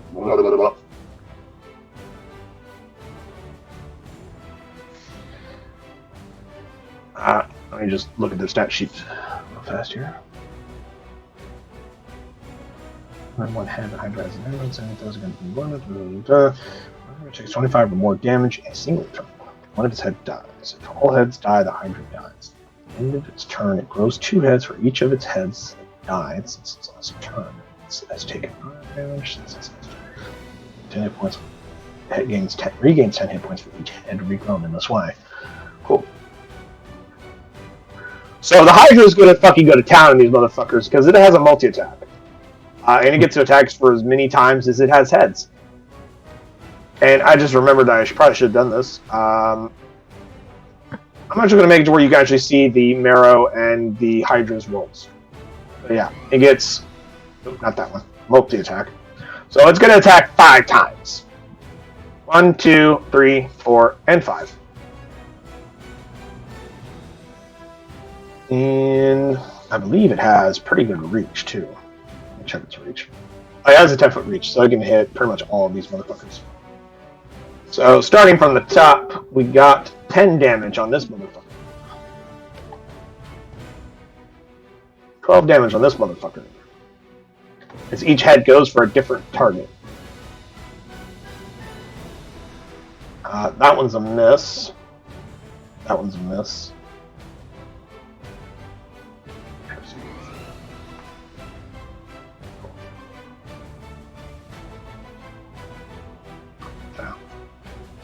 Cool.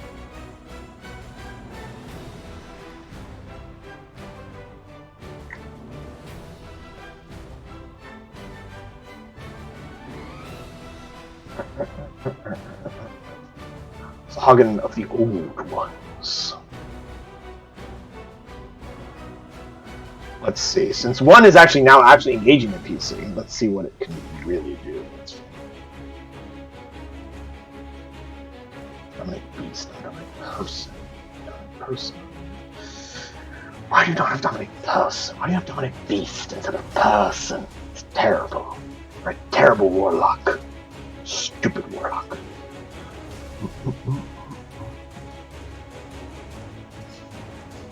So this did something.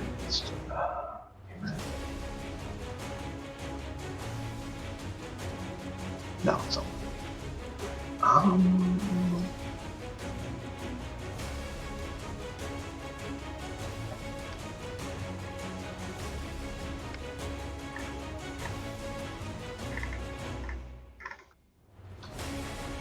I know what it's going to do. Earn one of its spell slots, and it's going to cast Vampiric Touch at level 5.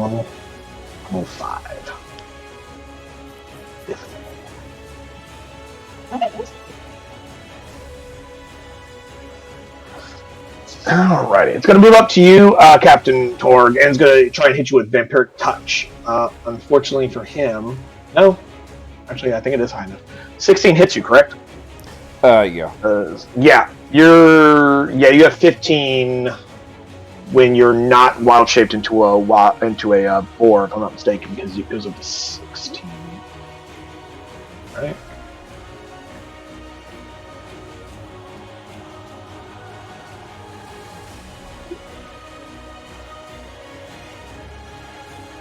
Yeah. If you were in your shape change form, it'd be a 16. I was just checking something. But yeah. You will take 19 necrotic damage as it reaches out to you and tries to literally suck your life force out of your face. Ouch. Ouch, indeed.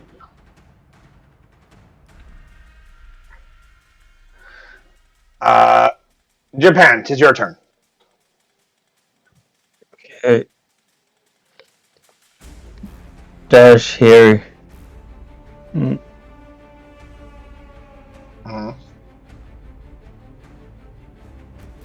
Stone's behind you. He's like, "I'm back, look, Captain." Dash here.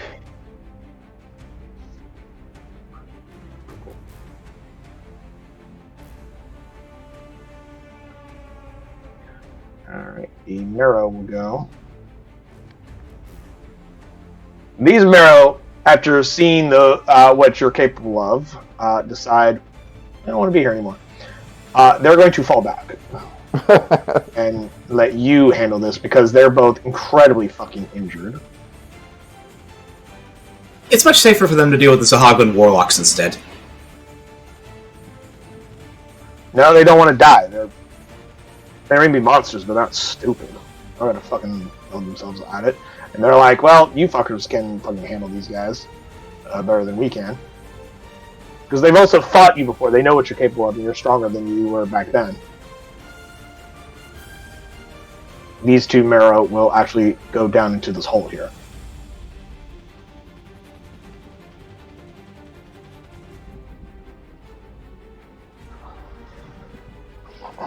And so does this one.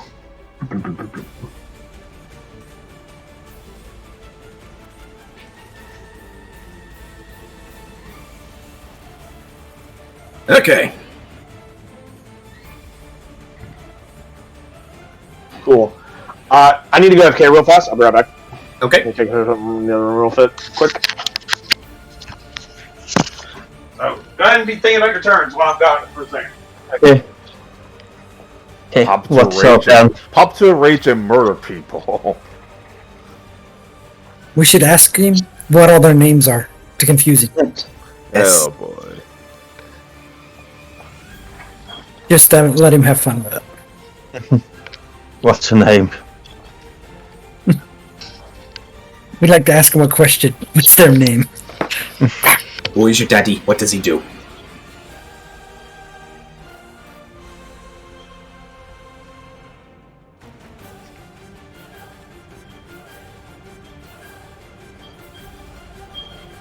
Ooh!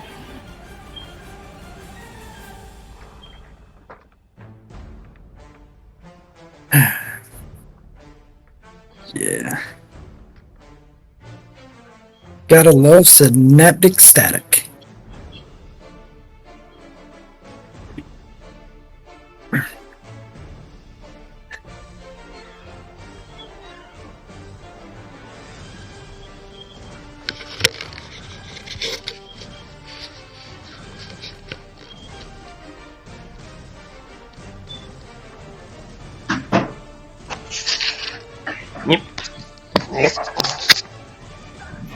I'm sorry about that. I'm back. Yep. So It's your turn.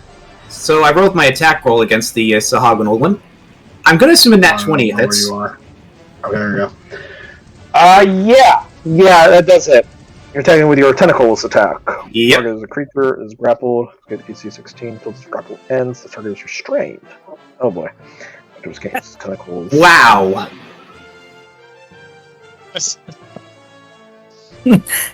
Now remember, That is not lean 46 forward. plus 6, that's 46 plus 3. You don't double the modifier, you only double the dice. Alright, so then it'll be an 11. But good God! That's below average. Remember, pull him forward and go, what's your name? Yeah. And bonus action, I'm gonna give I'm gonna use the bomb of the gloaming court and give 3 hit die worth of.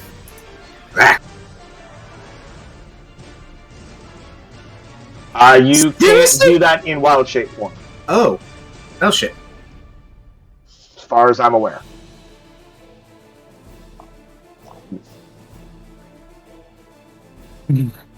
Well, I'm gonna rule for that for now. If I look, I'll look at it later because I don't like feel like pulling out rule books for it. But I don't believe you can use that ability while in wild shape. In the meantime, though, you'll be happy to know, I'm sure, that he maintains his concentration on his vampiric touch. Trying to mark that he's concentrating. Is that all for you, Dr. Ice? you can't cast spells or ability to speak. Alright, so I mean, it's not. You're not casting a spell. It's not a spell, but I still feel that it's weird that you can do that whilst in wild shape. yeah, just quickly looking over right now, and I can't really do that. Master Creed, it's your turn. Alright. Because I know he's injured. We're just going to hit him with a blast. Or attempt to hit him with a blast. Which one are you attacking? Listen, I know he's injured. That one? No, he is not. No, he wasn't. I thought he was. I must have been not looking. Yeah, because I can't see The which other one. one got injured. That one hasn't been hit. Then we're gonna put a hex. We're gonna put a hex on him. Move the hex Okay. to him. Dexterity again. So, oh, that one's not injured. He will be. Huh? So that one's not injured, but he will be. Wow. That damage. With these ones. Wow. That's 19 damage. I think this payback from Roll 20 for all the successes we had during this ship escape. Probably. Hey, no, don't look at me. I'm not. I didn't change the algorithm or anything. But is that all for you, Daniel, or Master Creed? I will sit to here. Cool. Captain Tord. Alright, now pop into a rage. Slip into a Slim Jim. Oh yeah. I mean, pop into a rage. Like, you dare touch me? Lightning glows. Oh, really? No form.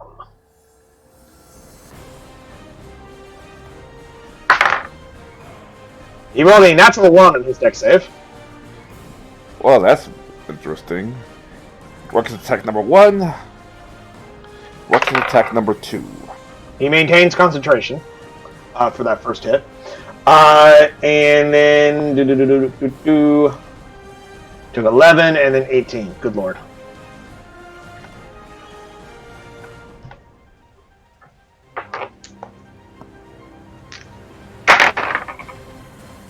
Maintains concentration on both your sword strikes. And I guess that's it.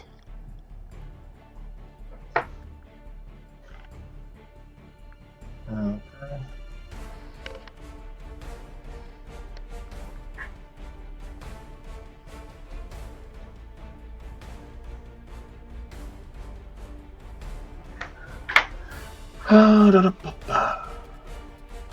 Me talking warlocks.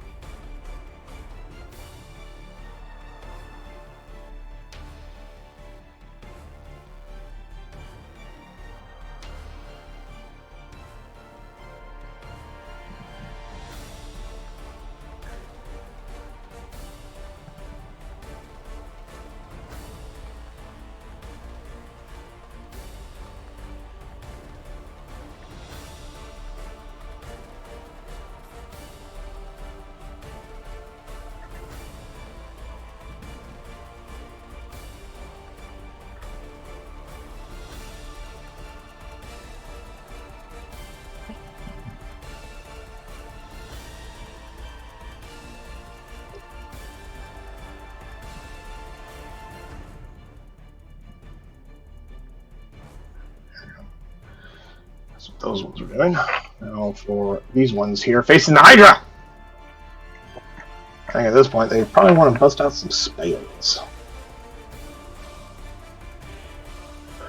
I wonder.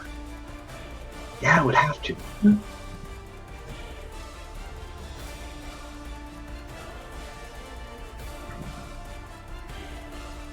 Actually, yeah. Let's have some responsibilities.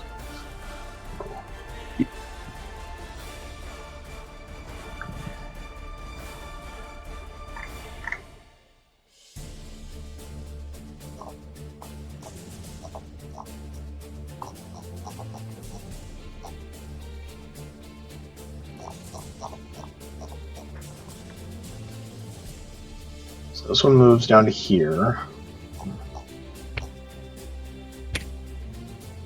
This one moves over to here. This one moves.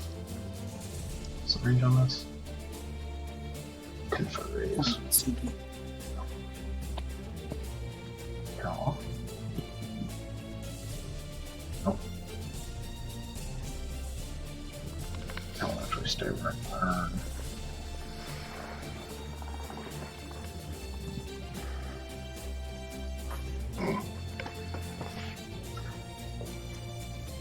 Two of these guys are going to cast Arms of Hadar on the Hydra. Counterspell. Which one do you wish to counterspell? Because both of them are casting a spell. Neither, because I can't counterspell. I'm just messing with you. Okay. The Hydra has to make a strength save. On a failed save, target takes 2d6 burn damage. You can't take action, so it's his turn. So the creature takes half. Does not take damage restricted. Oh boy. The Hydra has an incredibly high strength save. I can't imagine why. I mean, maybe it's a giant fucking multi-headed serpent monster. No? Maybe that might be it. So It's obviously it's because it never skipped leg day. No, neck it never day. skipped head day. never skipped neck day. In the meantime, though, some other things are going to get dropped. Where are my templates? Here are templates. Spheres. No. What is the radius of this? I forgot how big it is. So it's like 20 feet. 20-foot radius sphere. Got it.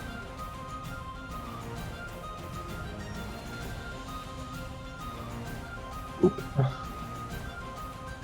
And boop. No, I'm good for a second.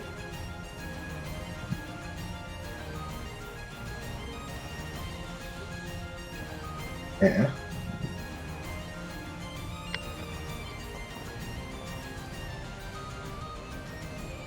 Nah.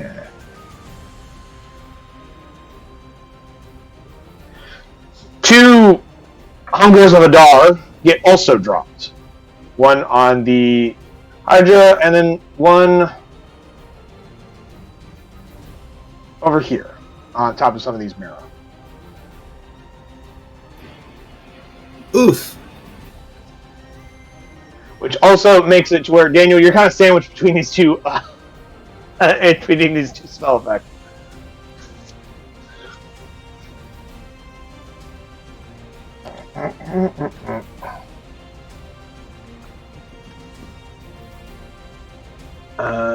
It went in the dark between the confidence also. Any creature that starts its turn in the area takes 2d6 cold, and at the end of their turn, they make a dex save or take 2d6 acid cold. So the. I guess I can be 6. Okay.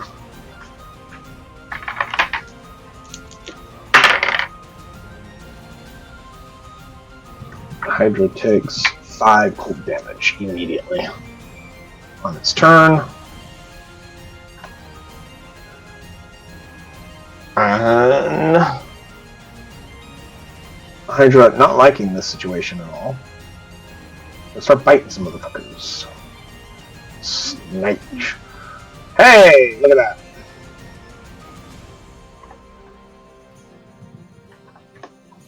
That guy's still not dead. Wow. Now he's super dead.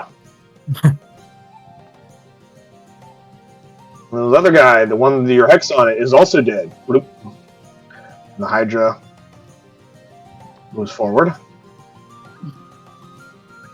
Get out of the radius.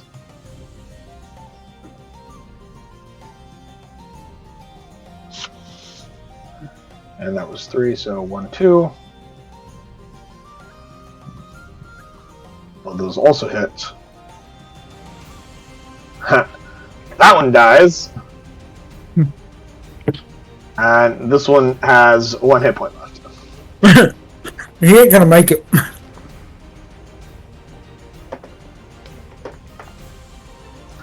I will roll randomly to determine which Hunger of Adar is going to be dispelled. That'll be evens, that'll be odds.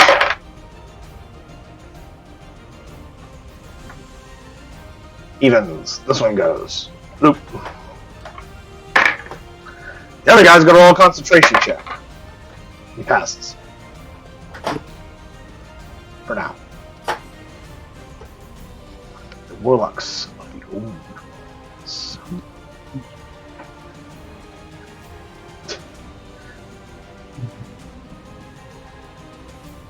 Captain Torg, give me a wisdom saving throw, please. As as the Sahagan Warlock starts to turn with you in its aura.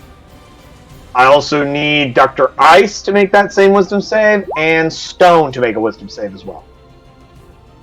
Sorry, no, never mind. Sorry. Just the captain. I got your aura confused with his aura for a second there. I'm like, wait a minute, its aura shouldn't be that wide. That's really far.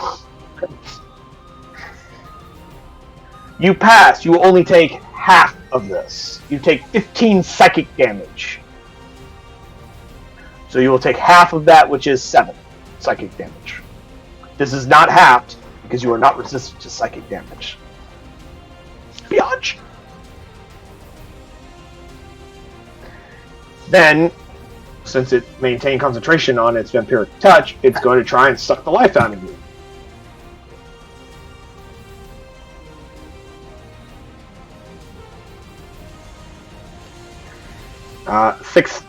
23 will hit you because you have been injured now, so it has advantage thanks to Blood Frenzy. So 23 to hit, you will take an additional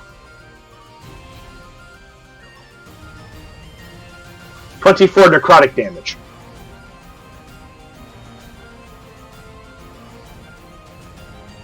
Again, also not half because it's necrotic damage. Now, how much does he heal by? I know he gains some hit points. It's half. And you regain hit points equal to half the amount of necrotic damage dealt. So what did I say? 24? So he gets 12 back. Yeah.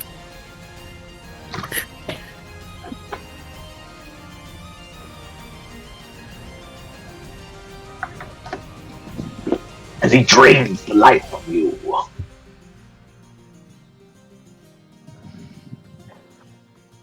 Captain Turk, hit him harder. I know, right? Ah. What's wrong with you, bro?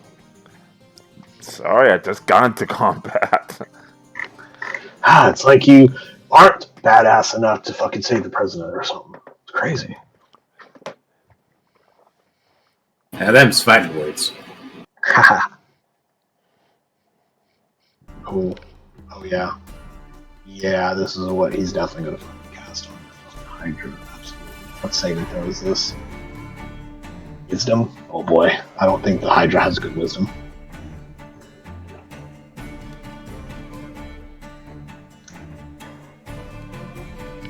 Oh no, I don't. Oh boy.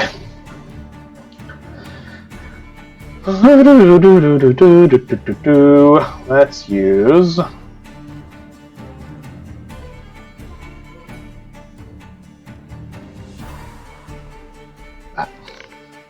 You see a jagged iron crown appear on the 5 heads of the Hydra, Master Creed.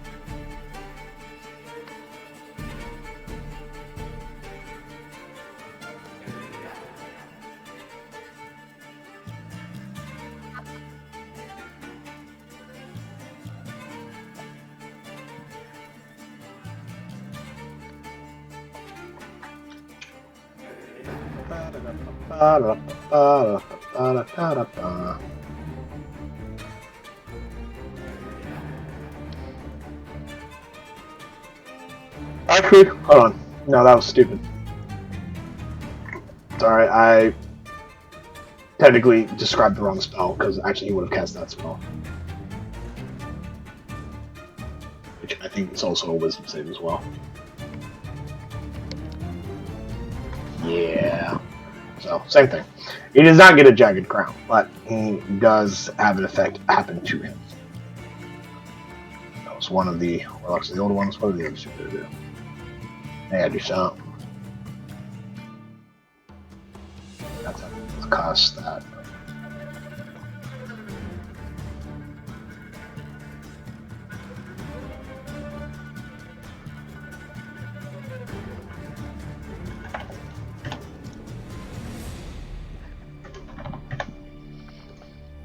Cool. And then they'll use their move actions to go bloop, bloop, bloop. And bloop. Then bloop, bloop, bloop, bloop. Sariel. Okay, good. Poison spray. Oh, Power, I thought you would hit harder.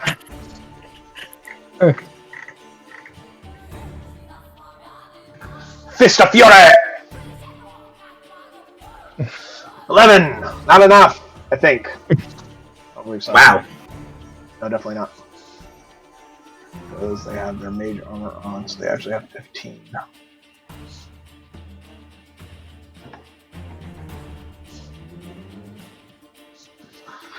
And 10, also not enough. So he starts trying to punch it, and it ain't working. Water slows it down. That's true. Water does slow things down. Let me read something phone. Okay. If stone should take damage, you can do that. I wanted to check his other ability. And Sariel, what would you like her to do?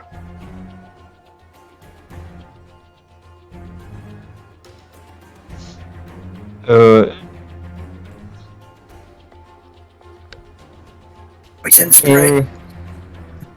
Oh.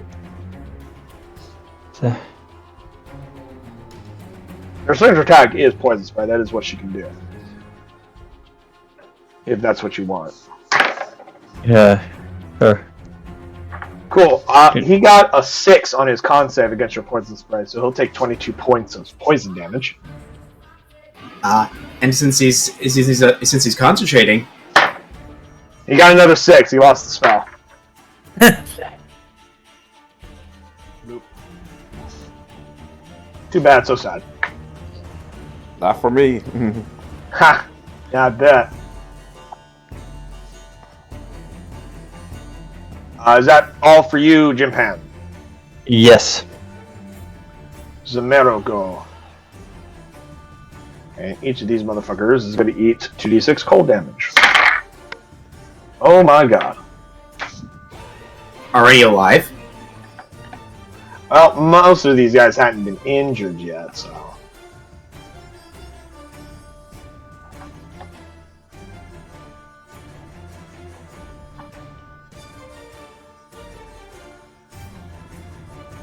This guy's gonna get the fuck away from it.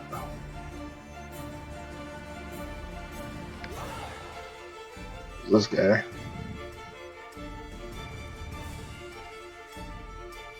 Okay.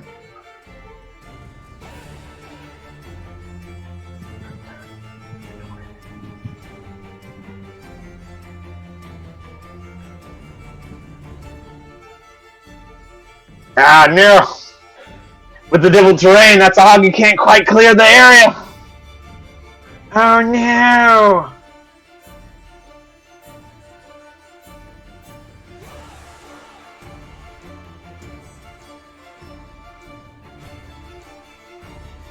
He could barely just get out of the area. They had to dash to get that amount of speed. So this guy's gonna have to do a dex save or eat another 2d6 of acid damage. As milky white tentacles reach out at him.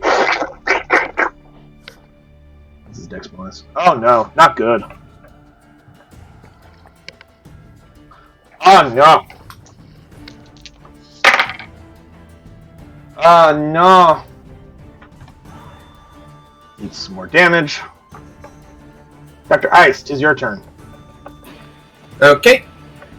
From a good safe distance, smack. 22. Yeah, you hit. Fucker.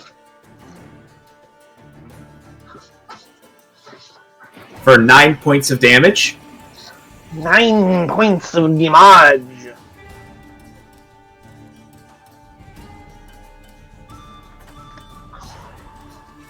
Okie dokies. And yeah, that's pretty much what I'm going to do. Okie dokies. Master Creed, what would you like to do? We're going to put a hex on this one here. We're going to move it to here. It's Okay. going to have dex. Okay. But I'm going to target the Sahagan Warlock next to the Hydra first. Try to kill. Okay. Tell it to go away. Please. It had 1 hit point left, so it goes bloop. And then targeting the other one with the other. Tell it to hurt. Let's see. Yeah, even with How did you do even it? with 3/4 covers, you still fucking hit that thing. So yeah. Yeah, that's 12 points damage. Okay.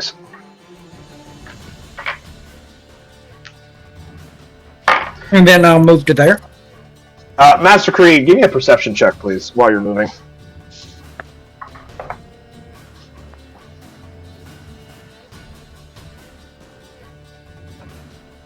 Eight. Okay. Is that all for you, Master Creed? Yes. Cool. Captain Torg. I don't like this.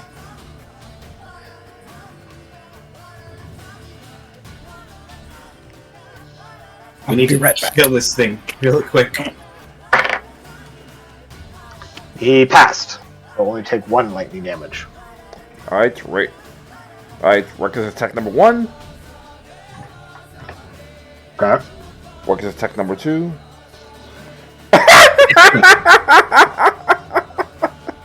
Excellent.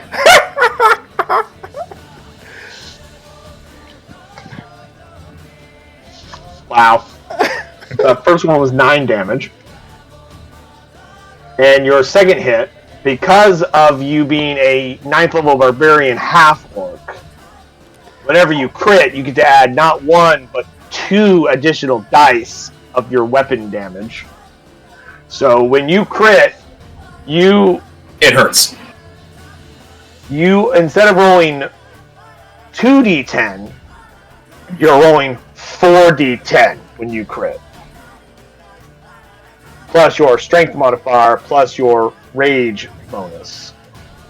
Which your rage bonus has increased to +3 instead of a +2, so yeah. That's a lot of damage. Alright, so here's a 2d10. No, those have already been added to your thing. Oh, okay, never mind. So like, if you mouse over the formula, it shows 1d10 +4 +3 +1 from the magic +1 sword, and then adds additional damage of +15, which is from 3d10. Yeah.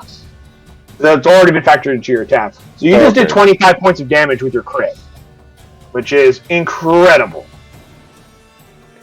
But I That's a assume lot of not. damage. I assume not fatal. Oh no, it's very fatal. I have contemplated considering saying, well, you just rolled 2 nat 20s on an attack with advantage, so like that should be insta kill, right? Well, yeah, I don't need to make that ruling because he only had 21 hit points on the second attack. You did 25. You cleave him in twain, and he dies. Excellent. We can get out of here. We have to wait for the rest of the crew first. They still might be fighting. Yeah, we gotta get back to the ship so we can rescue them. I met the rest of the crew down here. Oh, right. That's How are you even talking? You're a fucking octopus. You don't fucking talk. Shut up. Blop, blop, blop, blop, blop.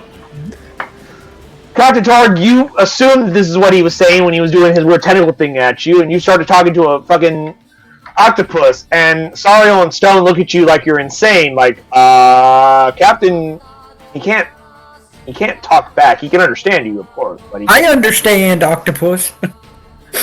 Octopi do not have a language, therefore your ability does not apply to them. Because they have to have a language, I believe is what it says. But I'm going to start swimming back. Cool. Go ahead and take your move.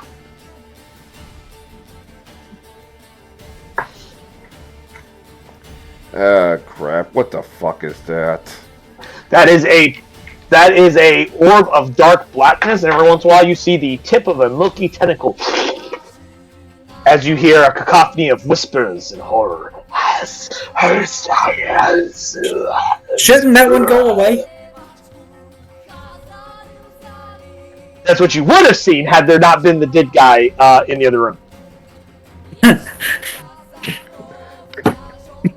The universe just had to collect itself.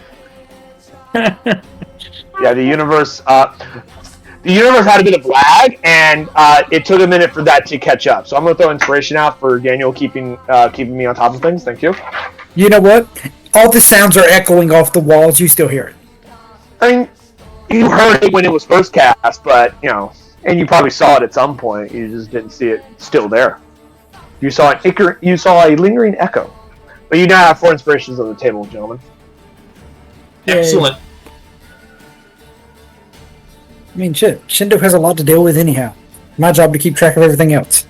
It's hard to keep track of so much shit sometimes. And I believe that is your turn, Captain Torg. Yep. Cool. The Sahagin Warlocks go. Are there any left? Yeah. Okay.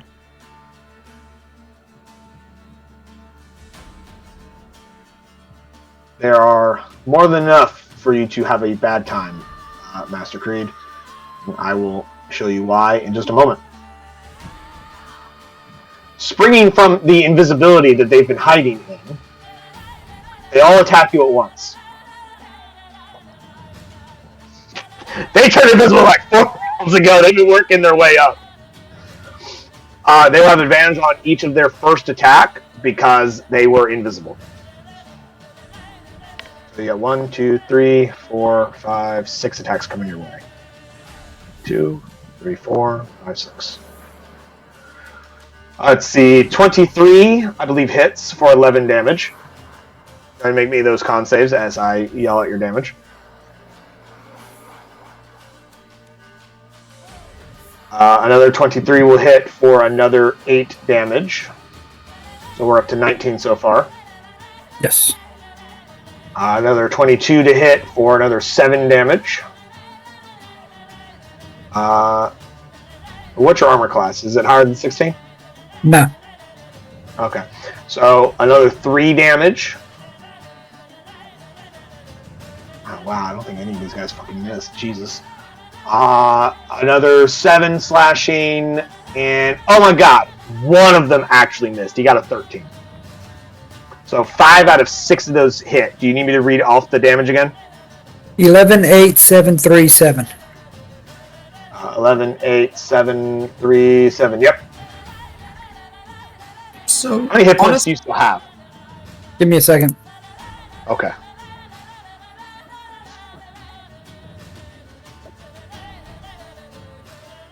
This is why I like the little trackers on the tokens, because you can like subtract. If you don't feel like adding it all together, you can always be like, oh, I took 11, subtract 11. Oh, I took another 5, subtract 5. Because it will take it down for you.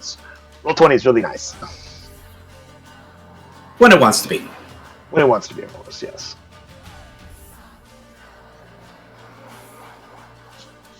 Are any of the DC damage higher than 10 on my con saves? No. Sorry. Okay. Yeah, no, they would have to have done 22 points of damage on each of those individual hits. None of them did that much. So it should be a DC 10 on all 5 of those rolls. Okay, then I'm good. Cool. In addition to that, I need a Constitution saving throw for each of their Sword of Fathoms, because there's effect every time they hit you with one of these. So I need another 5. I was letting you do your concentration first. But,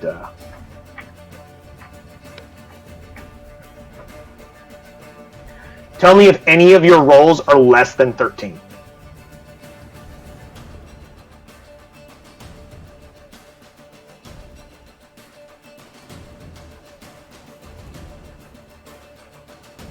So, 14, 17, 16, 15, 16. So you passed all 5 of them. Amazing. You are not choking and therefore incapacitated and lose your next turn. Congratulations. How many points do you still have after that? I'm about to go through that. Okay, cool.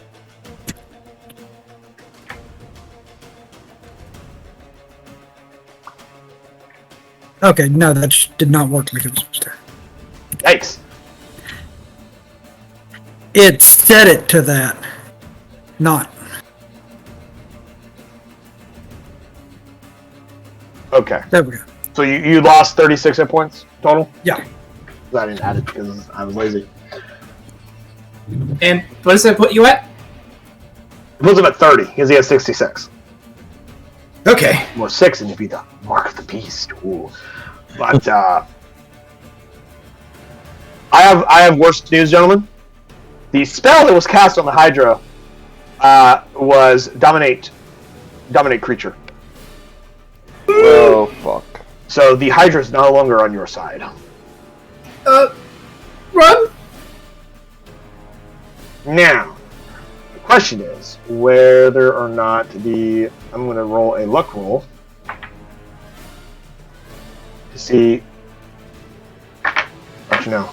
How many targets does he have? He has Master Creed. He's got that Sahagin. Sorry, that Marrow there. That Marrow there. So, who is it going to go after first? I need a D4. Where's my D4? There it is. Yeah. I don't remember how high the swing speed I gave 100. Okay, that's 30. It doesn't roll this faster than this.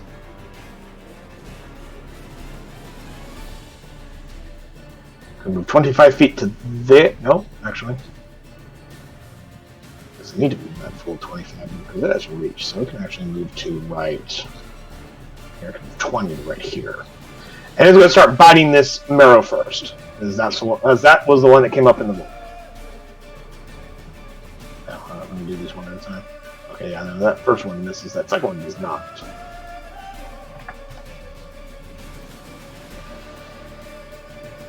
Also hits for another 13.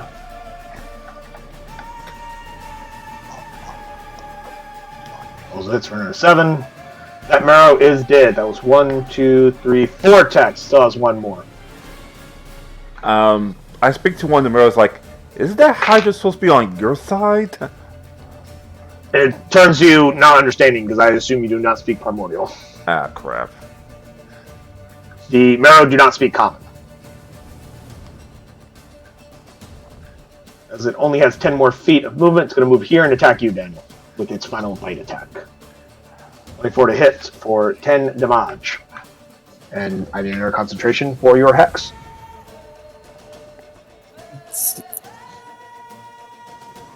I'm so glad I got the one that said I roll with advantage. I forgot you have that invocation. So that conditioning you've been receiving, that conditioning training has been paying off. What was it? 17, so yeah. Nice.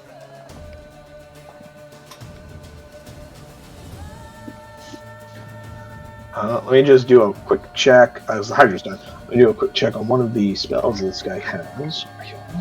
Sure. Cast. Yeah. Action to cast it, yeah. Cool. How far can you do that? Range 500 fucking feet, Jesus. Cool.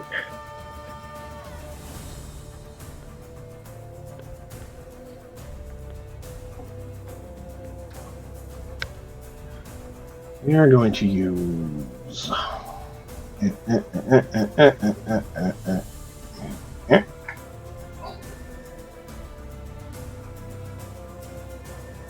this still what I want? Yeah. This is just for visual of where he is creating the thing that he's creating. He's casting one of the abilities that these warlocks have is Arcane Gate. They can cast once per day. And yeah, cast that sucker up to 500 goddamn feet with his action.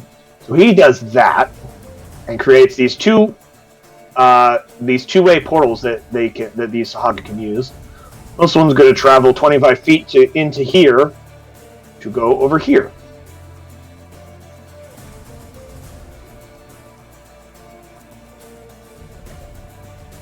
So it can get into a better position. And 5, 30, 35, 40. Have him doing a raw intelligence check to see if he thinks Captain Tor is a bigger threat or not. No, he got a 9. He don't know shit. He does Eldritch Blast to these two Marrow. And kills both of them. Blah. Blah. Because they only had like 4. One had 4 hit points, the other had 2 hit points. So, Captain Tor, you see this like arcane gate open up, a Sahagin Warlock step through, and just blast the two Marrow that were immediately in front of you. Like, oh, motherfucker. How many of those you old ones have to kill before you get the head to leave us alone? All of them.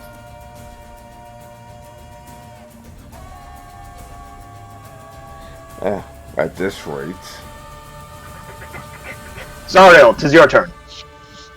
Okay.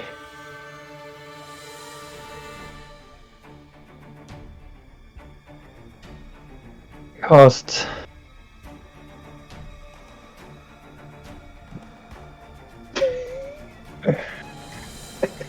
Fury. It's like, these guys need some Jesus. She does not have access to Phantasmal Killer yet. That is her level 7 Okay. ability. Oh. She has access to Hypnotic Pattern and Slow.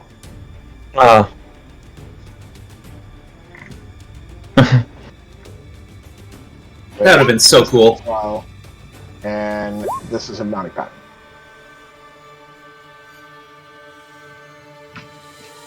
But, Phantasmal Killer is a super cool spell. It's an illusion spell that, like, you create an illusion of, like, an enemy that's of an obstacle or hazard, an enemy trying to kill you, and if the target believes in it, it actually does fucking do damage to them. They believe in it so hard, they actually take physical damage. Or rather, they take psychic damage. Okay. But she doesn't have access to that spell yet.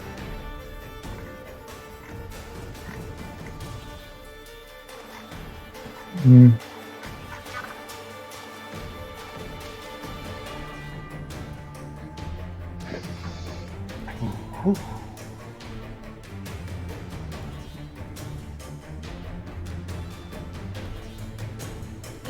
Okay.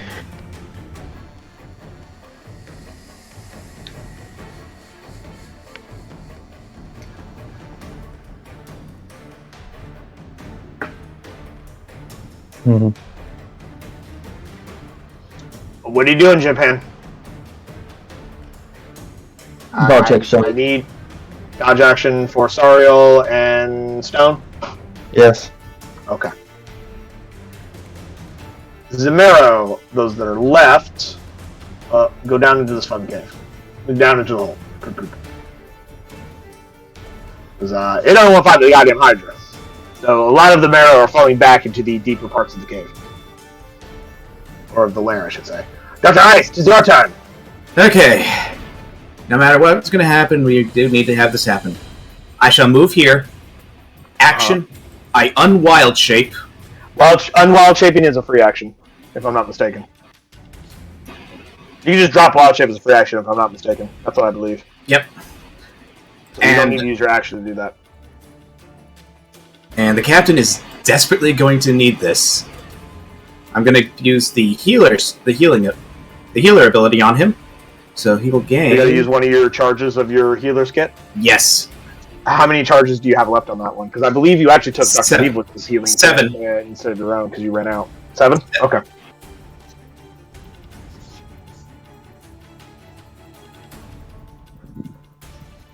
Yeah, because I believe you had the records. It was either you or Jim Pan. Maybe you guys have a moment. Go ahead and check your supplies. How many more of those healer's kits do you guys have in storage? I feel like you might have had a couple of them, but I don't recall. Ty, you heal 19 hit points apparently. That's the amount, right? Yep. I do not know. That would be under Jim Pen's notes now, because they're no longer on. I wasn't sure if you guys had fully transferred notes. I was just curious. But yeah, how does that feat work again, Kiri? I don't remember. Okay. I assume you have it written down or in front of you or something. I'm curious. But that thing can only be done after There it is. As action. 1d6 plus 4 hit points to it, plus additional hit points equal to the creature's maximum number of hit dice. So, 9, 10. Yeah, so I can use it again, but I just can't do it on on the captain. I was just wondering. Oh, I didn't see you drop the information into the chat. Cool. Anyway, that's your action. Is there anything else you'd like to do? Well, that's pretty... actually, free action. You used your action. You still have your bonus action, and whatever movement you still have left after what you just moved. Which actually, no, you wouldn't have any movement because you would have. I used up my movement. You still have your bonus action if there's something you'd like to do with bonus action, or you can just hold on to it for something else. Up to you.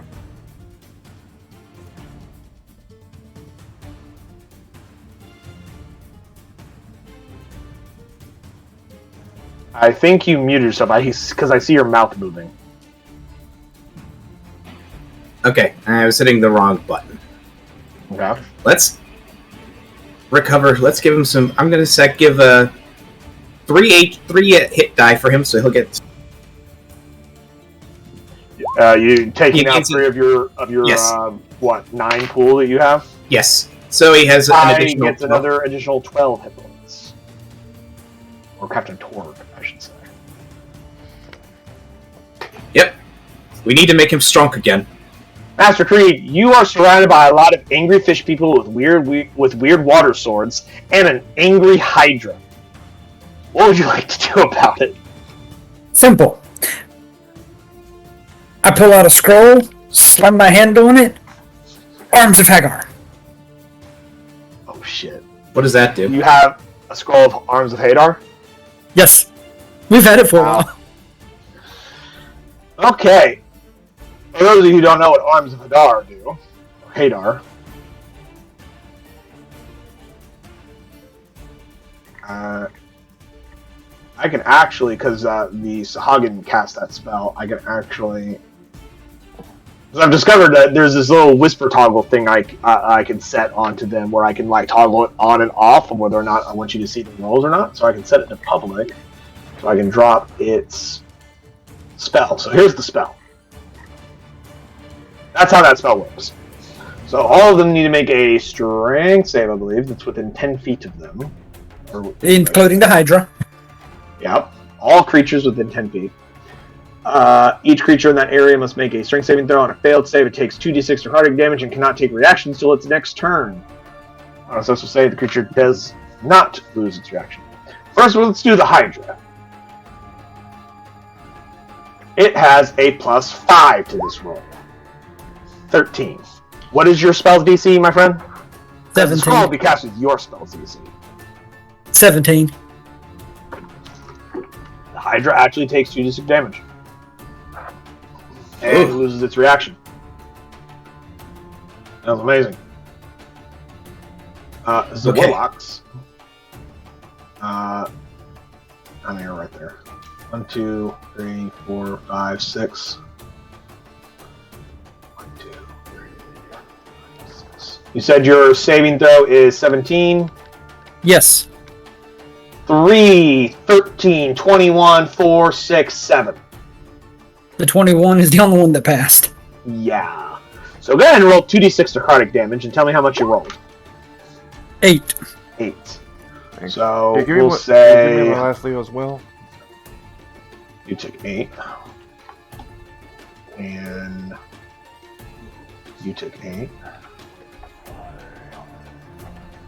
And you're the only one who passed, so you'll take 4. You'll take 8. Okay. So they all take 8 necrotic damage, but I'm assuming the real plan of that was denying all of them reactions. So of the 7 targets you just slammed with this, only one of them still has a reaction to attack you if you just zip off. Okay. Bonus action, dropping in my tentacle. Okay. As soon as I can get it to where... There we go. And I'm going to put my tentacle here. So that if you get hit on your way out, you can use it to shield off some of the damage. You bet. I fucking know your strategy, motherfucker. I saw this shit the moment you said, I'm gonna get my tentacle. I'm gonna use my scrollcast arms of Hadar. I fucking know you. I see you. I will attack this one here with the tentacle. Alrighty.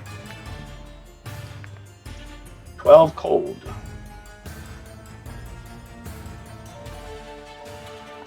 Okie And then let you get that one attack of bomb. As you swim pie, Sword of Fathoms.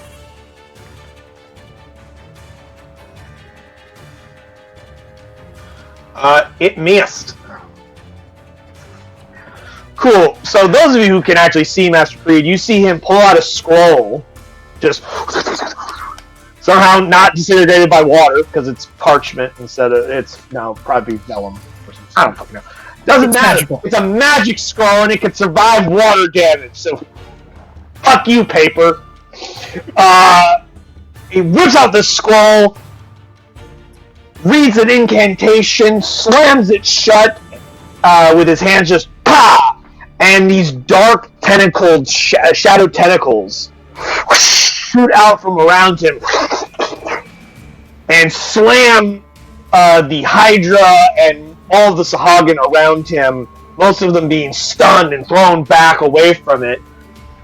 Then he summons, and then within the hidden shadow tentacles, another more ghostly tentacle comes up and strikes from behind on one of the warlocks. But it's not enough to strike that warlock as he quickly swims away and the warlock goes, takes a swipe but misses because Master Creed's just too fast. You know you love that turn. That was an amazing fucking turn. That's fucking what we like to call a programmer move. See, that is my one super thing for the session. I always get one. You only ever get one usually. So that was your MLG pro gamer move.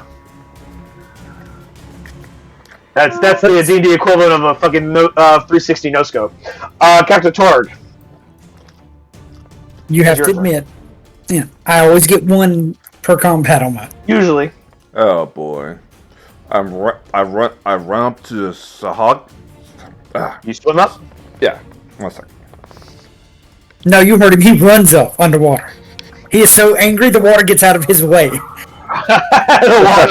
We just run Yeah, up. so I was corporate for a second. I swim up to his hog. Bassett, Reckless 1. Reckless 2. Damn it.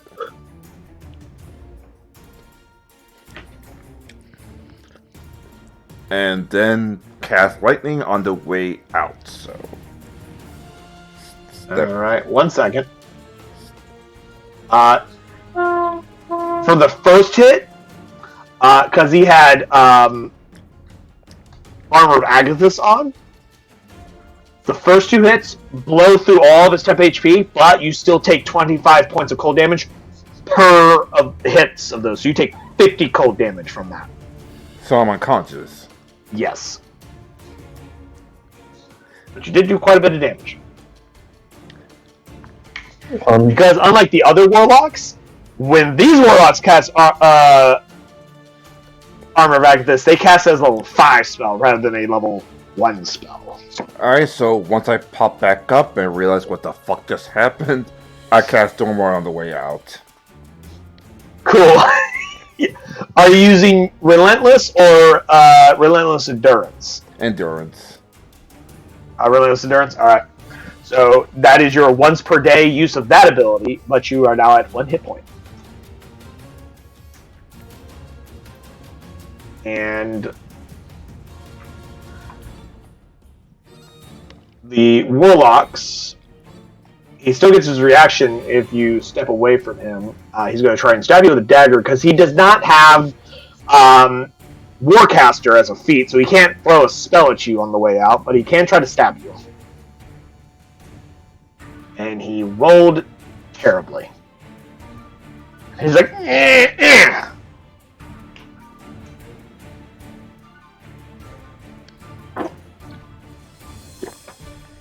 But yeah, that was a pretty good move. That's a terrible. She's rolling Dex here. Alright. He will take 2 of your lightning damage. As he passed. You just blew through like 25 points of temp HP and 850 fucking cold damage, and then still had the ability to walk away. That's not insignificant, Captain Torg. That is not insignificant. Yeah. Yeah.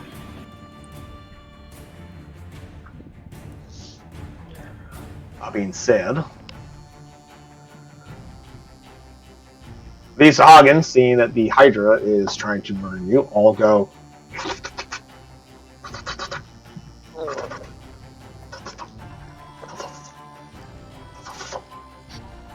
And they disappear down into the lair. Down into the hole.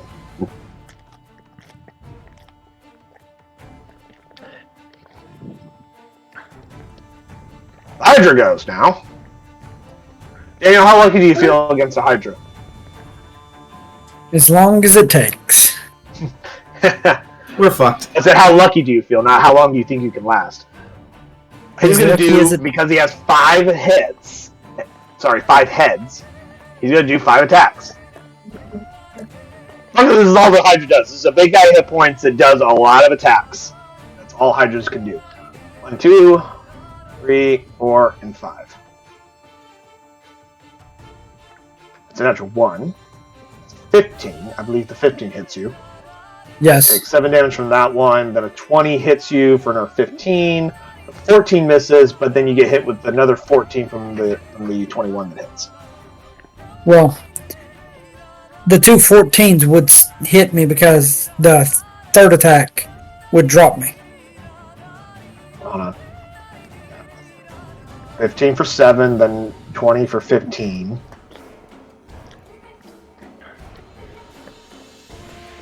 I'd become So, helpless. So are you saying of the 5 attacks, the first 3 actually put you down, so he has the second 2 attacks? Yes. Okay. Which would kill me. It would if its orders were to kill. It's only subduing. And as far as it knows, you are down. How far did I have him? 10? Lunar 20. Now, Shindu, we have bad news to worry with. Yeah. Everyone who can't breathe underwater is now in trouble. No, because it's not a concentration spell. Just because you're unconscious doesn't mean that the Okay, so it doesn't. It's a, hey, here's a spell. Boosh. And now they're under that effect for the next, 8 hours or 24 hours. I forget how long it lasts. 24. You're fine. Just because you go unconscious does not mean that the fucking water breathing spell just suddenly disappears.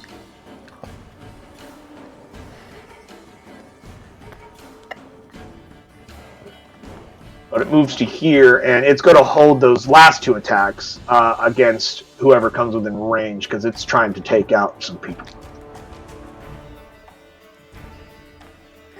So in other words, Torg, you see 2 of the heads ready to fucking strike at you the moment you come within its range.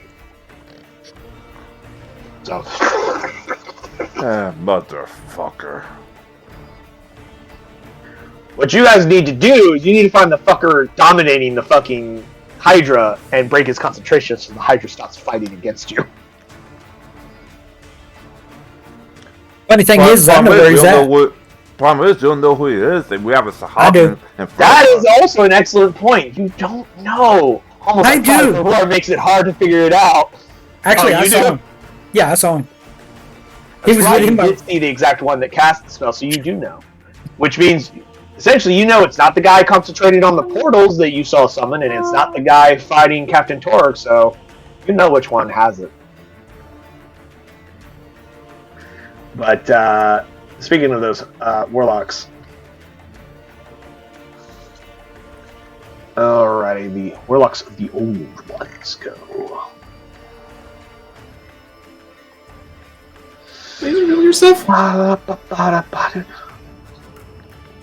who's carrying that fucking chest with the idol in it? That would be what they're called. That would be Sariel? Yeah. yes.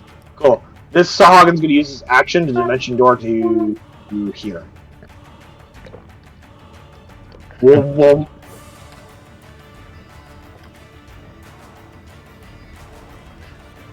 He teleported? Yeah, he dimension doored. Oh. This guy's going to enter his arcane gate. Over here. It's 5. 2.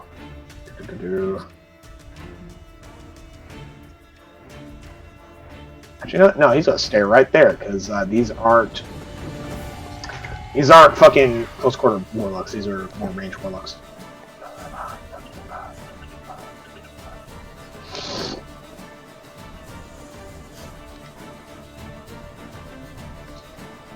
Captain Torg, I need a wisdom save from you, please. DC 15.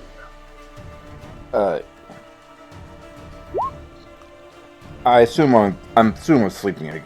I assume I'm sleeping again. You will eat another 17 points of psychic damage as they cast Dissonant Whispers at you. What does it mean? Do you have another ability that gets you up? Yeah, the other ability. Yeah. That being said, if you read Relentless, it says it has to be an attack that is less than 14 damage. Ooh. And you took 17. So you are unconscious. That ability does not activate this turn. So you will need someone to get you back up. You are at 0 hit points currently.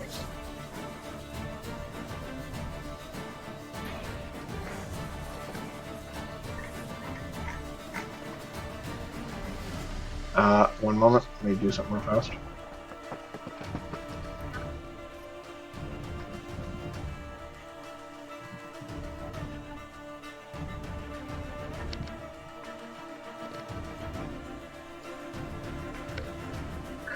Cool. Sariel, suddenly there's a dude next to you. What do you do? Crunch. Punch him. 8 Punch him hard. UGD damage. Ah! And poison spray. If you want to try and incapacitate him, hitting him with hypnotic pattern could be useful. Okay. Oh, Or slow, which can cause a lot of penalties to him. But poison spray Yeah. also just does a shit ton of damage. Up to you. Poison spray? yeah, I'll Let's try cast the it, so- incapacitation. Okay. Yeah, hypnotic pattern would cause him to be like incapacitated as he's like staring at the pretty colors, and then slow would cause him to made where he has moves at half speed, can only take one action, not both an action and a bonus action in the same turn. If he has multiple attacks, he only gets one of them. Like it's a huge mess. Slow does a lot of shit.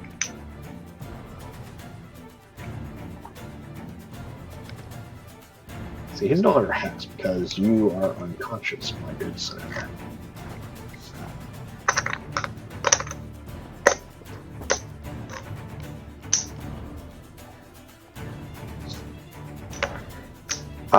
Is that your turn, Japan?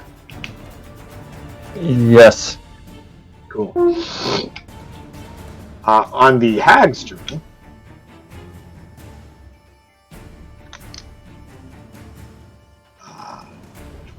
That's her. Peggy Pittooth enters the fray as she comes up and she's like, "God damn it!" Actually, no, she wouldn't come from there because this is their lair. They have lair actions. She can actually come up from anywhere. So she actually. Yeah,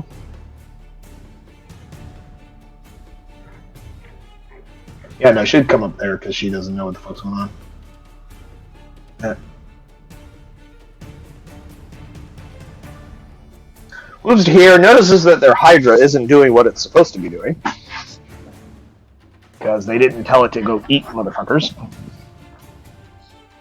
Let me check their spells. I haven't looked at the hag spells in a while. What do they do? In case you already know, they don't have healing spells. I assumed that. Yeah.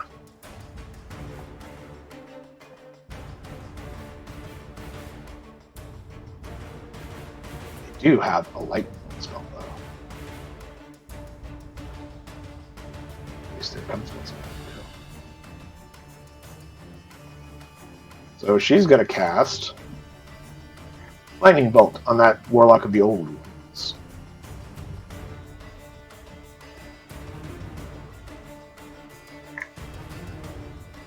As I get this to do what I want.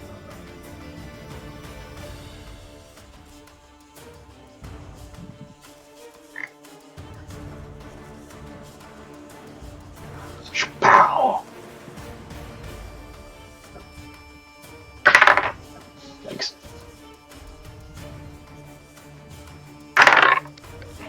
Ha! So this Warlock over here just ate 25 points of lightning damage and failed his concentration check.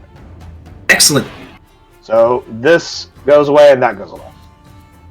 He was not the one with Dominate Beast. Or Dominate Creature or whatever the fuck it was.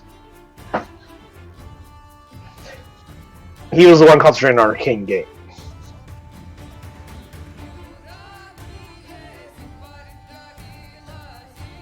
Also, fun fact, because of the initiatives that they rolled, all three hags pretty much go one after another, so let me just go ahead and drop them on here.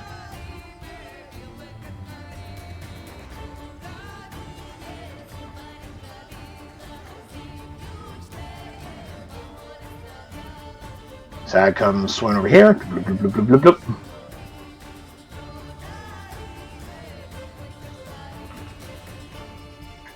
This one's Agatha Mudwallow.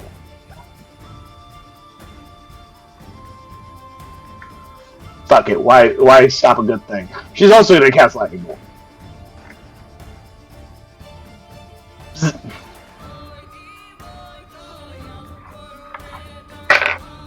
Fuck. This poor Warlock is not having a good time.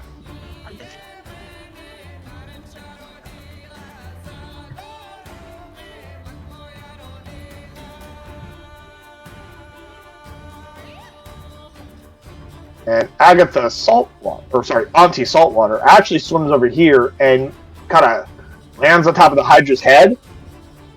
And the Hydra like turns to stab at her, and she just like pokes it on the nose, and the Hydra just goes unconscious.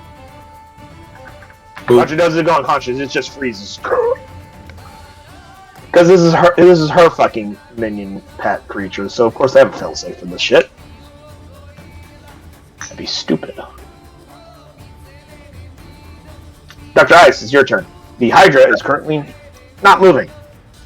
Okay. First, She looks at you, she goes, "Dear, you may want to find the one that is dominating our pet. That failsafe doesn't work for long." Yep. Alright, first I just need to drop this. Ah! What you casting? One I've been waiting to cast for a while. And specifically, it's going to target the Captain and Miss Master Creed. And I don't know why you're doing anything. What are you trying to do, precisely? What are you casting? I'm trying to cast Mass Cure Wounds. Oh, shit. And this is what, a 60-foot sphere? Yep. I don't know why it just didn't pop that up. Yep, so... So, yeah, you cast that, 60... sorry, no, this is a... Yeah, 30-foot radius sphere, not a 60-foot radius. It's a 30-foot radius, but you can cast it with 60 feet. So, yeah, you can hit both your captain and your first mate. Mm-hmm. Cool. Spellcaster. If you want, you can also heal the Hydra. Yeah. And you can target multiple targets. Gonna get crazy enough, I'm gonna try and target the Hydra as well. Okay. So, all of you regain 17 hit points. That almost brings the Hydra back to maximum.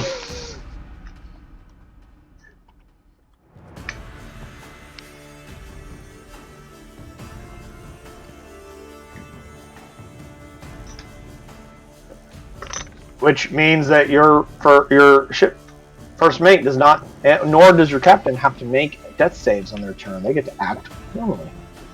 Yep. Is that your turn, Dr. Ice? Are you done? I'm going to... Let me check to see if it's actually a free action or an action. It's a free action. I'm going to turn back into an octopus. Turn back into that requires your action to reshape ship. Yeah, so that's what I thought. It's I said you can drop it as a free action. Yeah, I mixed those two up. So yeah, it's my action. So you're not swimming down. You can't bonus action shapeshift. For wild shape. Swimming down to here. Cool. Master Creed, 'tis your turn.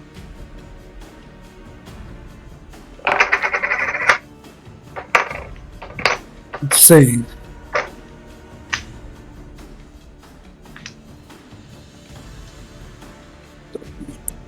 Put the tentacle there.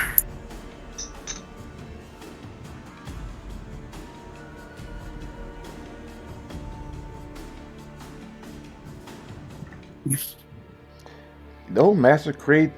It'd be nice if the captain knew who's doing the hype as well, so he could kill him. And Hex on, or not Hex, Eldritch Blast on this one. Okay, this one, right? The one with the red dot. Right the here. one with the red dot. Oh, you're going for this asshole. Okay. Yeah.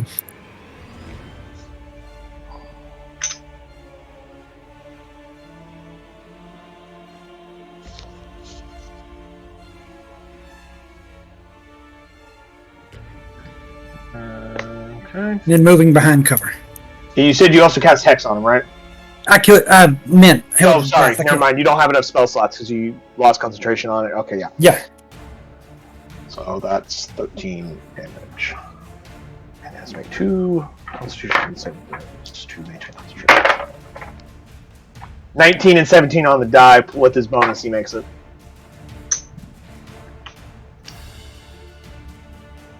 Captain Torg. Well, obviously I can't swim all the way up there, so... Yeah, because he's shooting somebody way over here. The only guys you see is this guy here and that guy there. So it's a question of, do you want to go take the one over here, or do you want to go over and deal with this one? This one's a little bit harder for you to get to, but the other guy's pretty easy to get to for you. Right. Swim over. Do a quick lightning real quick. Alright. That's a failure. Getting close. Reckless attack number 1. Reckless attack number 2. So his armor Magnetus, I'm just kidding. He doesn't have armor Magnetus on. Say again? I said, so his armor Magnetus goes off, and then... Oh, God. Just to fuck with you. I said it just to fuck with you. He doesn't actually have that spell on. You just did... Jesus Christ, you just did 27 points of damage to this guy. Cool! And then swim out knowing I'm going to get an attack of opportunity, but at least I'm not going to get psychic damage. Yeah, this guy's opportunity attacks are pretty abysmal. He rolled a 7. No, technically he rolled a 19 because he has advantage against you because of your thing. Oh, he's hogging. He's wounded. You take all 4 piercing damage. Reduced to 2 because... Yeah. Keep in mind, though, because you were unconscious, this new rage you're using does use one of your uses. I know. You had to re-rage. Yeah, I was just making sure we're all up to date on that.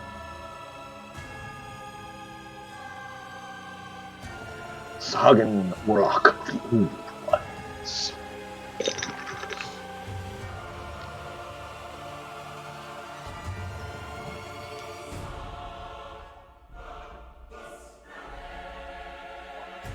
It's going to take an opportunity attack from you because it's going to do this. It just swims right past you because it don't give a fuck about you because they've sighted their target. Ah, damn it. Yeah, it's a natural 1. Yeah, unfortunately. I need you can't- Sariel. Obviously, you can't reckless attack a freaking. No. Reckless attack only gives you advantage on your turns, I not know. during the subsequent turns. That being said, Sariel, I require Sariel to make me an opposed athletics check because the Sahagin Warlock is going to try to take the item from her. The item. Athletics.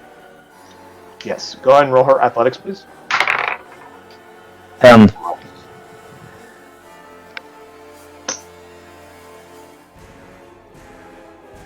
Checking his bonus, he got a 2.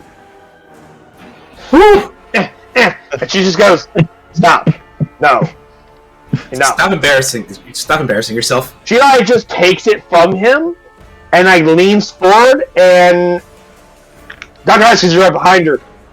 Something hits it across the face that you don't see. She has her hands on the thing. She leans forward, and it looks like it goes. Like it starts looking around, like, "What the fuck was that?" Because it didn't see what the hell just slapped it across the face.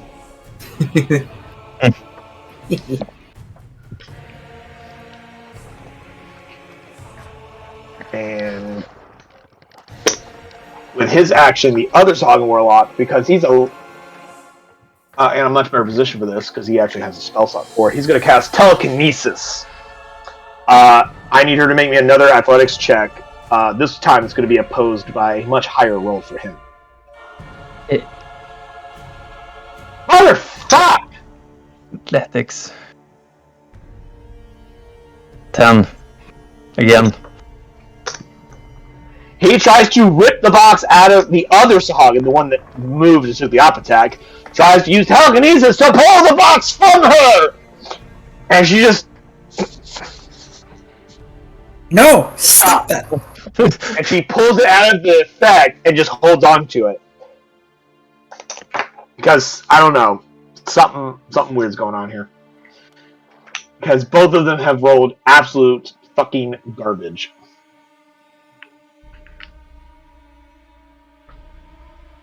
Yeah. Cool. The other one, way over here, Jesus Christ. You know, when you're on the ropes like this, guys, you gotta be rolling better. You can't be rolling like garbage. Alright? I mean, damn. Yeah, we can't exactly be reliant on you not rolling well.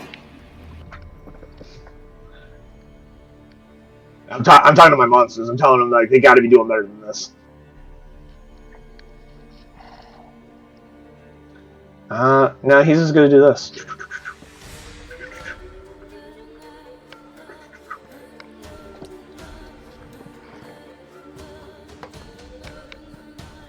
It's time to stop. Stop it. Get some help.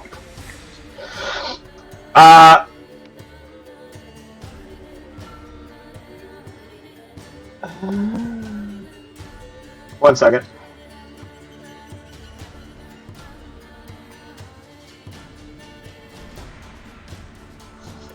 Jimpan, I'm gonna give you some information about Sariel that she knows. She knows a few things.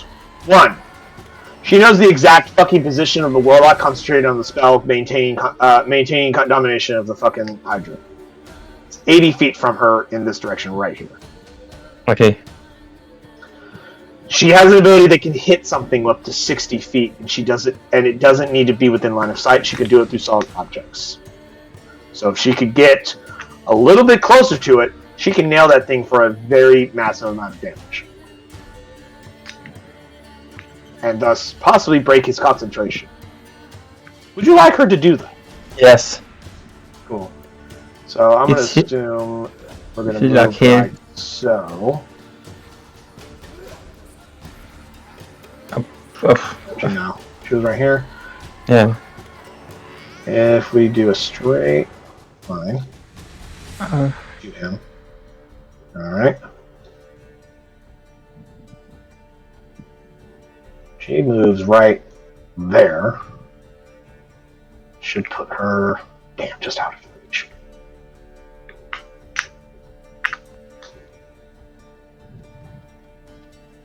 She can only move 15 feet, so hold on. Goes nah. Damn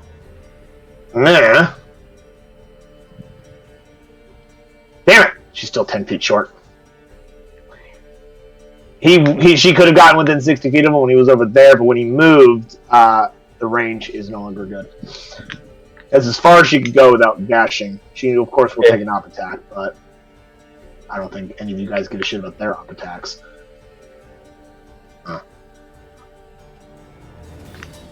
Just to save time. Okay, yeah. It hit her for 5 damage. She rolled 6 on her con save. I just took care of that for you guys. That one. What would you like Stone to do? Oh, wait a minute. Beat. Punch. Hold on. Stone could shove her. He could use his action to shove her closer, if you want. Yeah. So Zara swims past Stone and says, "Give me a boost." Have Stone roll me an athletics check to see how far he could shove her ass. She needs to be 10 feet. One second. Athletics. Yes. 22. Jesus Christ. So she kicks off Stone as Stone punches the bottom of her foot and just BAM! And that puts her right there. The 10 feet in water is pretty far. That does put her in 60 feet range. I'm going to pull her actual sheet up, the one that you guys don't have. Because that's where the ability is.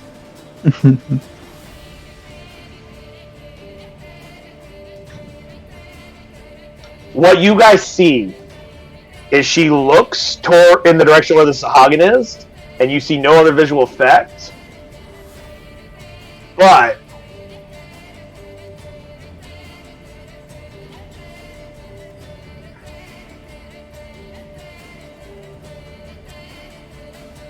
it takes,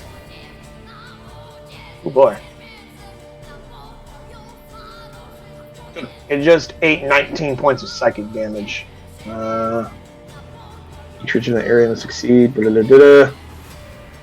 He's stunned for 1 minute. It's got to make an intelligence save, I think.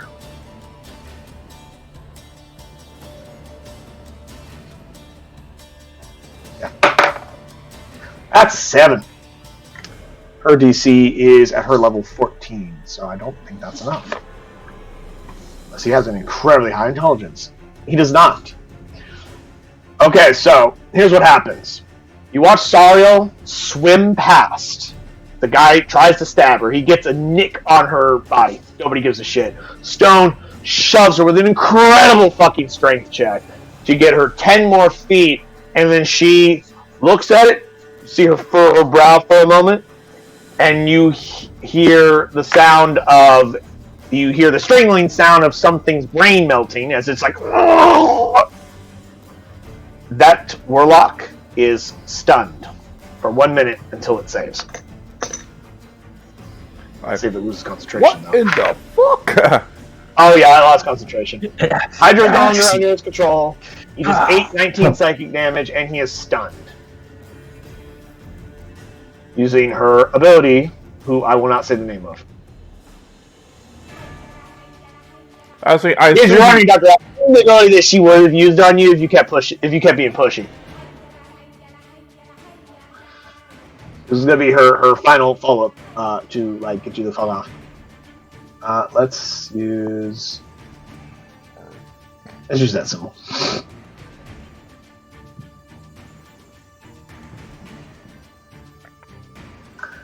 The hags, now that they have control of their Hydra again, is going to come over here and ride on their Hydra. They are each on a different head. Because if you had a fucking giant Hydra, wouldn't you ride its head? Exactly. Yeah. And they look at you guys like, well, get rid of them! It's your fault they're here! And they will fire no more lightning bolts because they don't want to burn all their spells in case they have to actually fight if you all die. Dr. Heist, it's your turn. Okay. looking at this one right here. You know, hags don't like to fight directly. They like to have minions or allies do that for them. What about it? I'm going to cast a little spell. Okay, what And spell I'm you going gonna to cast? cast it. Blight. I see. DC 15 con save. Not enough. You just did 44 points of damage? Yep. That is 11 more points of damage than it had health, as you suck the moisture. It is submerged in water, and you still turn it to a dry, dusty husk of a corpse as you drain it. And it dies. Die. And with that, going to move to swim down to here, so that way Stone can get a flanking advantage. And that'll be it. Okie dokies.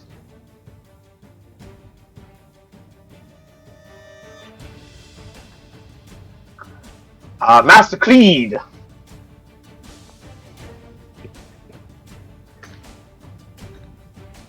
Section for that. I'm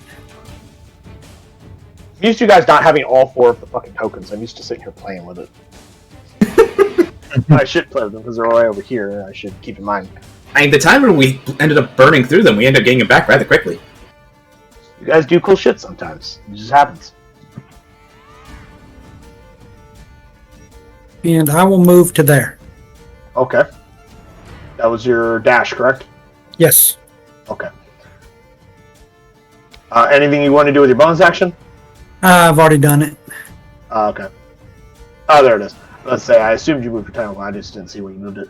Captain Torg, it is your turn. You know, they could do is dash, so... Yep, you can dash up to 80 down here in the waters.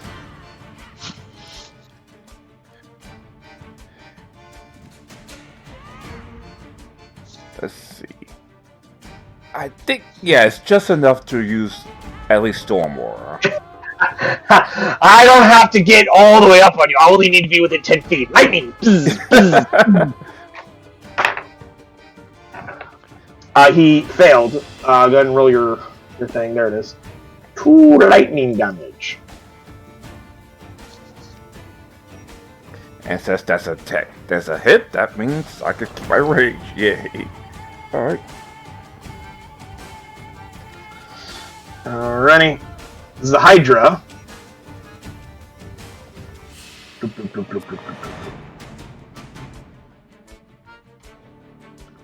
It's Hagen Orlok of the old ones. Person service turn, whispering aura. I need Kiri and Stone to make me wisdom saves, please. Down. Wisdom. Yep. 11. Both of you fail. Dr. Ice, you take 17 points of psychic damage. Meanwhile, Stone will lose 1 health level worth of his hit points, or health levels. Okay. Now, this is probably the first time it might actually come up for a change, because usually it didn't matter. I will remind you that as a Goliath, Stone can reduce damage that he takes once per short rest. I believe. Short or long, yeah. If you'd like to use that, Jim. Not now. Save it in case it matters. Yeah. Okay. So you both get hit with psychic damage from his whispering aura. As you stand next to him, you hear... You know, it's that cacophony of incessant whispers that are... It's high enough to you hear voices, but too low, just underneath your normal hearing to fully understand what's being said.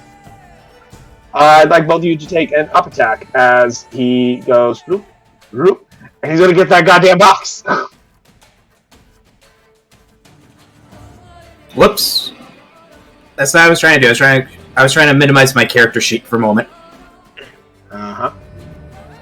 Actually, no. He's not going to move. He's going to actually cast telekinesis because that's actually a better stat for him. Because that will use a different one. I need Sariel to make me another athletics check as he tries to rip the damn thing. Motherfuck! What's his bonus? 15.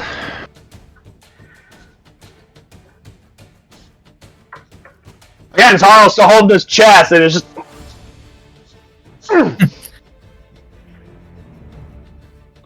She like glares at him and then turns back to the other one. Stop it. Get some help. Stop it. Just stop it. Get some help. It's time to stop. Speaking of which, Sariel and Stone, what would you like them to do, Jimpan? Stone will punch. Cool.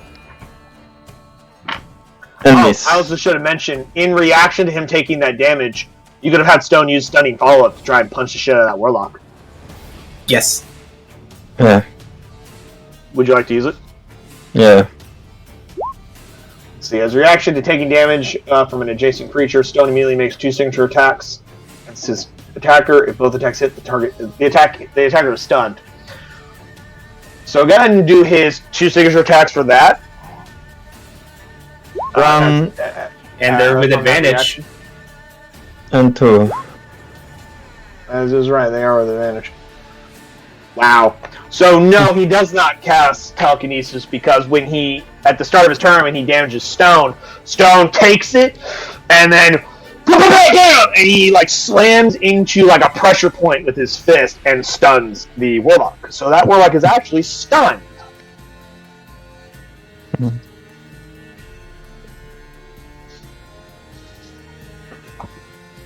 Stone it makes 2 certain attacks against his attacker. Both attacks hit the attacker. It doesn't say for how long. Did I forget to write that down, or is it just not saying in the ability?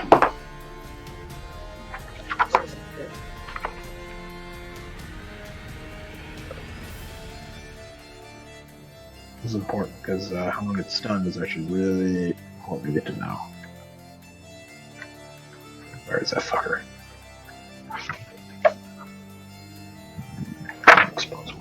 Monks. Calculated away. No, it doesn't. I'm gonna say it's stunned until the end of Stone's turn. No, I'm gonna say it's stunned long enough for it to lose 1 turn. So instead of it getting to do anything, it does nothing. It sits there. And then on Stone's turn, actually, no, I'll say it's going to work like the stunning strike of the typical monks. So it's going to be stunned to the end of Stone's turn. So on this turn, all attacks against him have advantage. What else did Stone do? Because Stone's turn comes up like right after it.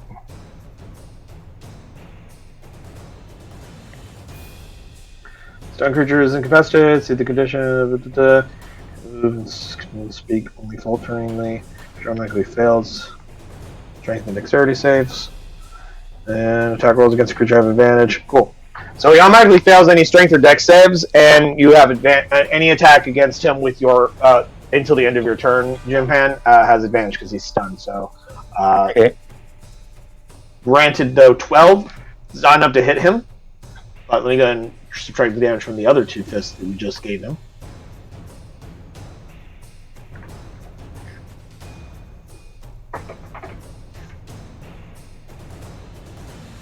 So he pretty much just lost his action, so he didn't get to do shit. Cool. And Sariel, what would you like Sariel to do?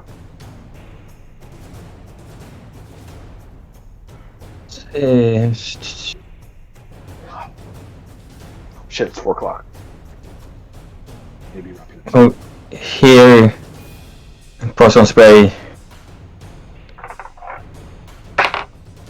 he fails.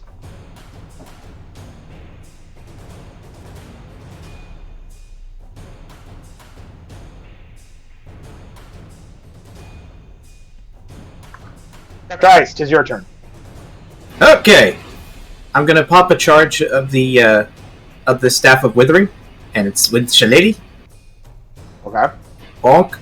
So I believe you don't pop a charge. I think, if I remember correctly, you get to choose after you hit before you burn the charge. oh, I always thought it was like you had to announce it before. No, I don't think so. I think it's like, oh, I hit. I'm gonna add the charge to that. Yeah, 5th edition changed it to afterwards, not. Well, that's Before. you're thinking about Divine Smite, but Staff of Withering, I think, also applies that same rule.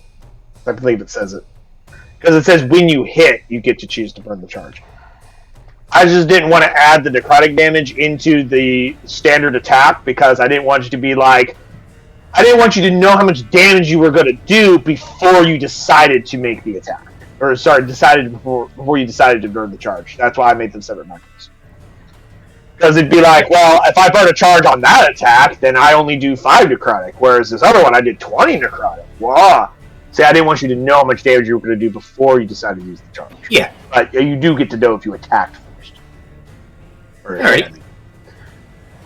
So for additional 8 potential. So you did 11 bludgeoning, and then... Yep. And then mark that. Target will succeed. Disadvantage for 1 hour on any ability check. Receive the use of strength.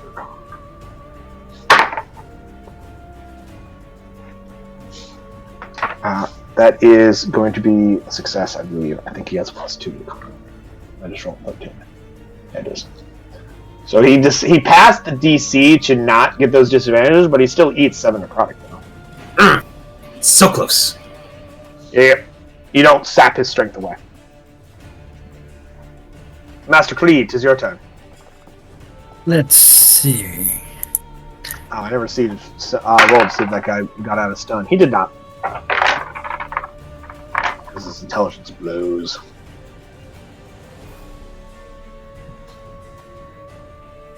We'll move to there. Uh-huh. I can now see him. Yep. Sure Eldritch can. Blast. 2 Eldritch shots. Blast. All your attacks were with advantage. Which is pretty good because you rolled a 1 on that first one. Both of those, I believe, yes, they both hit. Alright.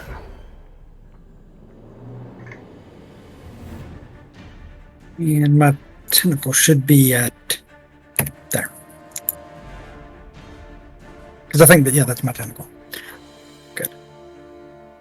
Look, I'm going to just keep sliding it down to there.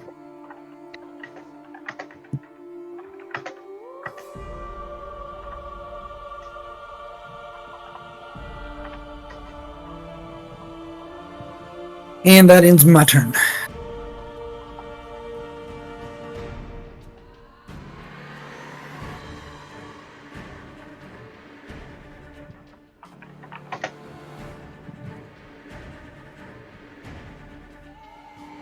Okay.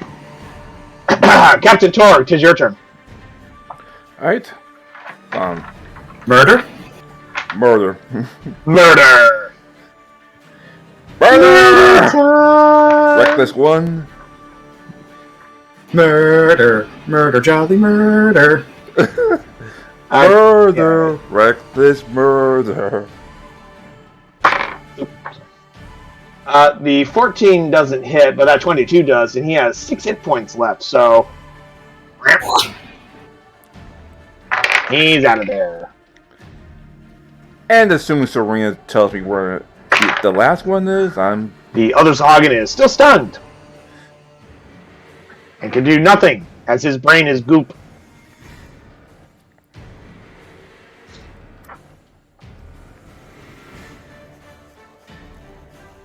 Maybe he'll start to regret his life decisions. I'm sure he's Jesus, how did he find that specific gift that fucking quick? What the hell? You guys are so good at this. You have way too much practice fucking around on the internet, clearly. Get outside. Go see some sun. Read a book. We do, that's a Indoor problem. Actually, I am working on a book. You win this time, Daniel. I'll probably go on another date as soon as the snow clears in my house. Oh, it's snowing? Stay inside then. No, it was No snowing socks. yesterday. It was snowing yesterday. Yeah, we got a little bit of snow for like 20 minutes over here. But anyway, Japan, would you like to go beat up on the warlock that can't fight back because he's stunned as hell because his brain's a bunch of mush and goop?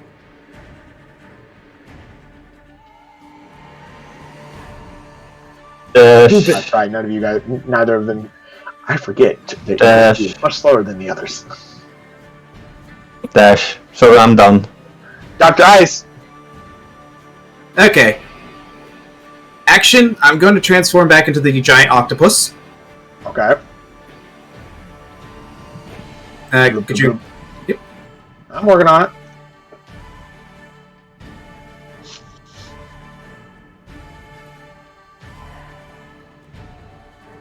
Murder sense is tingling. To here.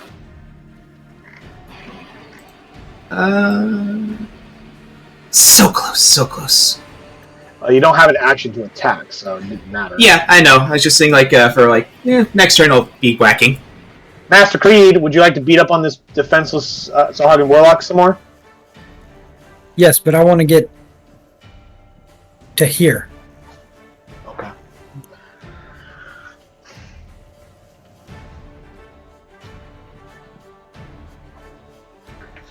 You hear a voice inside your mind, Master Creed, and it's Sariel's voice, and you hear, "Shipmaster, would it not be wise to take one of them prisoner?"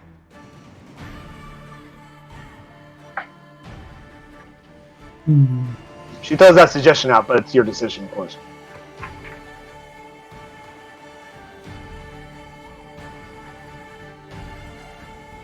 Should have enough movement to get.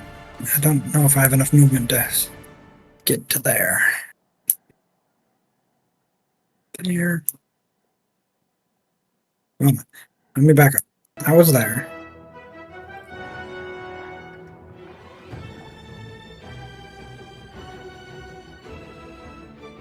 I have a 40-foot swim speed, so I can get to there. And since he's paralyzed, I'm grappling him. Because eventually I can knock him unconscious.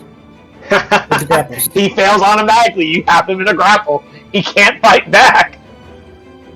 He's just like, "You're mine now." And you're just like, "No! No!" Technically, I'll just sit here. Because that's... Alright. That, even though you succeed automatically, it does still take your action. So, Captain Torg, you're the only Can't person exactly who run up to moves him, so I'll faster. just Yeah. double move and lose my range. So What if you try attacking the wall? Does that count as attacking something? no, I have to attack a physical enemy. No, you have to go more than just one round. It's not until the end of your next turn. You have to go like this whole turn, the whole round, and then the end of your next turn without having attacked or be attacked. gotten damage. You made attack last turn. So you're still in rage until the end of your next turn after this one. Alright, so that's the end of my turn because that's my double. That's my movement. Hey! 17 on the die. He finally got out of stun at the end of his turn. Sariel, your turn. I'm fairly certain that it's the same as at the end of each of their turns. There and My approach is pretty Yeah. lethal. slow on Want to hit him with the slow spell? What saving throw is that? I forget. 8, 10. Wisdom saving throw. That's a wisdom. Yeah, no, ain't gonna be enough. So he's like, "Hi, I'm not stunned anymore."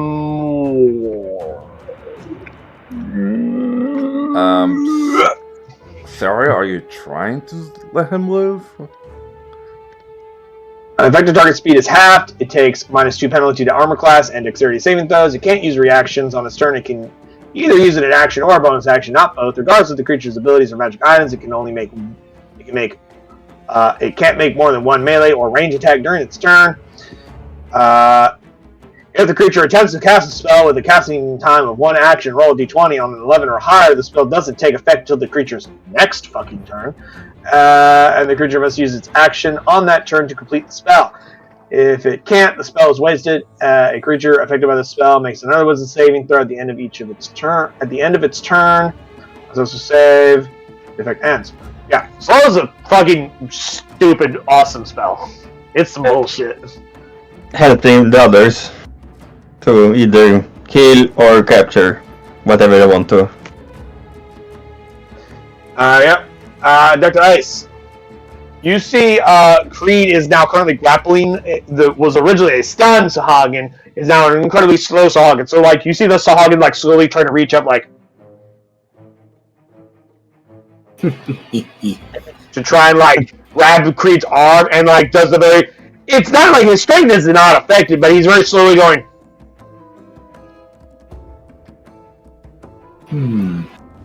Are you trying to pull Creed's arm off of him, but incredibly slowly? I'm I alive. think that Creed, it doesn't really fight him. He more like just repositions where he's holding him. So like he's got him around the shoulder, and then he sees his arm coming up towards it, and he moves it around to his hip, so he has to move slowly back down, and then moves it back up here, and slowly up, and then moves it back down here. And he's just like, "Ugh." Anyway, what do you do, Ice? Do we want him alive or dead? That's the fun part. That's up to you. You can't ask because you aren't able to communicate to them, but you see those signs. You can either choose to do so or not. To assist them in what they seem to be doing, or hinder them by murdering. I assume a 21 hits. It does.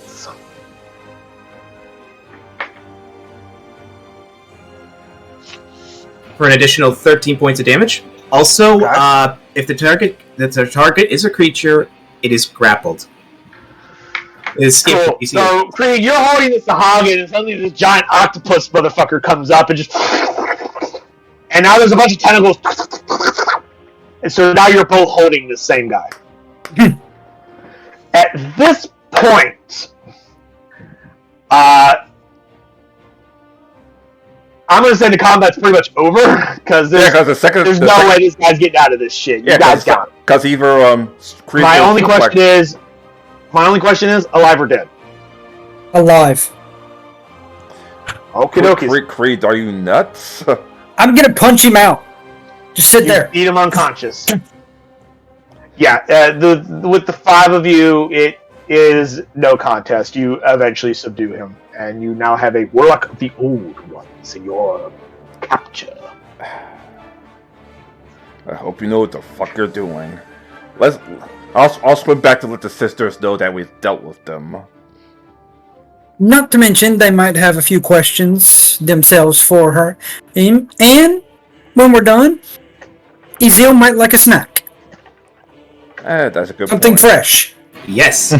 Some fresh sushi would be nice.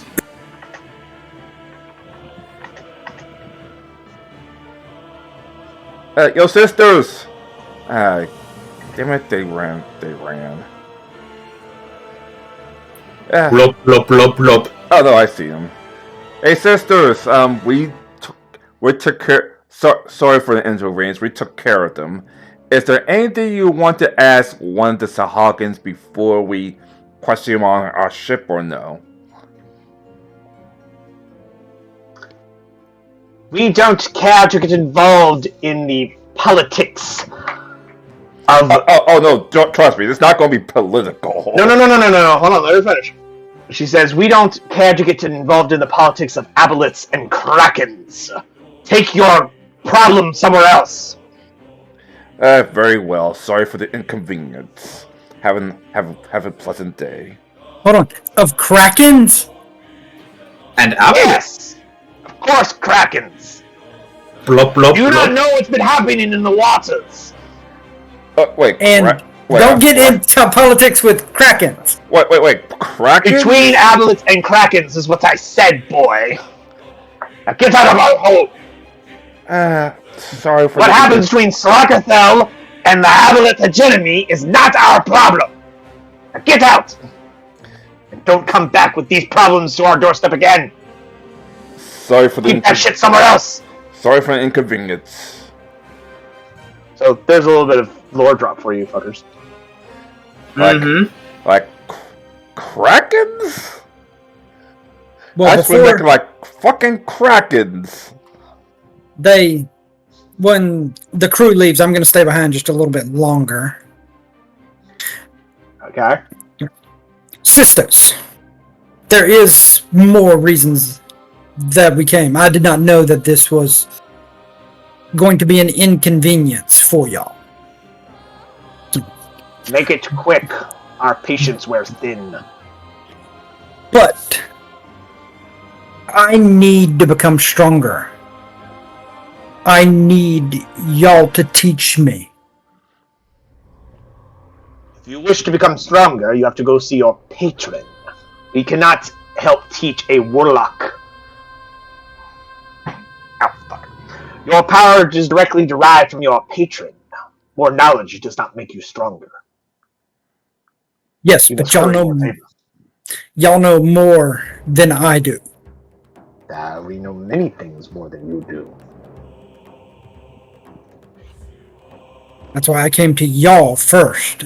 Then we shall give you this knowledge. Go to Sariel if you wish to become stronger. And then as they drop that bit of information on you, and they're all doing their weird hag mystery thing, mystery hag nonsense, as they fuck off. Where is Sariel?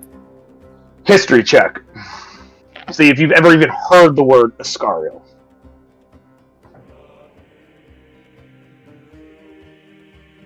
$22. Wow. You heard an old fisherman tale of the ancient underwater city that has long since been abandoned. Deep in the trackless sea.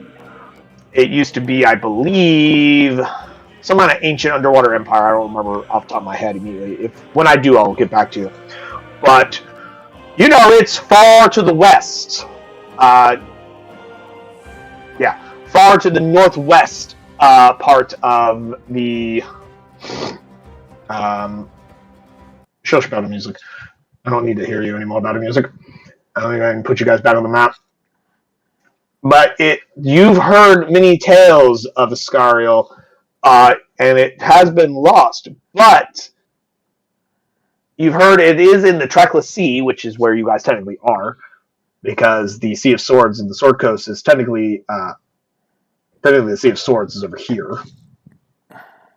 The Trackless Sea is all of the water that isn't immediately right here. So pretty much, you guys are technically in the Trackless Sea, because the Sea of Swords is technically right over here, and then you got your Sword Coast here. You have heard that Sariel is a underwater city whose location isn't super well known, but because you do know that it is this ancient underwater city, if you had access to, say, a library of research, you could probably research where it might be. Problem is, the last time we went to the library, we pissed off the entire city. Well, that wasn't really a welcoming city to begin with, and that wasn't so much as a scholarly archive of knowledge. Which means we gotta go to a new city that has a library, and at the very... But you do know but with that, you've heard tales of an ancient underwater city called Sariel, somewhere in the Trackless Sea, but its exact location you do not know, because that was going to need a much higher roll, but 22 is pretty good. So you know a lot. But, once we get back on board the ship, I'm going to put the ship like, Okay, what the fuck do we do with this? Well, good thing I'm the only one who knows about this underwater sea thing, because I waited till they left to talk to the hags. Oh, yeah, absolutely. Yeah, Yep. of course. And you can communicate that to the rest of the group or not, up to you. All right. But they kind of disappear back into the deeper parts of their lair, probably to either pack up and go hide somewhere else for a while, since you guys just blew their fucking lair to the Sahagin, or something else. Who knows? All right. They tell you to, if you wish to gain more power, to go to a Sariel. All right. So, Jimpan, meanwhile, down on the ship, you and the rest of the crew spent several minutes fighting off some Sahagin before they decided to fuck off and go dive into the water because they realized you don't have what they're looking for. It was underwater. So you guys had a intense but brief combat. Nice.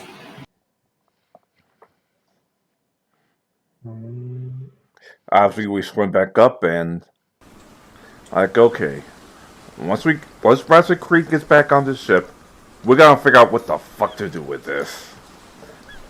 Bola walks up to you and goes, "So you have a prisoner, Captain. What would you like us to do with it?" Lock him up, tie him down. Make sure it's stripped of everything that can be magical. They And- take its equipment, whatever little equipment it has, and they put it in some manacles, and Bola assigns several individuals to guard and a few individuals to guard and watch it to make sure it doesn't go anywhere or do anything. Now I'm just waiting for Creed to come back. Creed does come back. He wasn't that far behind you guys. He fucking gets up to the ship around the same time you guys do. All right, protection. fellas. What the hell do we do with this? Because this is getting way. This is getting way above our pay grade, man. We're just pirates, bro. well, I Two really things. put in something in your mouth. So thanks. I think we can probably do something with it at Neverwinter. Sounds like a good plan as any. And Yes. Neverwinter isn't too far from here. Plus, it will give the crew some downtime, which they could possibly use. including us. Then after that, we'd have to go to Lushkin because there's a glade I need to get to. I have a delivery to make. Not to mention we had to figure out what the hell happened after the Sahagin attacked. All right, crew, set sail for Neverwinter.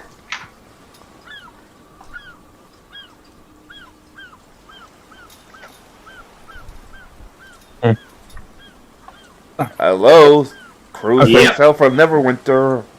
They begin to make ready for sailing. I mean, We'll be ending the session here because it is almost 4:30. Yep. I Yeah, well, hope that's- everyone had more fun with this session than last time. I did. yeah. Fantastic. I got to roleplay what I wanted to roleplay last session. Plus, we That's actually why I was more disappointed. get to talk to more of the crew members more often. Yeah, so that was actually quite nice. You guys interacting with the crew a little bit more. Speaking of the crew, let me finish typing this.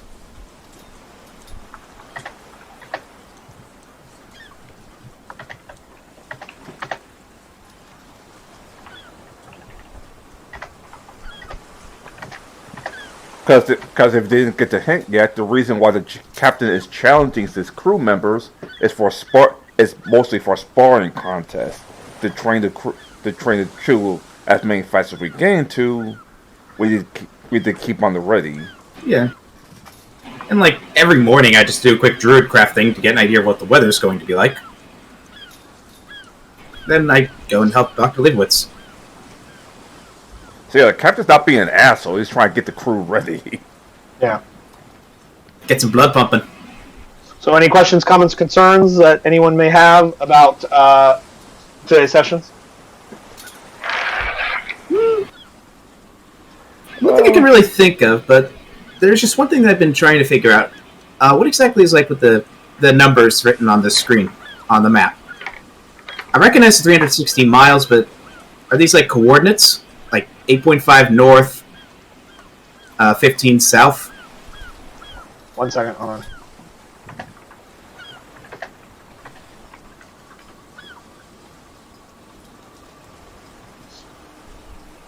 Sorry, what was it you were talking about? Right next to the, right by the Sword Coast. No, those are not coordinates. I thought you guys figured out that were the number of days it was going to take you guys to travel from where you were to where you are now. Oh, I see it now. Slow, and it's normal fast. There we go. Dash marks were me keeping track of the number of days instead of having to constantly change the date every, 20 minutes. And it's going to take about probably 8.5 days to get up there at a regular pace. From where you are to Neverwinter, if that's where you're going. Yes. Okay. I can check.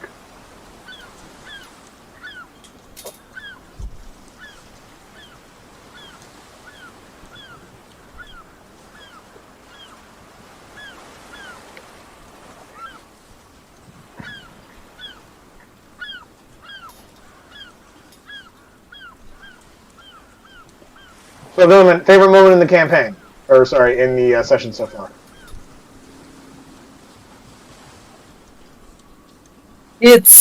I'm building up to it.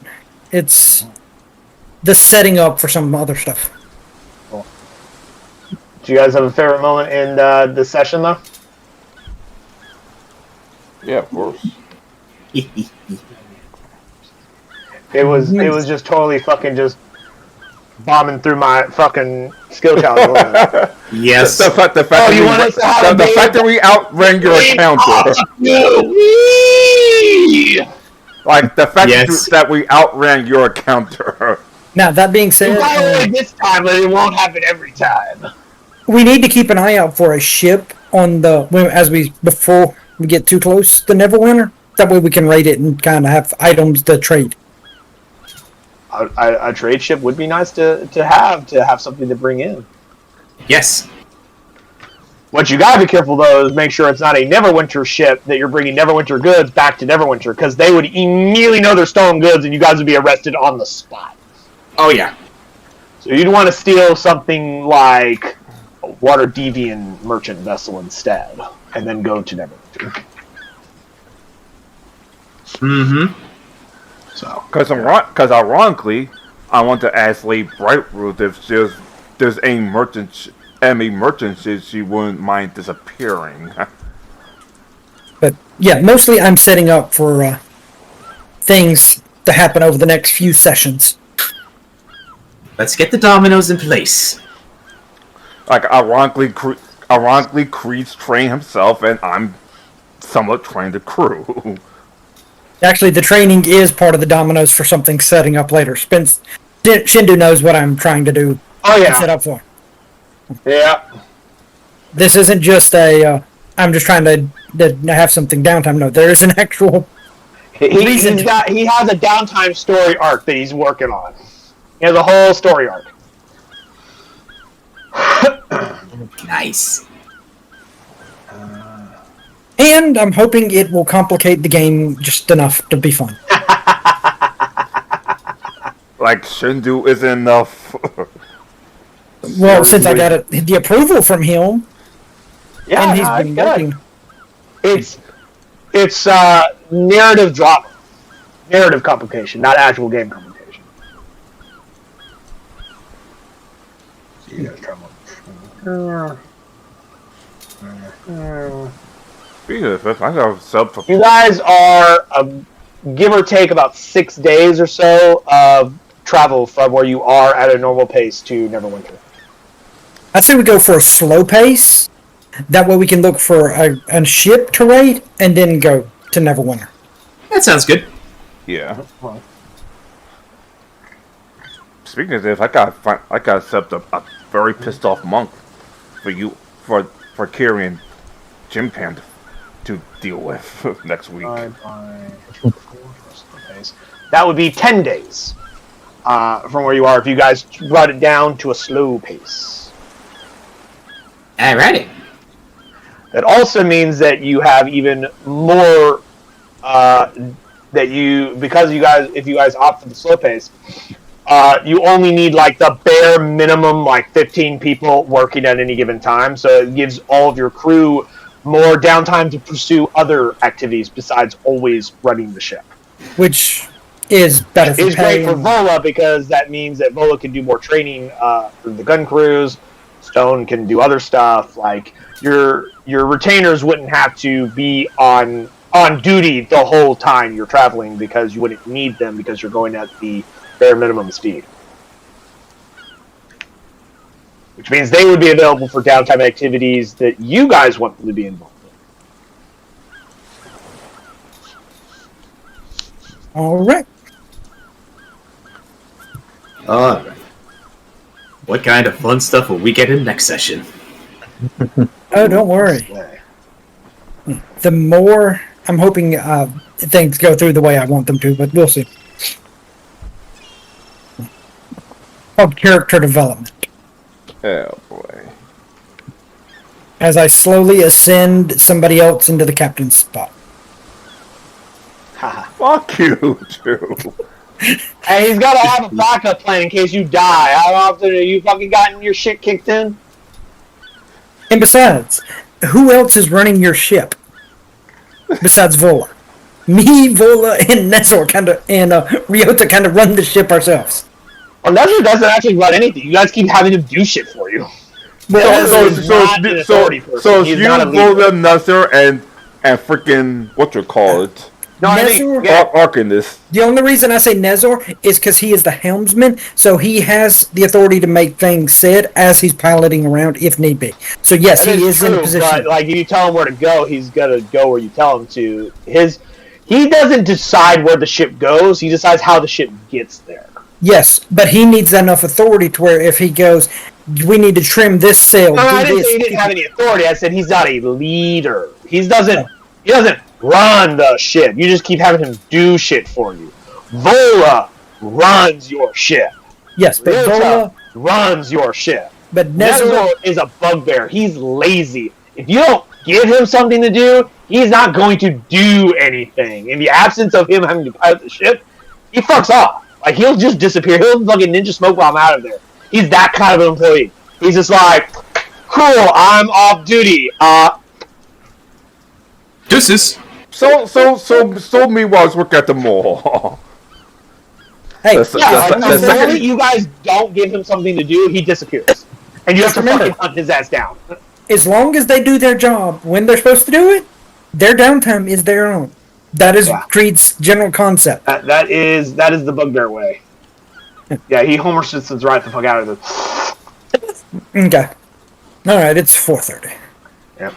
That was fun. Yeah, I should change my band-aids and get ready. And get ready to do some paperwork real quick for tomorrow. Enjoy. It's a quick paperwork, but it's very necessary. And I probably should shut down the stream and start sending this stuff to YouTube. Yep. But I'm glad that went a lot better than last time, because I wasn't really feeling last session either, and then Daniel mentioned it, and I'm like, oh man. Yep. Session kind of blew. Well, I do think that when we had less retainers and less things happening, Things could be sped up a little bit. it's Yeah, moved it along. But Oh, like I said last time, one of the But problems I was also doing a lot of shit last week, so when we got no, not last week, like 2 weeks ago or whatever, and I just wasn't like into the game, and I think that kind of bled over into you guys feeling like it was a bit of a slog. I didn't have the same amount of high energy that I need to have as a Dungeon Master. Close that. Maybe. No, I definitely didn't have the same amount of high energy, and I think that might have also contributed to it.